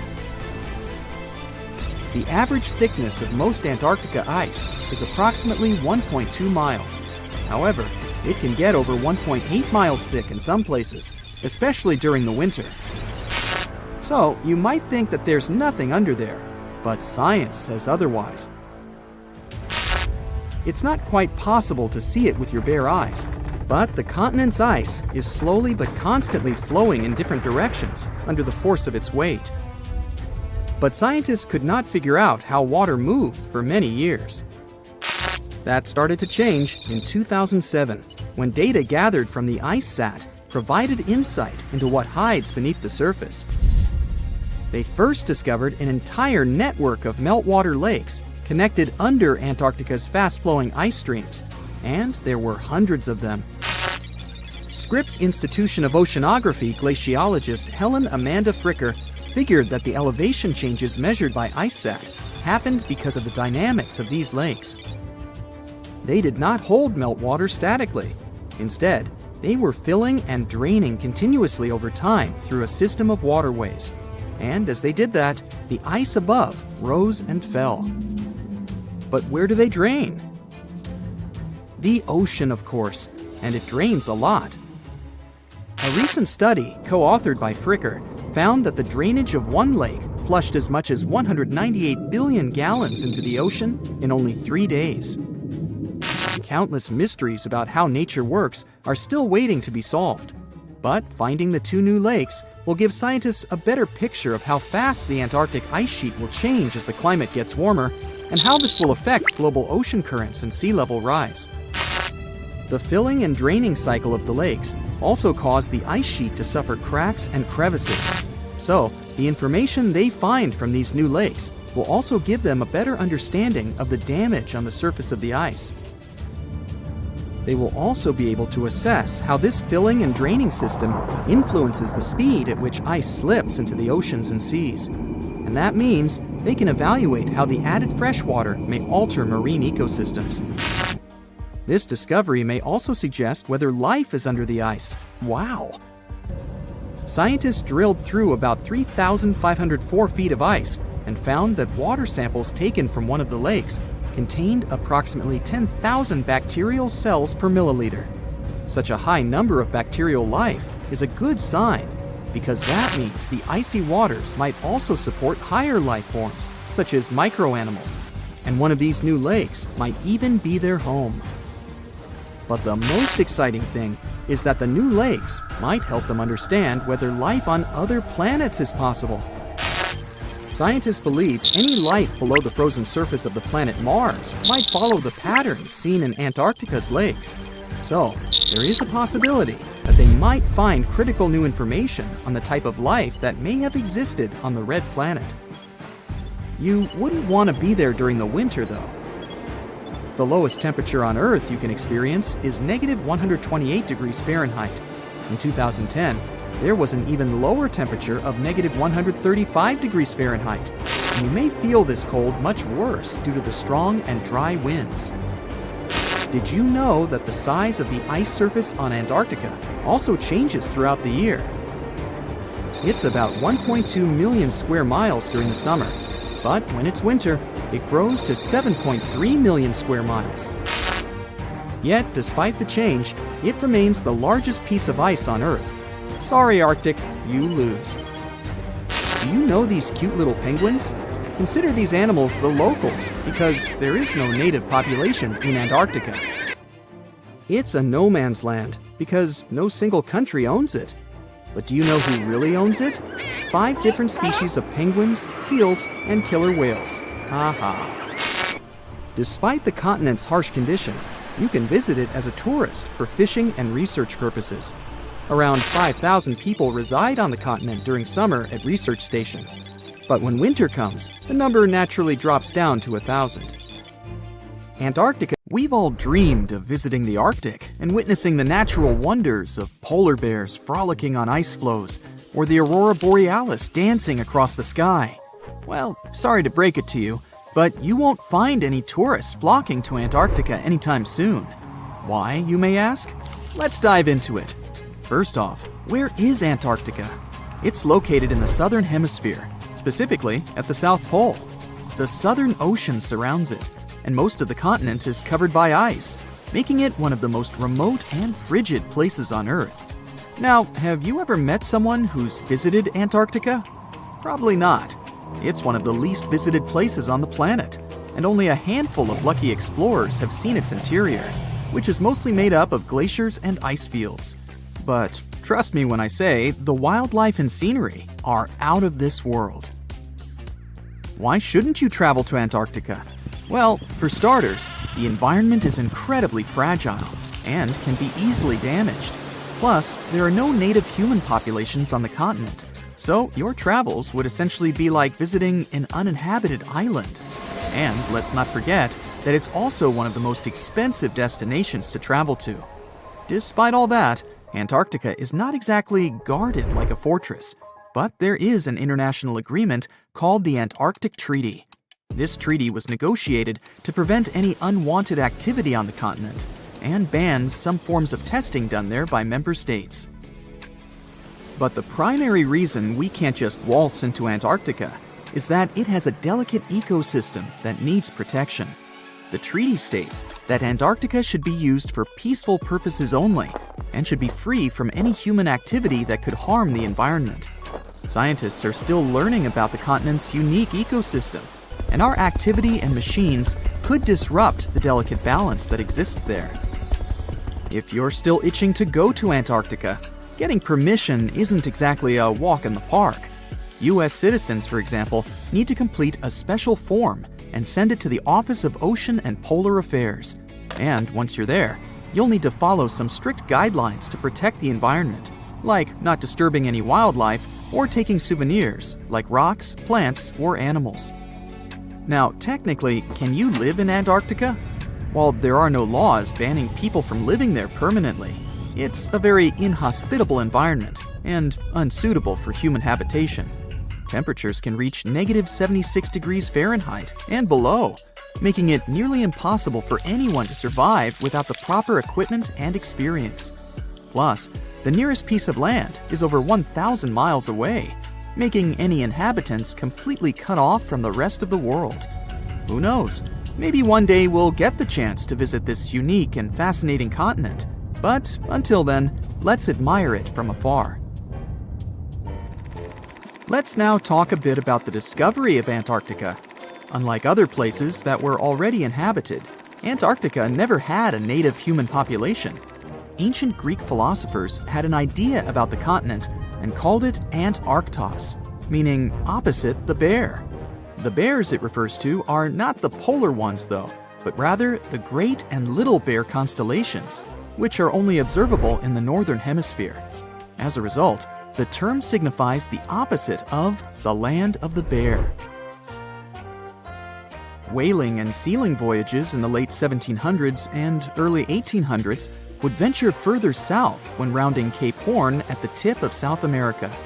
It was known that going further south often meant stronger winds, but also the risk of hitting floating ice of all sizes and of winds and seas that could prove dangerous to the ship and crew.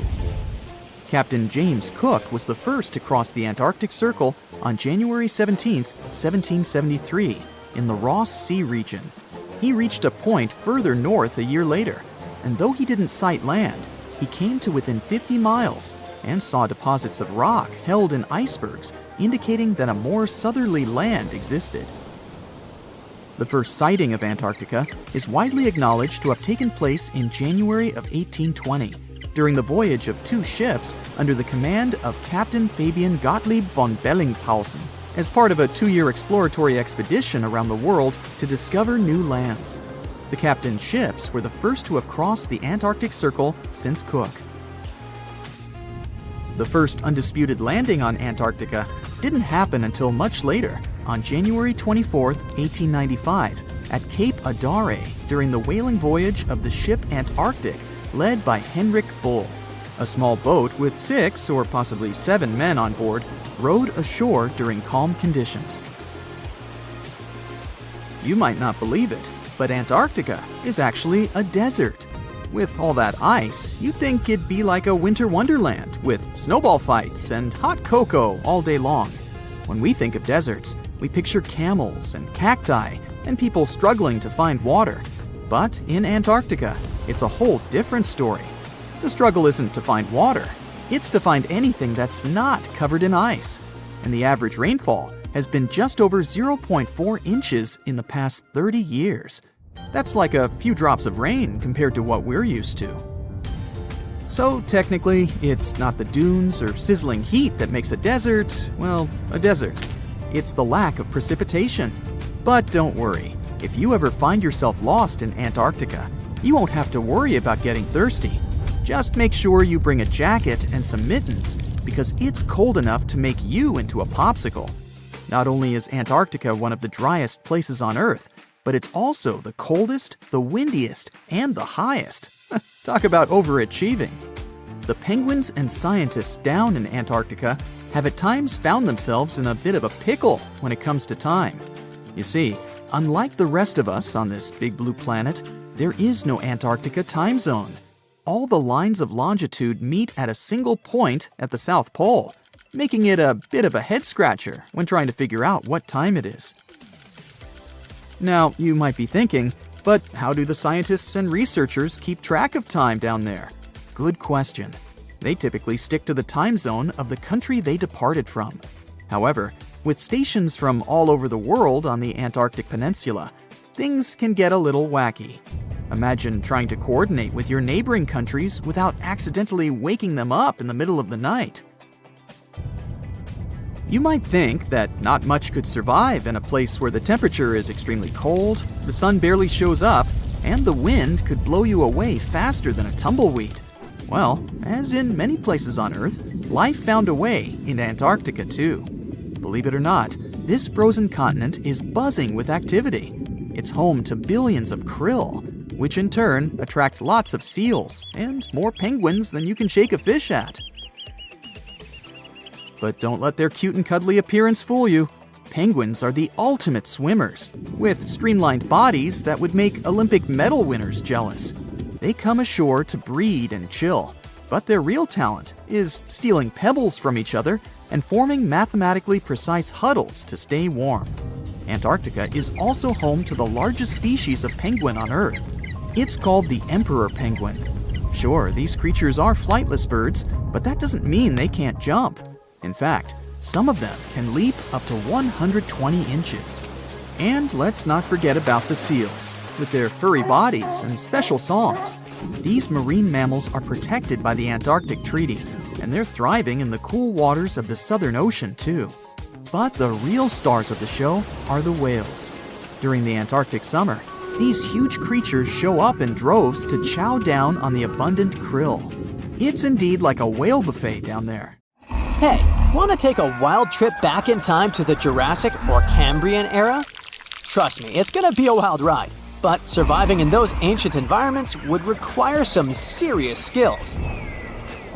At the start of the Cambrian era, the air would be as thin as at the base camp of Mount Everest, but the climate was actually pretty chill and consistent back then. However, there was one teeny tiny problem: no land plants or animals to feast on. So forget about firing up the grill for a juicy steak. Instead, you'd have to come up with creative ways to catch trilobites and other funky-looking shellfish. Good luck finding a spear without any wood or a fishing net without any plant fibers. And get ready to eat them raw, unless you can figure out how to extract oil from these creatures or burn dry seaweed. But wait, if you're looking for a more comfortable existence, you gotta travel to 100 million years ago, to the Silurian period. Here, things start to get a bit easier. The air is still thin, but there's a bit more oxygen to go around. Plus, the climate is warmer and cozier. Simple land plants have finally made their debut. Not only that, but the first bony fish also show up on the scene, so you might actually find something more palatable to munch on. Just watch out for those prehistoric millipedes and spider-like creatures that share the land with you. They might not be the best dinner companions. Yeah, it all sounds fun and feasible, but let's talk a bit more about this crazy idea of instant transportation. If you magically appeared in a different time, the first thing you'd have to worry about is the amount of oxygen in the air.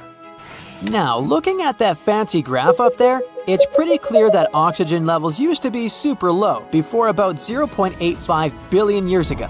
Like, we're talking just a few % of the atmosphere. and there wasn't even any O2 in the air until this event called the Great Oxygenation happened about 2.3 billion years ago. So if you ended up back then, surviving would totally depend on how fit you are.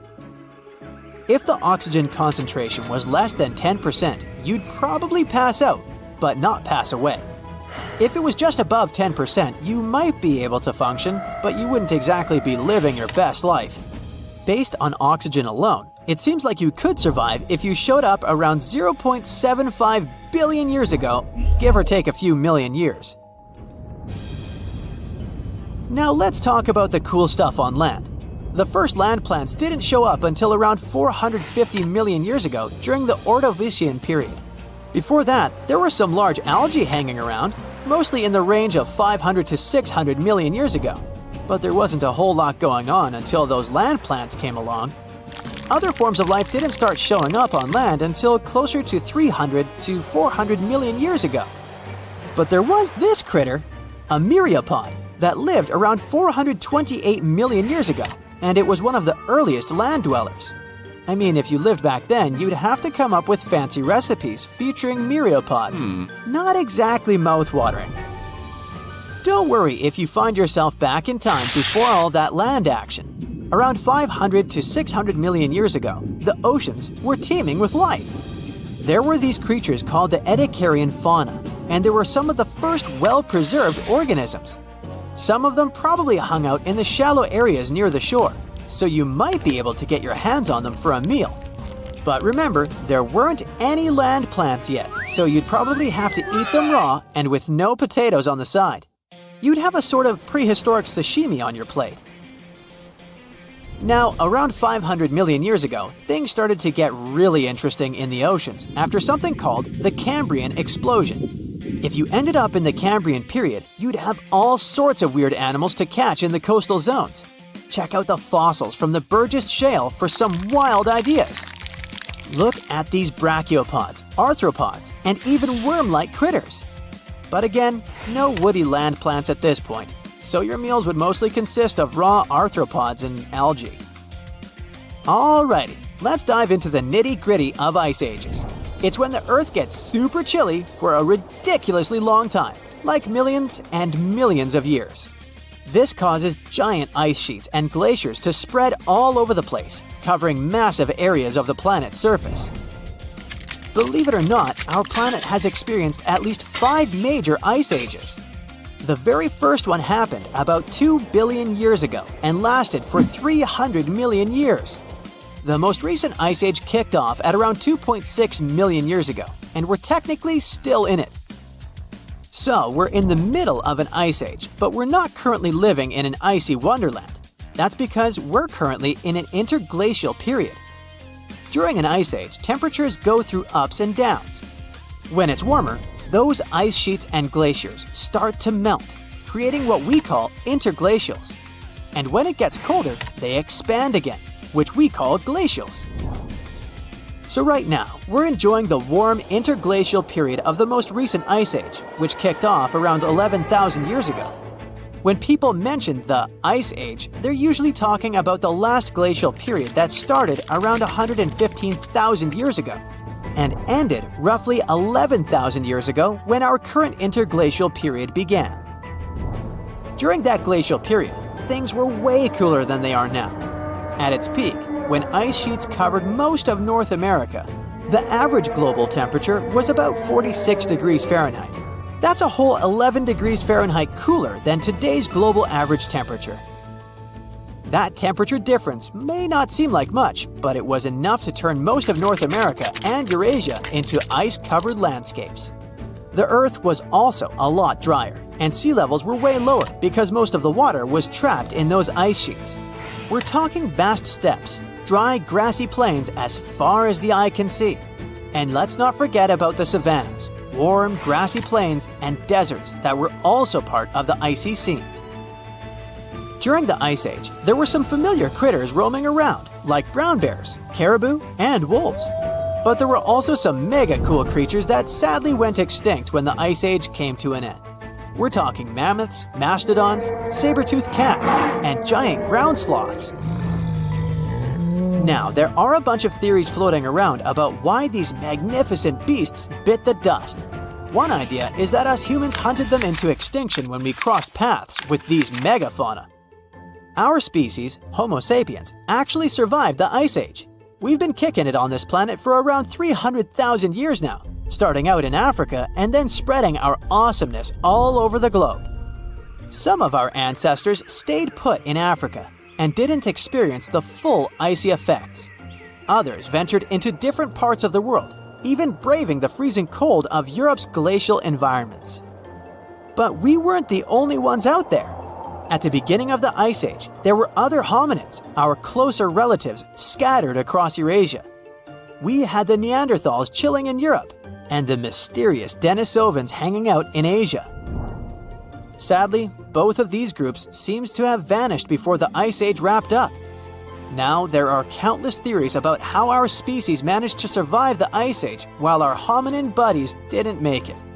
Some believe it's because we're ridiculously adaptable and used our social skills, communication, and nifty tools to our advantage. And get this, humans didn't just hunker down during the Ice Age. Nope, we explored new territories and made ourselves at home.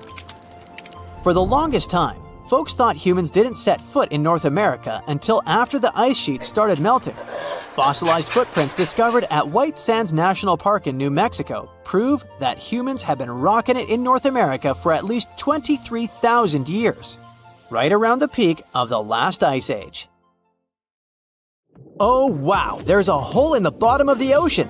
It seems that the ocean has a leak, but it's not like a leak you would expect, where water is flowing out. It's more like a spring since water is flowing in, not out.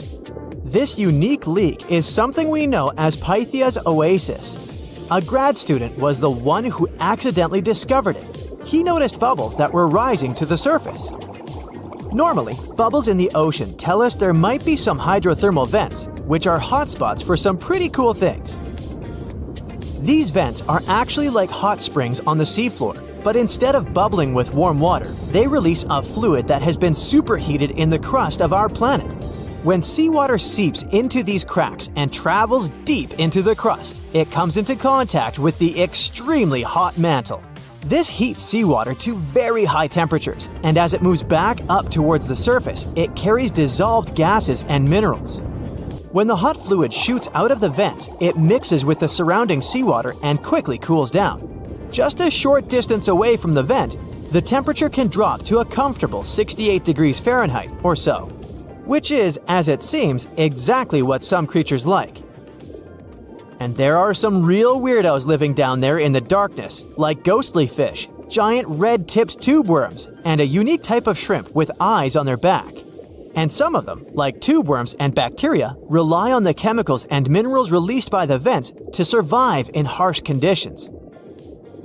But in this case, the bubbling water didn't come from a hydrothermal vent. It was there because of a spring, and that's a bit more concerning. You see, the water in this reservoir needs to stay where it is. If too much of it seeps out, there could be some serious consequences, especially for the surrounding area. You can see this unusual leak along the Cascadia subduction zone, which is a massive fault line off the Pacific Northwest coast. It's a place where two pretty big plates that make up Earth's crust come together and slide along each other. The water from Pythia's oasis kinda acts as a lubricant between these plates. You can think of the fault zone as an air hockey table. When the fluid pressure is high, it's like you've turned the air on. That means the friction between the plates is reduced, which allows the plates to move. But if the fluid pressure is lower, the two plates can lock together, which then leads to the buildup of stress. Not that they'll feel bad. In the context of tectonic plates, stress is some pressure or force that can cause deformation. And if this stress starts to build up, at some point, it's gotta go somewhere. When it's too much, it can trigger earthquakes and most likely, not small ones. For example, a release of stress in the Cascadia subduction zone could lead to a magnitude 9 earthquake.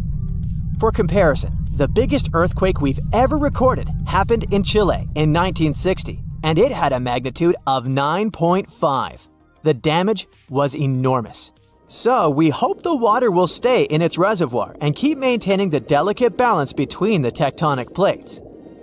We've explored only 5% of the ocean. Who knows how many cool things are there at the bottom, waiting to be found? For example, check out these mysterious holes scientists have stumbled upon in the depths of the Atlantic Ocean, near the Azores. They're neatly aligned and are about 4 inches apart, or in some cases, even several feet. They resemble punctures left by a sewing machine. Some think these holes could have a biological origin. For instance, some fish may have made them while walking along the seafloor. Others believe we could be looking at something that's human-made, maybe left by a spiked tire. Of course, such holes are perfect for making up stories about creatures from other planets who allegedly made them. Or maybe even legendary monsters, like that one from Loch Ness. It's definitely hard to explain such symmetry of the holes, but one deep-sea biologist offered a pretty good explanation.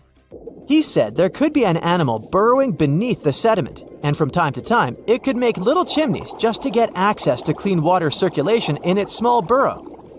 I mean, there are sediment piles around the opening of each hole, and they do support the idea that something pushed the soil from below. But there's still no proof these holes are actually connected beneath the surface. And there are also a lot of things hidden at the bottom of the oceans and seas that ancient civilizations left us. For instance, archaeologists made a really cool discovery off the southern coast of Croatia, a road hidden under layers of sea mud that's 7,000 years old. They found the ancient road at the sunken Neolithic site of Solin. The site of Solin was a human-made island in ancient times, and an archaeologist discovered it 2 years ago. He was studying satellite images of the area around Korčula, one of the beautiful Croatian islands. When he realized there could be something interesting at the bottom of the sea, he dove into the water with his colleague. And under the surface of the Adriatic Sea, which is part of the Mediterranean Sea, at a depth of 13 to 16 feet, they found stone walls that were most likely part of some ancient settlement. The landmass where people built the settlement was separated from the main island by a narrow stretch of land. Luckily, this area is protected from big waves by the surrounding islands, so the site remained relatively well preserved. It's now hidden beneath the surface of the sea and covered in mud. But it's so exciting to imagine how people walked on that road nearly 7,000 years ago, visiting nearby settlements. If you want to see the weirdest creatures, you can always head to the bottom of the sea.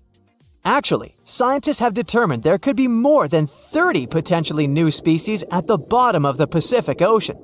They've collected them using their remote-controlled vehicle. That's a big step because until recently, they could only study such creatures through photographs. I'm talking about segmented worms, different types of coral, some invertebrates similar to centipedes, and many others. But there are also many old freaky creatures that we already know about that look like they came from sci-fi movies. Red octopus, blobfish. Okay, this one kinda looks normal until you raise it to the surface. The goblin shark, Sloane's viperfish, zombie worms. Ugh. Yeah, I hear ya. Let's move on. The seafloor hides things from space too. There are traces of rare forms of plutonium and iron at the bottom of the Pacific Ocean. And what's awesome is that all this has come from space. These radioactive materials probably formed during some kind of cataclysmic event in space and eventually made their way out to our beautiful home planet.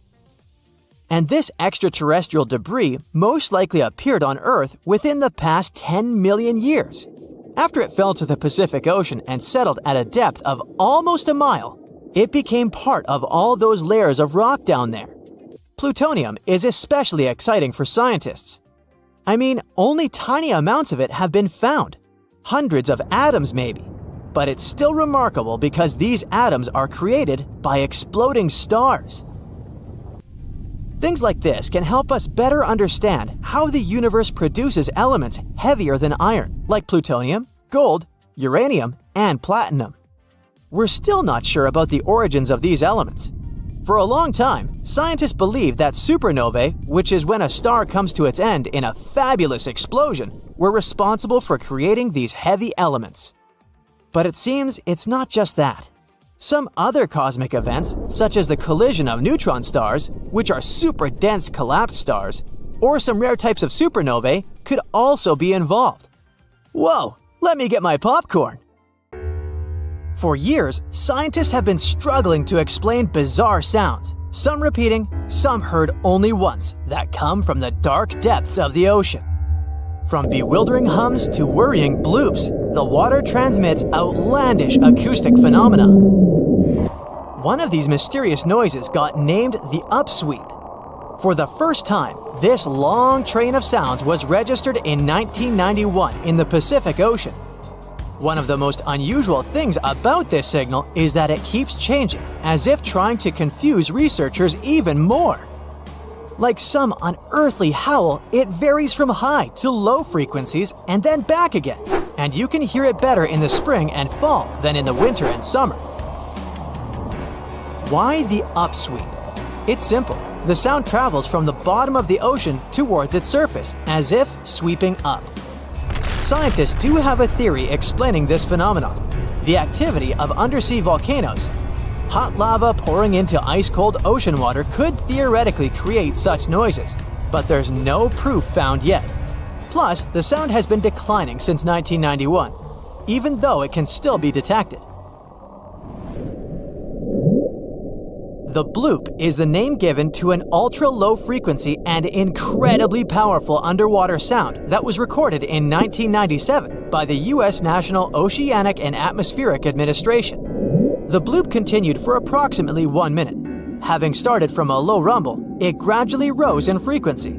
It also kinda mimicked the noise created by marine animals, but its volume was so great that no living creature known to science could have made it.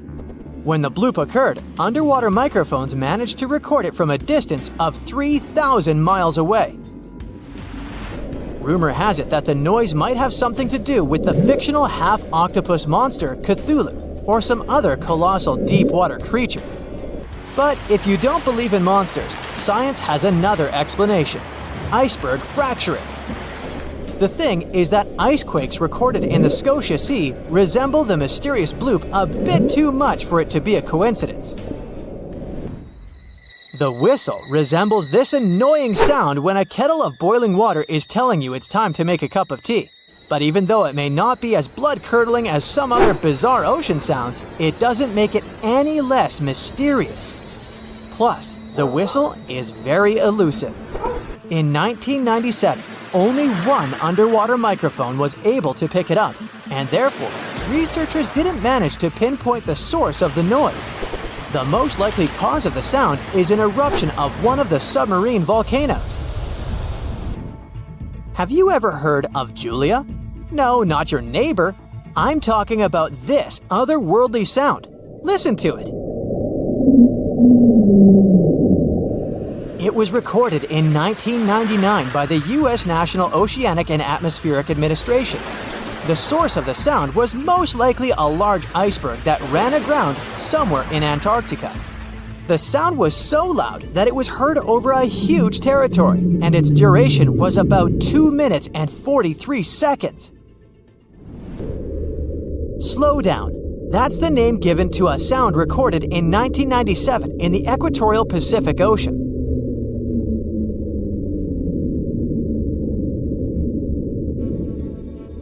The sound was called this way because it slowly decreased in frequency over 7 minutes or so.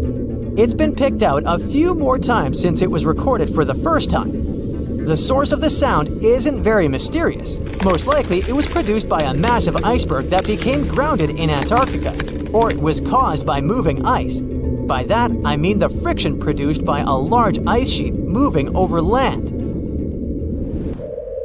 The loneliest whale sound is often called the 52 Hz whale, because the animal that creates it calls it at a unique for these creatures frequency. When you listen to this sound, it sounds like a low bass note. At the same time, it's much higher than the normal frequency of the whale call, which rings between 10 and 40 Hz. Interestingly, scientists have been listening to the world's loneliest whale for decades, but haven't managed to figure out its precise location. Nobody knows whether the mammal is male or female, what species it is, or if the animal is still alive. After all, for the last time, its call was recorded in 2004. Earth-shaking booming sounds have been reverberating off some parts of North Carolina for more than 150 years. Called Seneca guns, they're most often heard near the coast. The sounds are so powerful that they often rattle window panes and sometimes vibrate entire buildings. They can last from 1 to almost 10 seconds. Even though scientists haven't cracked this mystery yet, there are some theories. They range from earthquakes to severe distant storms and quarry blasts. But even though the ground trembles every time the phenomenon occurs, no seismic activity coincides with these events. So far, scientists have come to the conclusion that the mysterious sounds happen in the atmosphere, not on or under the surface of our planet. If this theory is true, bolides might be the answer. These extremely bright meteors often explode once they enter Earth's atmosphere. Or Seneca guns might be born in the ocean. Sometimes, when enormous waves collide far away from the shore, you can hear it, even if you're nowhere near the coast. Seneca guns are a type of skyquakes. You don't need to travel to a particular part of the world to hear one of those. Mysterious sonic booms ramble from the sky everywhere, from the US to India and Japan. Just like Seneca guns, this sound phenomenon occurs mostly near the coast or a big body of water. Rattling glassware and windows in the nearby houses, skyquakes could be connected with ultra-fast airplanes breaking the sound barrier. But people started hearing the first skyquakes in 1824. The theories trying to explain this phenomenon include sand dunes shifting, meteors entering the atmosphere, distant volcanoes erupting, Earth's crust cracking during earthquakes, and even gas bursting out of underground vents in the sea or lake bottom.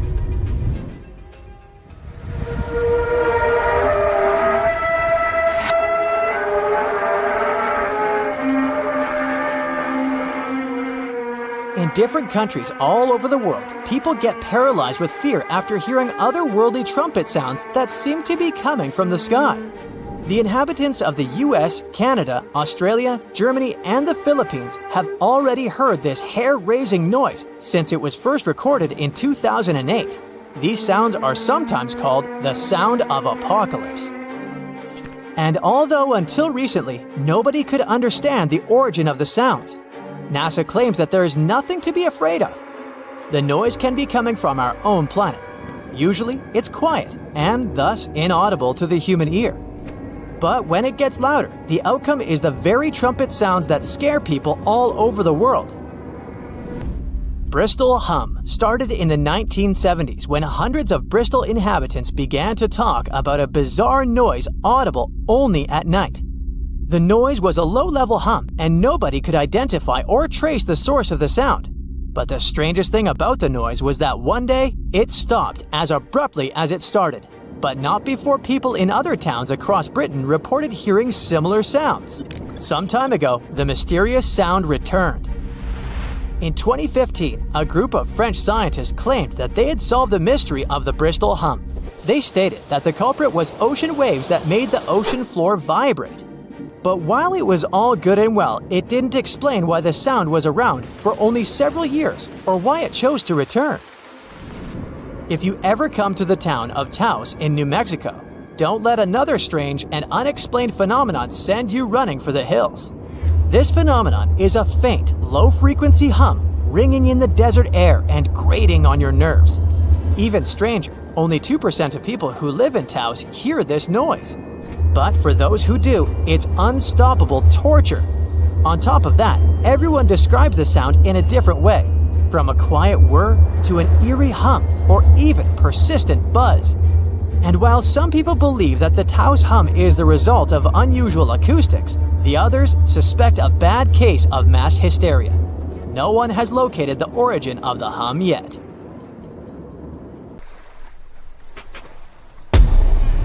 Many terrifying animals live deep beyond the waves, like this vampire squid living 3,000 feet below the surface in almost complete darkness. This animal has a cloak like a vampire's. That's why it's called the vampire squid.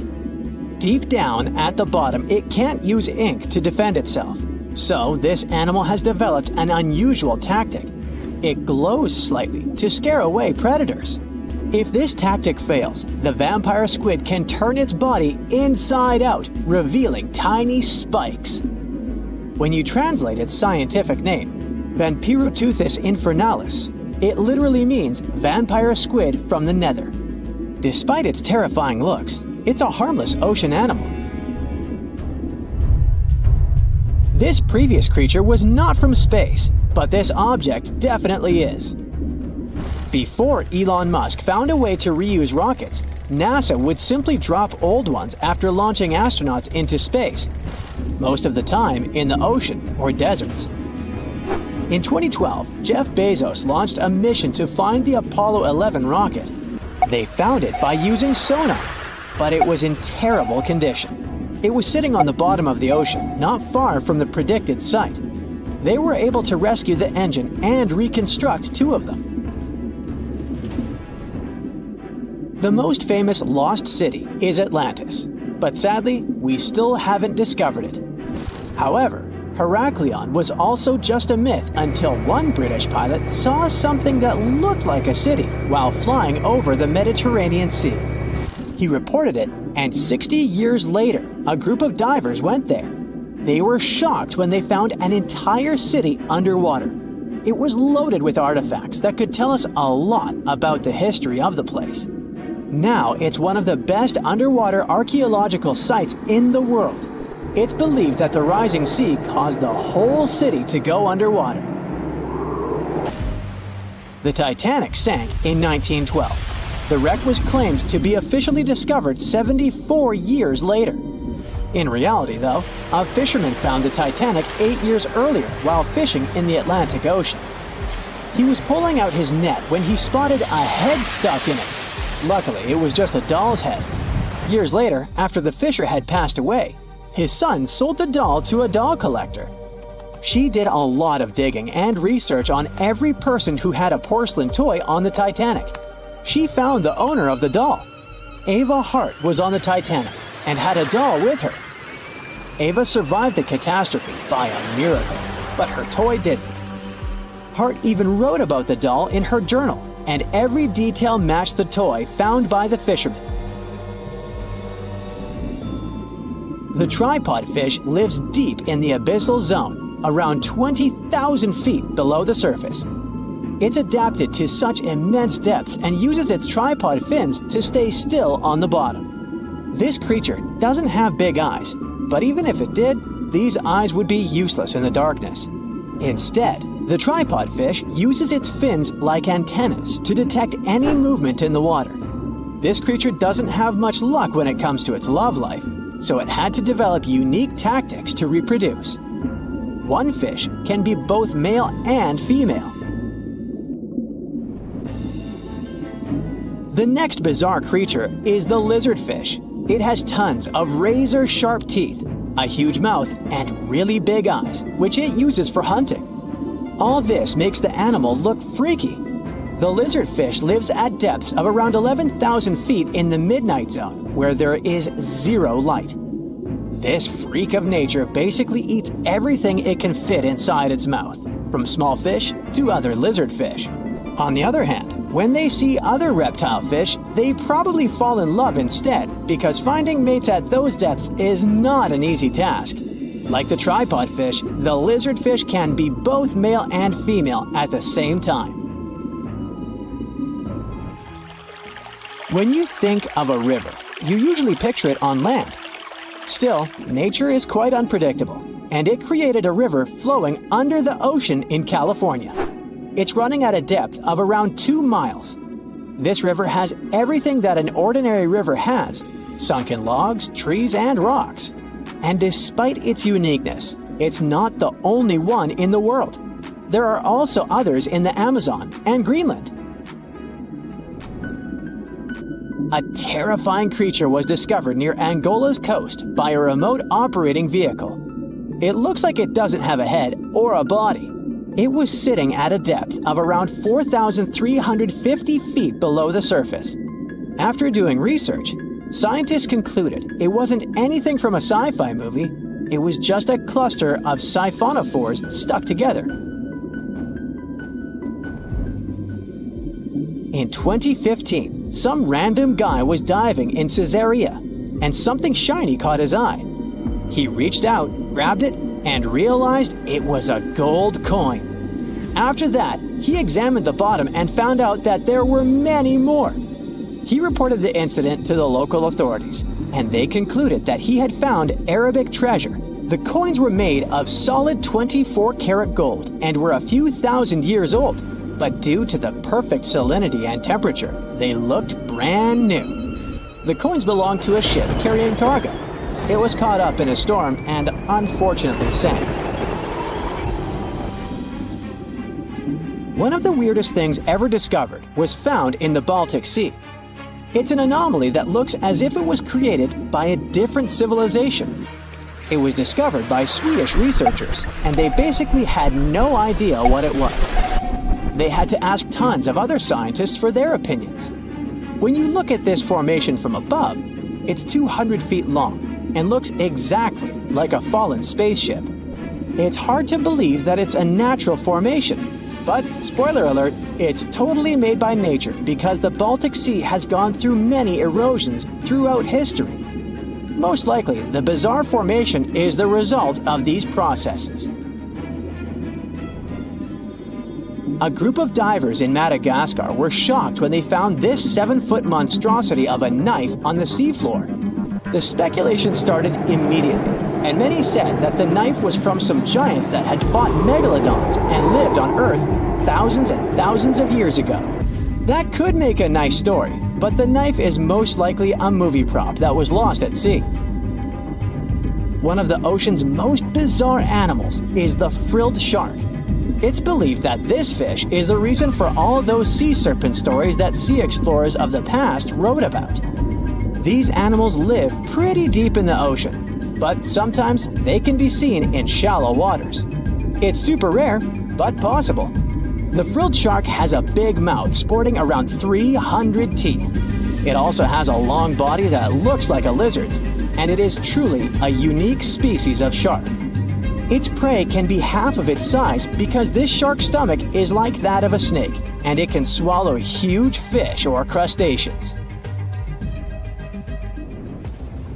Spotting a few worms in your garden is no big deal, but after seeing a 26-foot long one in the ocean, you will make your wetsuit a little wetter. This worm is super rare, and it's completely harmless to humans.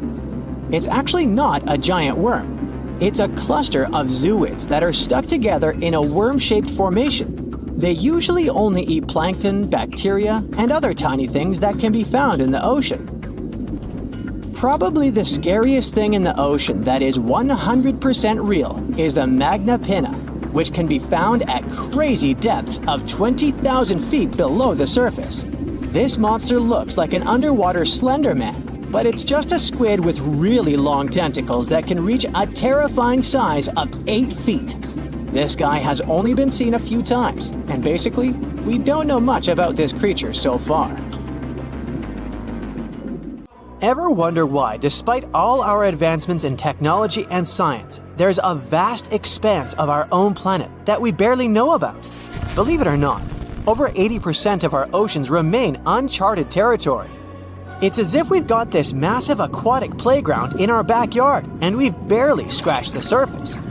Also, did you know that only about 7% of our oceans have a special tag called Marine Protected Areas, or MPAs?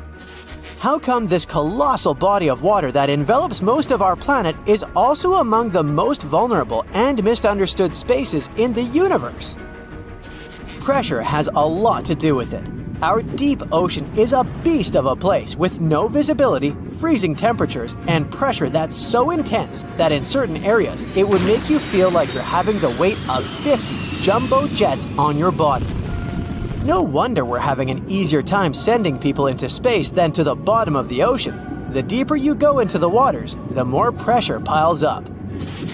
But let's not forget we have tech on our side, right?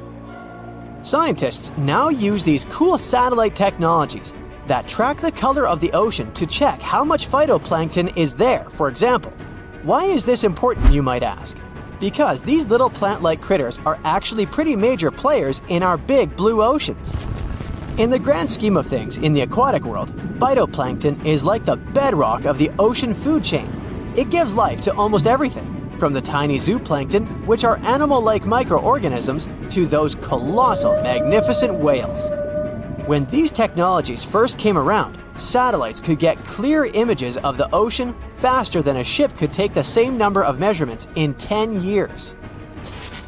But it's not all about looking at the ocean from space. Sometimes you gotta dive in there and see it for yourself. Thankfully, we've come a long way in ocean exploration tech too. We've got things like floats and drifters that ride the ocean currents while collecting data, and a whole fleet of underwater vehicles, some of which are manned, some remote-controlled, and some even autonomous. Remember James Cameron, the guy who made the movie Titanic? He's super into exploring the ocean, and in 2012, he set a record by going down to the Mariana Trench in a vertical torpedo sub. He thinks there's nothing like being in the ocean and experiencing it firsthand. Other companies use a mix of technologies for their ocean explorations. It led them to discover amazing stuff like a deep-sea coral reef near Morocco, the only one still growing in the Mediterranean Sea. They've also discovered new species and documented ones previously thought to live only in the Atlantic. These efforts have convinced local authorities to declare some places as marine parks. As with most scientific areas, the road isn't without its bumps. These expeditions can cost quite a lot, and the lack of detailed maps and data only adds to the challenge. We can't always rely on bathymetric information, meaning the study of the ocean floor, because it's often not available. And that's the tricky part. We need to explore more to know more, but getting the funds for these kinds of projects can be tough when there are so many unknown variables. One particular company's explorations have helped protect nearly 4 million square miles of ocean so far. The data they collect during their expeditions is invaluable. It's used to identify new species, locate vulnerable habitats, and even show where threatened species are being overlooked. Their work helps dismiss excuses from local authorities who claim they lack the necessary information to establish more MPAs. The same company supports a goal known as 30 by 30, aiming to protect 30% of our oceans by 2030. It's a big target, and there's a long road ahead, but ongoing ocean exploration can provide the proof needed to keep more of our oceans safe. We also need to set aside areas for protection and research, even when we don't have all the facts just yet. On that note, some cool scientists have recently stumbled upon a gigantic and mysterious world beneath the Pacific Northwest coast's ocean floor. The best part is, this massive realm of life is pretty much cut off from the rest of the world above, making it like a secret underground club that only the best microbiologists have access to. Picture an active city, except the city is microscopic cracks in the basalt rocks of our oceanic crust, and its residents are microbes. These tiny creatures aren't like you and me. They don't rely on sunlight or the organic products of land and water ecosystems for sustenance. Instead, they thrive on chemical reactions with rocks and seawater. Scientists call this type of life chemosynthetic, which sounds complicated, but it basically means life sustained by chemical reactions. While this sort of life has been found deep in mines and around seafloor hydrothermal vents, the scale at which these creatures are found under the oceanic crust is unprecedented. It might even be the most extensive ecosystem on Earth. A geomicrobiologist from Denmark was part of the team that made this discovery. He claimed that over 50% of our planet's surface is oceanic crust, which is an average of 4 miles thick. Imagine the size of this chemosynthetic party happening down there. This discovery didn't happen overnight. Since the 90s, scientists have found weird tiny holes in the basalt rocks that make up much of Earth's outer crust. They seem like they might have been made by bacteria, but hey, there was supposed to be no life there. I mean, imagine trying to survive in a place that's hot, deep, dark, dense, and mostly devoid of the organic compounds we need for life. Yet, here they are. In the following years, more pieces of the puzzle fell into place. Scientists found that the oceanic crusts had different conditions at the centers and edges. At the centers, rocks are jam-packed with energy-rich compounds that support these tiny life forms. But by the time they reach the edges, these chemicals are all gone. Fast forward to now, and it's time to put the puzzle together. A microbial ecologist from the University of North Carolina worked on this research and says we now have solid evidence of microbial life in the cracks and crevices of deep ocean basalt. The next question scientists asked was, how far does this life extend? Researchers collected samples of crust from a plate roughly 120 miles off of Washington's coast, drilling deep beneath the ocean's surface. What they found down there was remarkable. The life down there runs on a unique fuel, hydrogen. Yep, in the absence of sunlight, hydrogen provides the energy for all their biological processes. These microbes use hydrogen to transform carbon dioxide into organic matter. This matter and other byproducts, like methane, then fuel other organisms, creating a network of life. Of course, the life down there isn't as complex as the one we know up here. Scientists doubt there will be any multicellular life under the ocean because it's too hot and energy poor. But hey, who knows? This universe under our oceans still has a lot to reveal. This whole thing is significant for many reasons. First, it confirms that life can exist in places without oxygen, which changes our perspective on where we can find life. This makes us wonder if life could exist under similar conditions on other planets, where surface conditions might be too harsh. The implications on Earth are also profound. If a large portion of life exists in the oceanic crust, then our understanding of life on our own planet could be completely changed. This exciting discovery stretches our understanding of life and prompts us to keep exploring the mysterious depths of our oceans, pushing the limits of our understanding. NASA is also in on the whole deep sea exploration project. Why? Shouldn't they be preoccupied with outer space? Because they're hoping to find hints about what the oceans on other planets might look like. NASA specialists are really hopeful that by unearthing underwater secrets, we can solve some of the big questions about space. Plus, they're testing some nifty equipment for future journeys across our solar system. How would you describe the shape of the planet we live on? It's definitely round, but it's not a perfect sphere. Because of the force of Earth's rotation, it's slightly flat on the north and south pole. But there's more to it. The planet's rotation causes its sides to bulge outwards. The best term to describe our home planet is ellipsoid.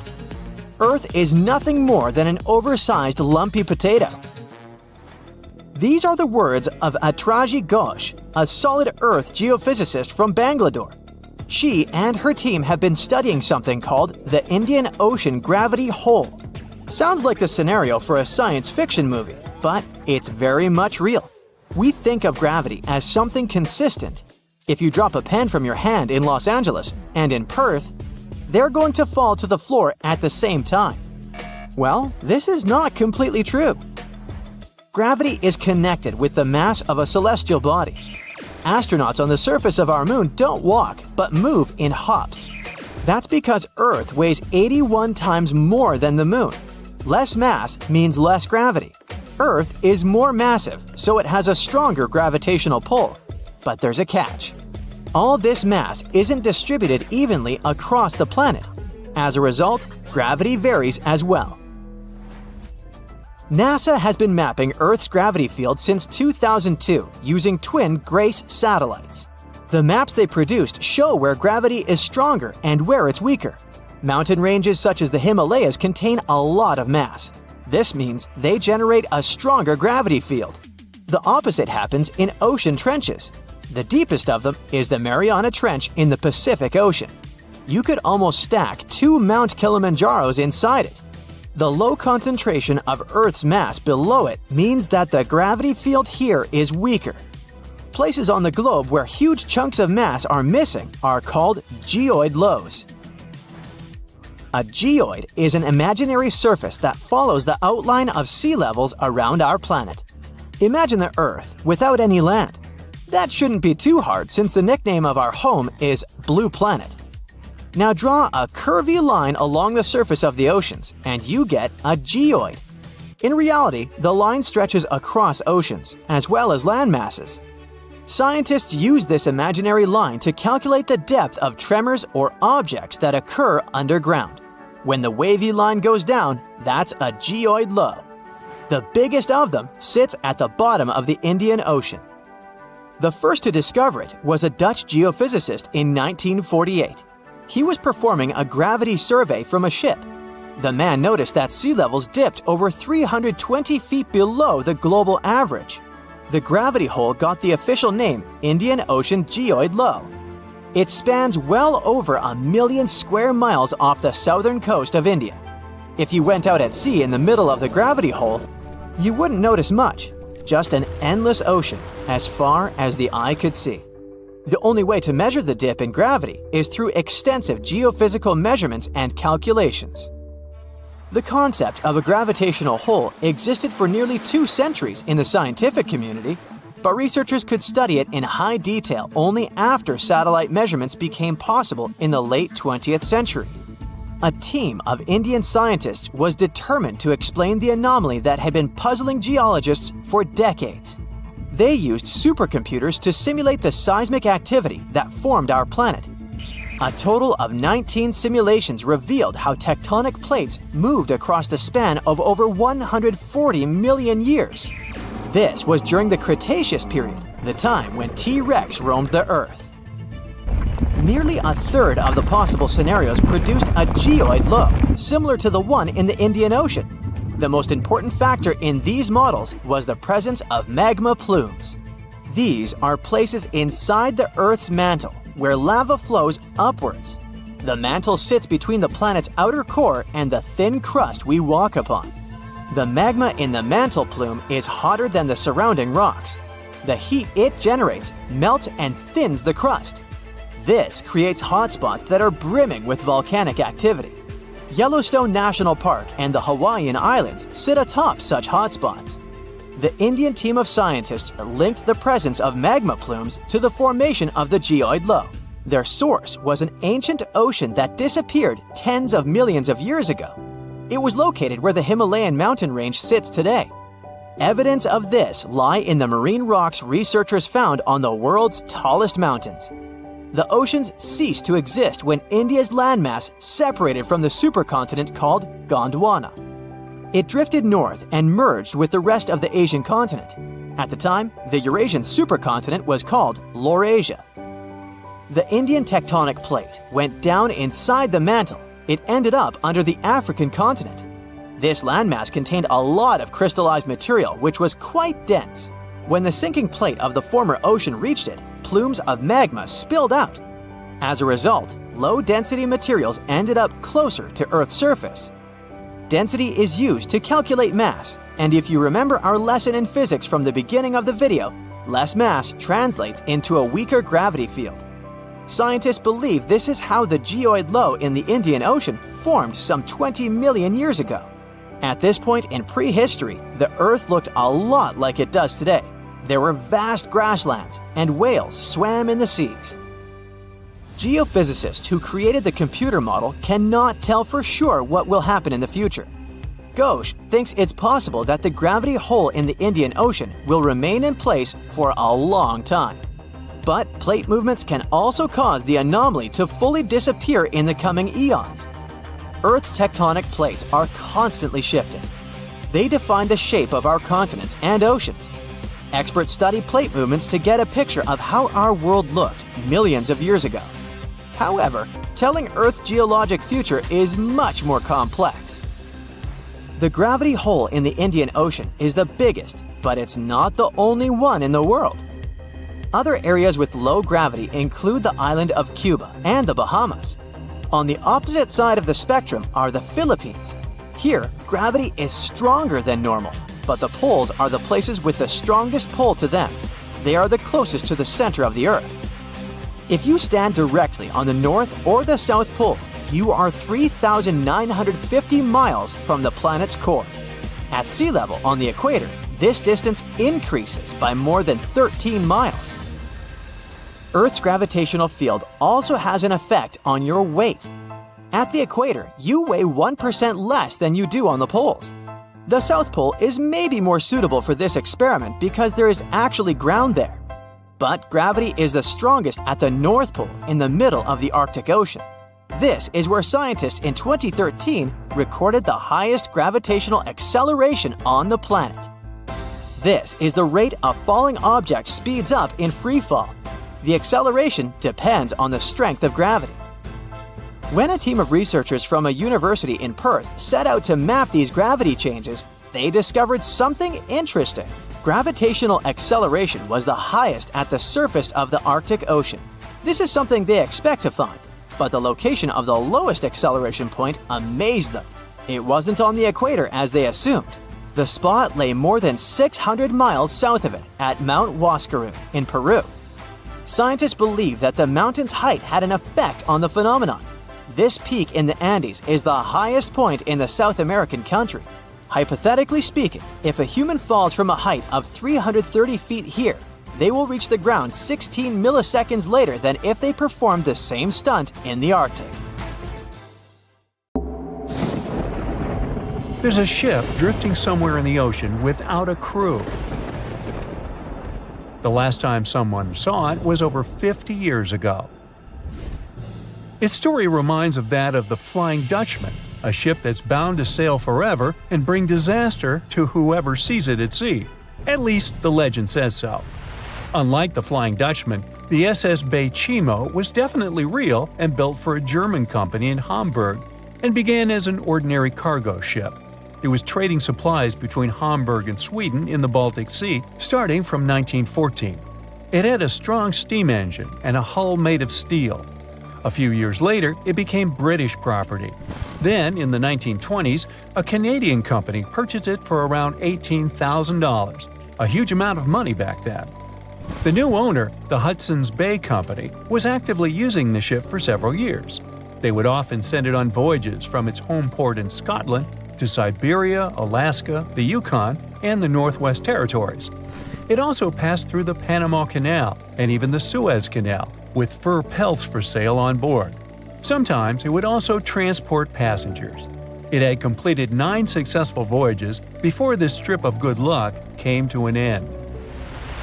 Starting from the 1930s, SS Baychimo would have trouble with ice and storms. When it first got trapped in ice in October of 1931, some of the crew managed to escape to Alaska. 15 of 22 sailors decided to stay with their vessel and try to save it.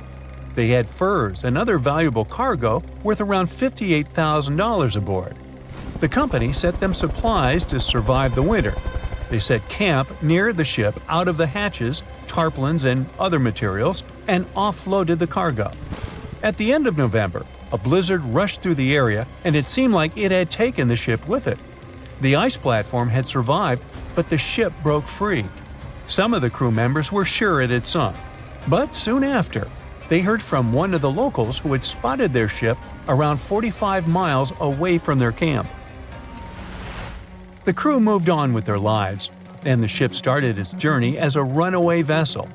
People would spot SS Baychimo once a year or so, all the way until 1965. It was mostly spotted off the coast of Alaska. A man going to Nome with his sled dog, along with prospectors, explorers, and treasure hunters, all claimed to have seen SS Baychimo. Someone tried to board it and take it to port, but ended up stranded on it for days because of horrible weather. Others got luckier and managed to take a whaleboat, some furniture, and other valuables from the vessel. Those who got close to the ship saw that it was damaged and missing the propeller. Still, it stayed afloat without a crew for at least 38 years and became the longest sailing ghost ship in history. In 2006, the Alaskan authorities started a project to solve the mystery of this ghost ship of the Arctic and finally find SS Baychimo, either still above or below the water. So far, the project has not been a success. SS Baychimo remains one of the estimated 4,000 ships that have disappeared off Alaskan shores. If the legend of the 17th century isn't lying, this ghost ship could be sailing somewhere along the Flying Dutchman. It belonged to the Dutch East India Company. Its captain managed to do the impossible for that time and sailed from Holland to Indonesia in only 3 months. They said he was flying over the sea, and some evil tongues explained that he had made a deal with evil forces to achieve that. Once the ship was sailing back home, its captain and crew disappeared without a trace. There are many versions of what happened to it. One of the first ones said it had tried to enter port at the Cape of Good Hope, got in a terrible storm, and sank as there was no captain to save it. Another legend says the captain had refused to obey the skies to let the ship sink during the storm. A scary life form then struck the boat and the crew, and it was condemned to forever wander without rest. Many sailors claim to have spotted the wandering Dutchman. The Duke of York, who was to become King of England, mentioned having seen it in Australian waters. Right after spotting the ship, the man who saw it first fell from the top of the mast and didn't survive. There were more encounters with this legendary ship up to the middle of the 20th century. Ships would nearly collide with it as the Flying Dutchman jumped out of the blue. Scientists have a more logical explanation for this mystery: Fata Morgana, not to be confused with Hakuna Matata. Now, when you're out at sea on a hot day and the air is all wavy, it feels like when you look at the road on a scorching summer day. That's because of something called atmospheric refraction. When light passes through different layers of air with different temperatures and densities, it bends and twists. Sometimes, under certain conditions, this bending of light can create really bizarre optical illusions over the ocean, like sightings of the Flying Dutchman.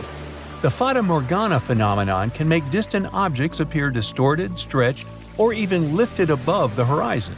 So you can see a ship far away, but because of the way the light is bending, it will look like it's floating above the water or even disappearing and reappearing. A Fata Morgana is most commonly seen in polar regions, especially over large sheets of ice that have a uniform low temperature. But you can see it anywhere, even in deserts and over lakes on hot days. The first stories about ghost ships go all the way back to ancient Greek and Roman mythology. One of the most famous ghost ships in history is the Mary Celeste. This brigantine was traveling from New York City to Genoa and was fully stocked with provisions, but missing a crew when it was discovered in the Atlantic Ocean in 1872. The crew's personal belongings were also there, completely undisturbed. The final entry in their log was made 10 days earlier. We still don't know what happened to its crew, and the ship has inspired many spooky stories and legends. The Lady Lovibond was another legendary schooner that is believed to have been wrecked off the coast of Kent in the middle of the 18th century. The story tells that the ship's captain, Simon Reed, had just got married and took his bride on board for a celebratory cruise, despite the superstition that it could bring bad luck. They were on their way to Portugal when the first mate, who is also in love with the captain's new wife, went mad because of jealousy, attacked another crew member, and then took over the wheel and steered the ship straight into the dreaded Goodwin Sands. No one aboard survived, and the schooner is said to reappear as a ghost vessel every 50 years. In present times, many vessels become abandoned and turned into ghost ships intentionally. There are thousands of them floating in U.S. rivers, lakes, channels, and coastal waters. Some people lose their boats in storms and other extreme weather. Others have to abandon their boats because maintaining them can cost 10% of the boat's price. Plus, docking a vessel can add up to several $1,000s every year. Most boats have been made of fiberglass, so an owner can't just recycle them as scrap metal. So, once they want to get rid of it, they often tie it to a dock and sneak away, or leave it floating far away from the shore, or just try to sink it. When ghost ships sink in shallow waters, they can cause damage to coral reefs, mangroves, marshlands, oyster habitats, and wetlands. Plus, they can collide with unsuspecting regular ships and cause real trouble. So, don't do that. Enough said.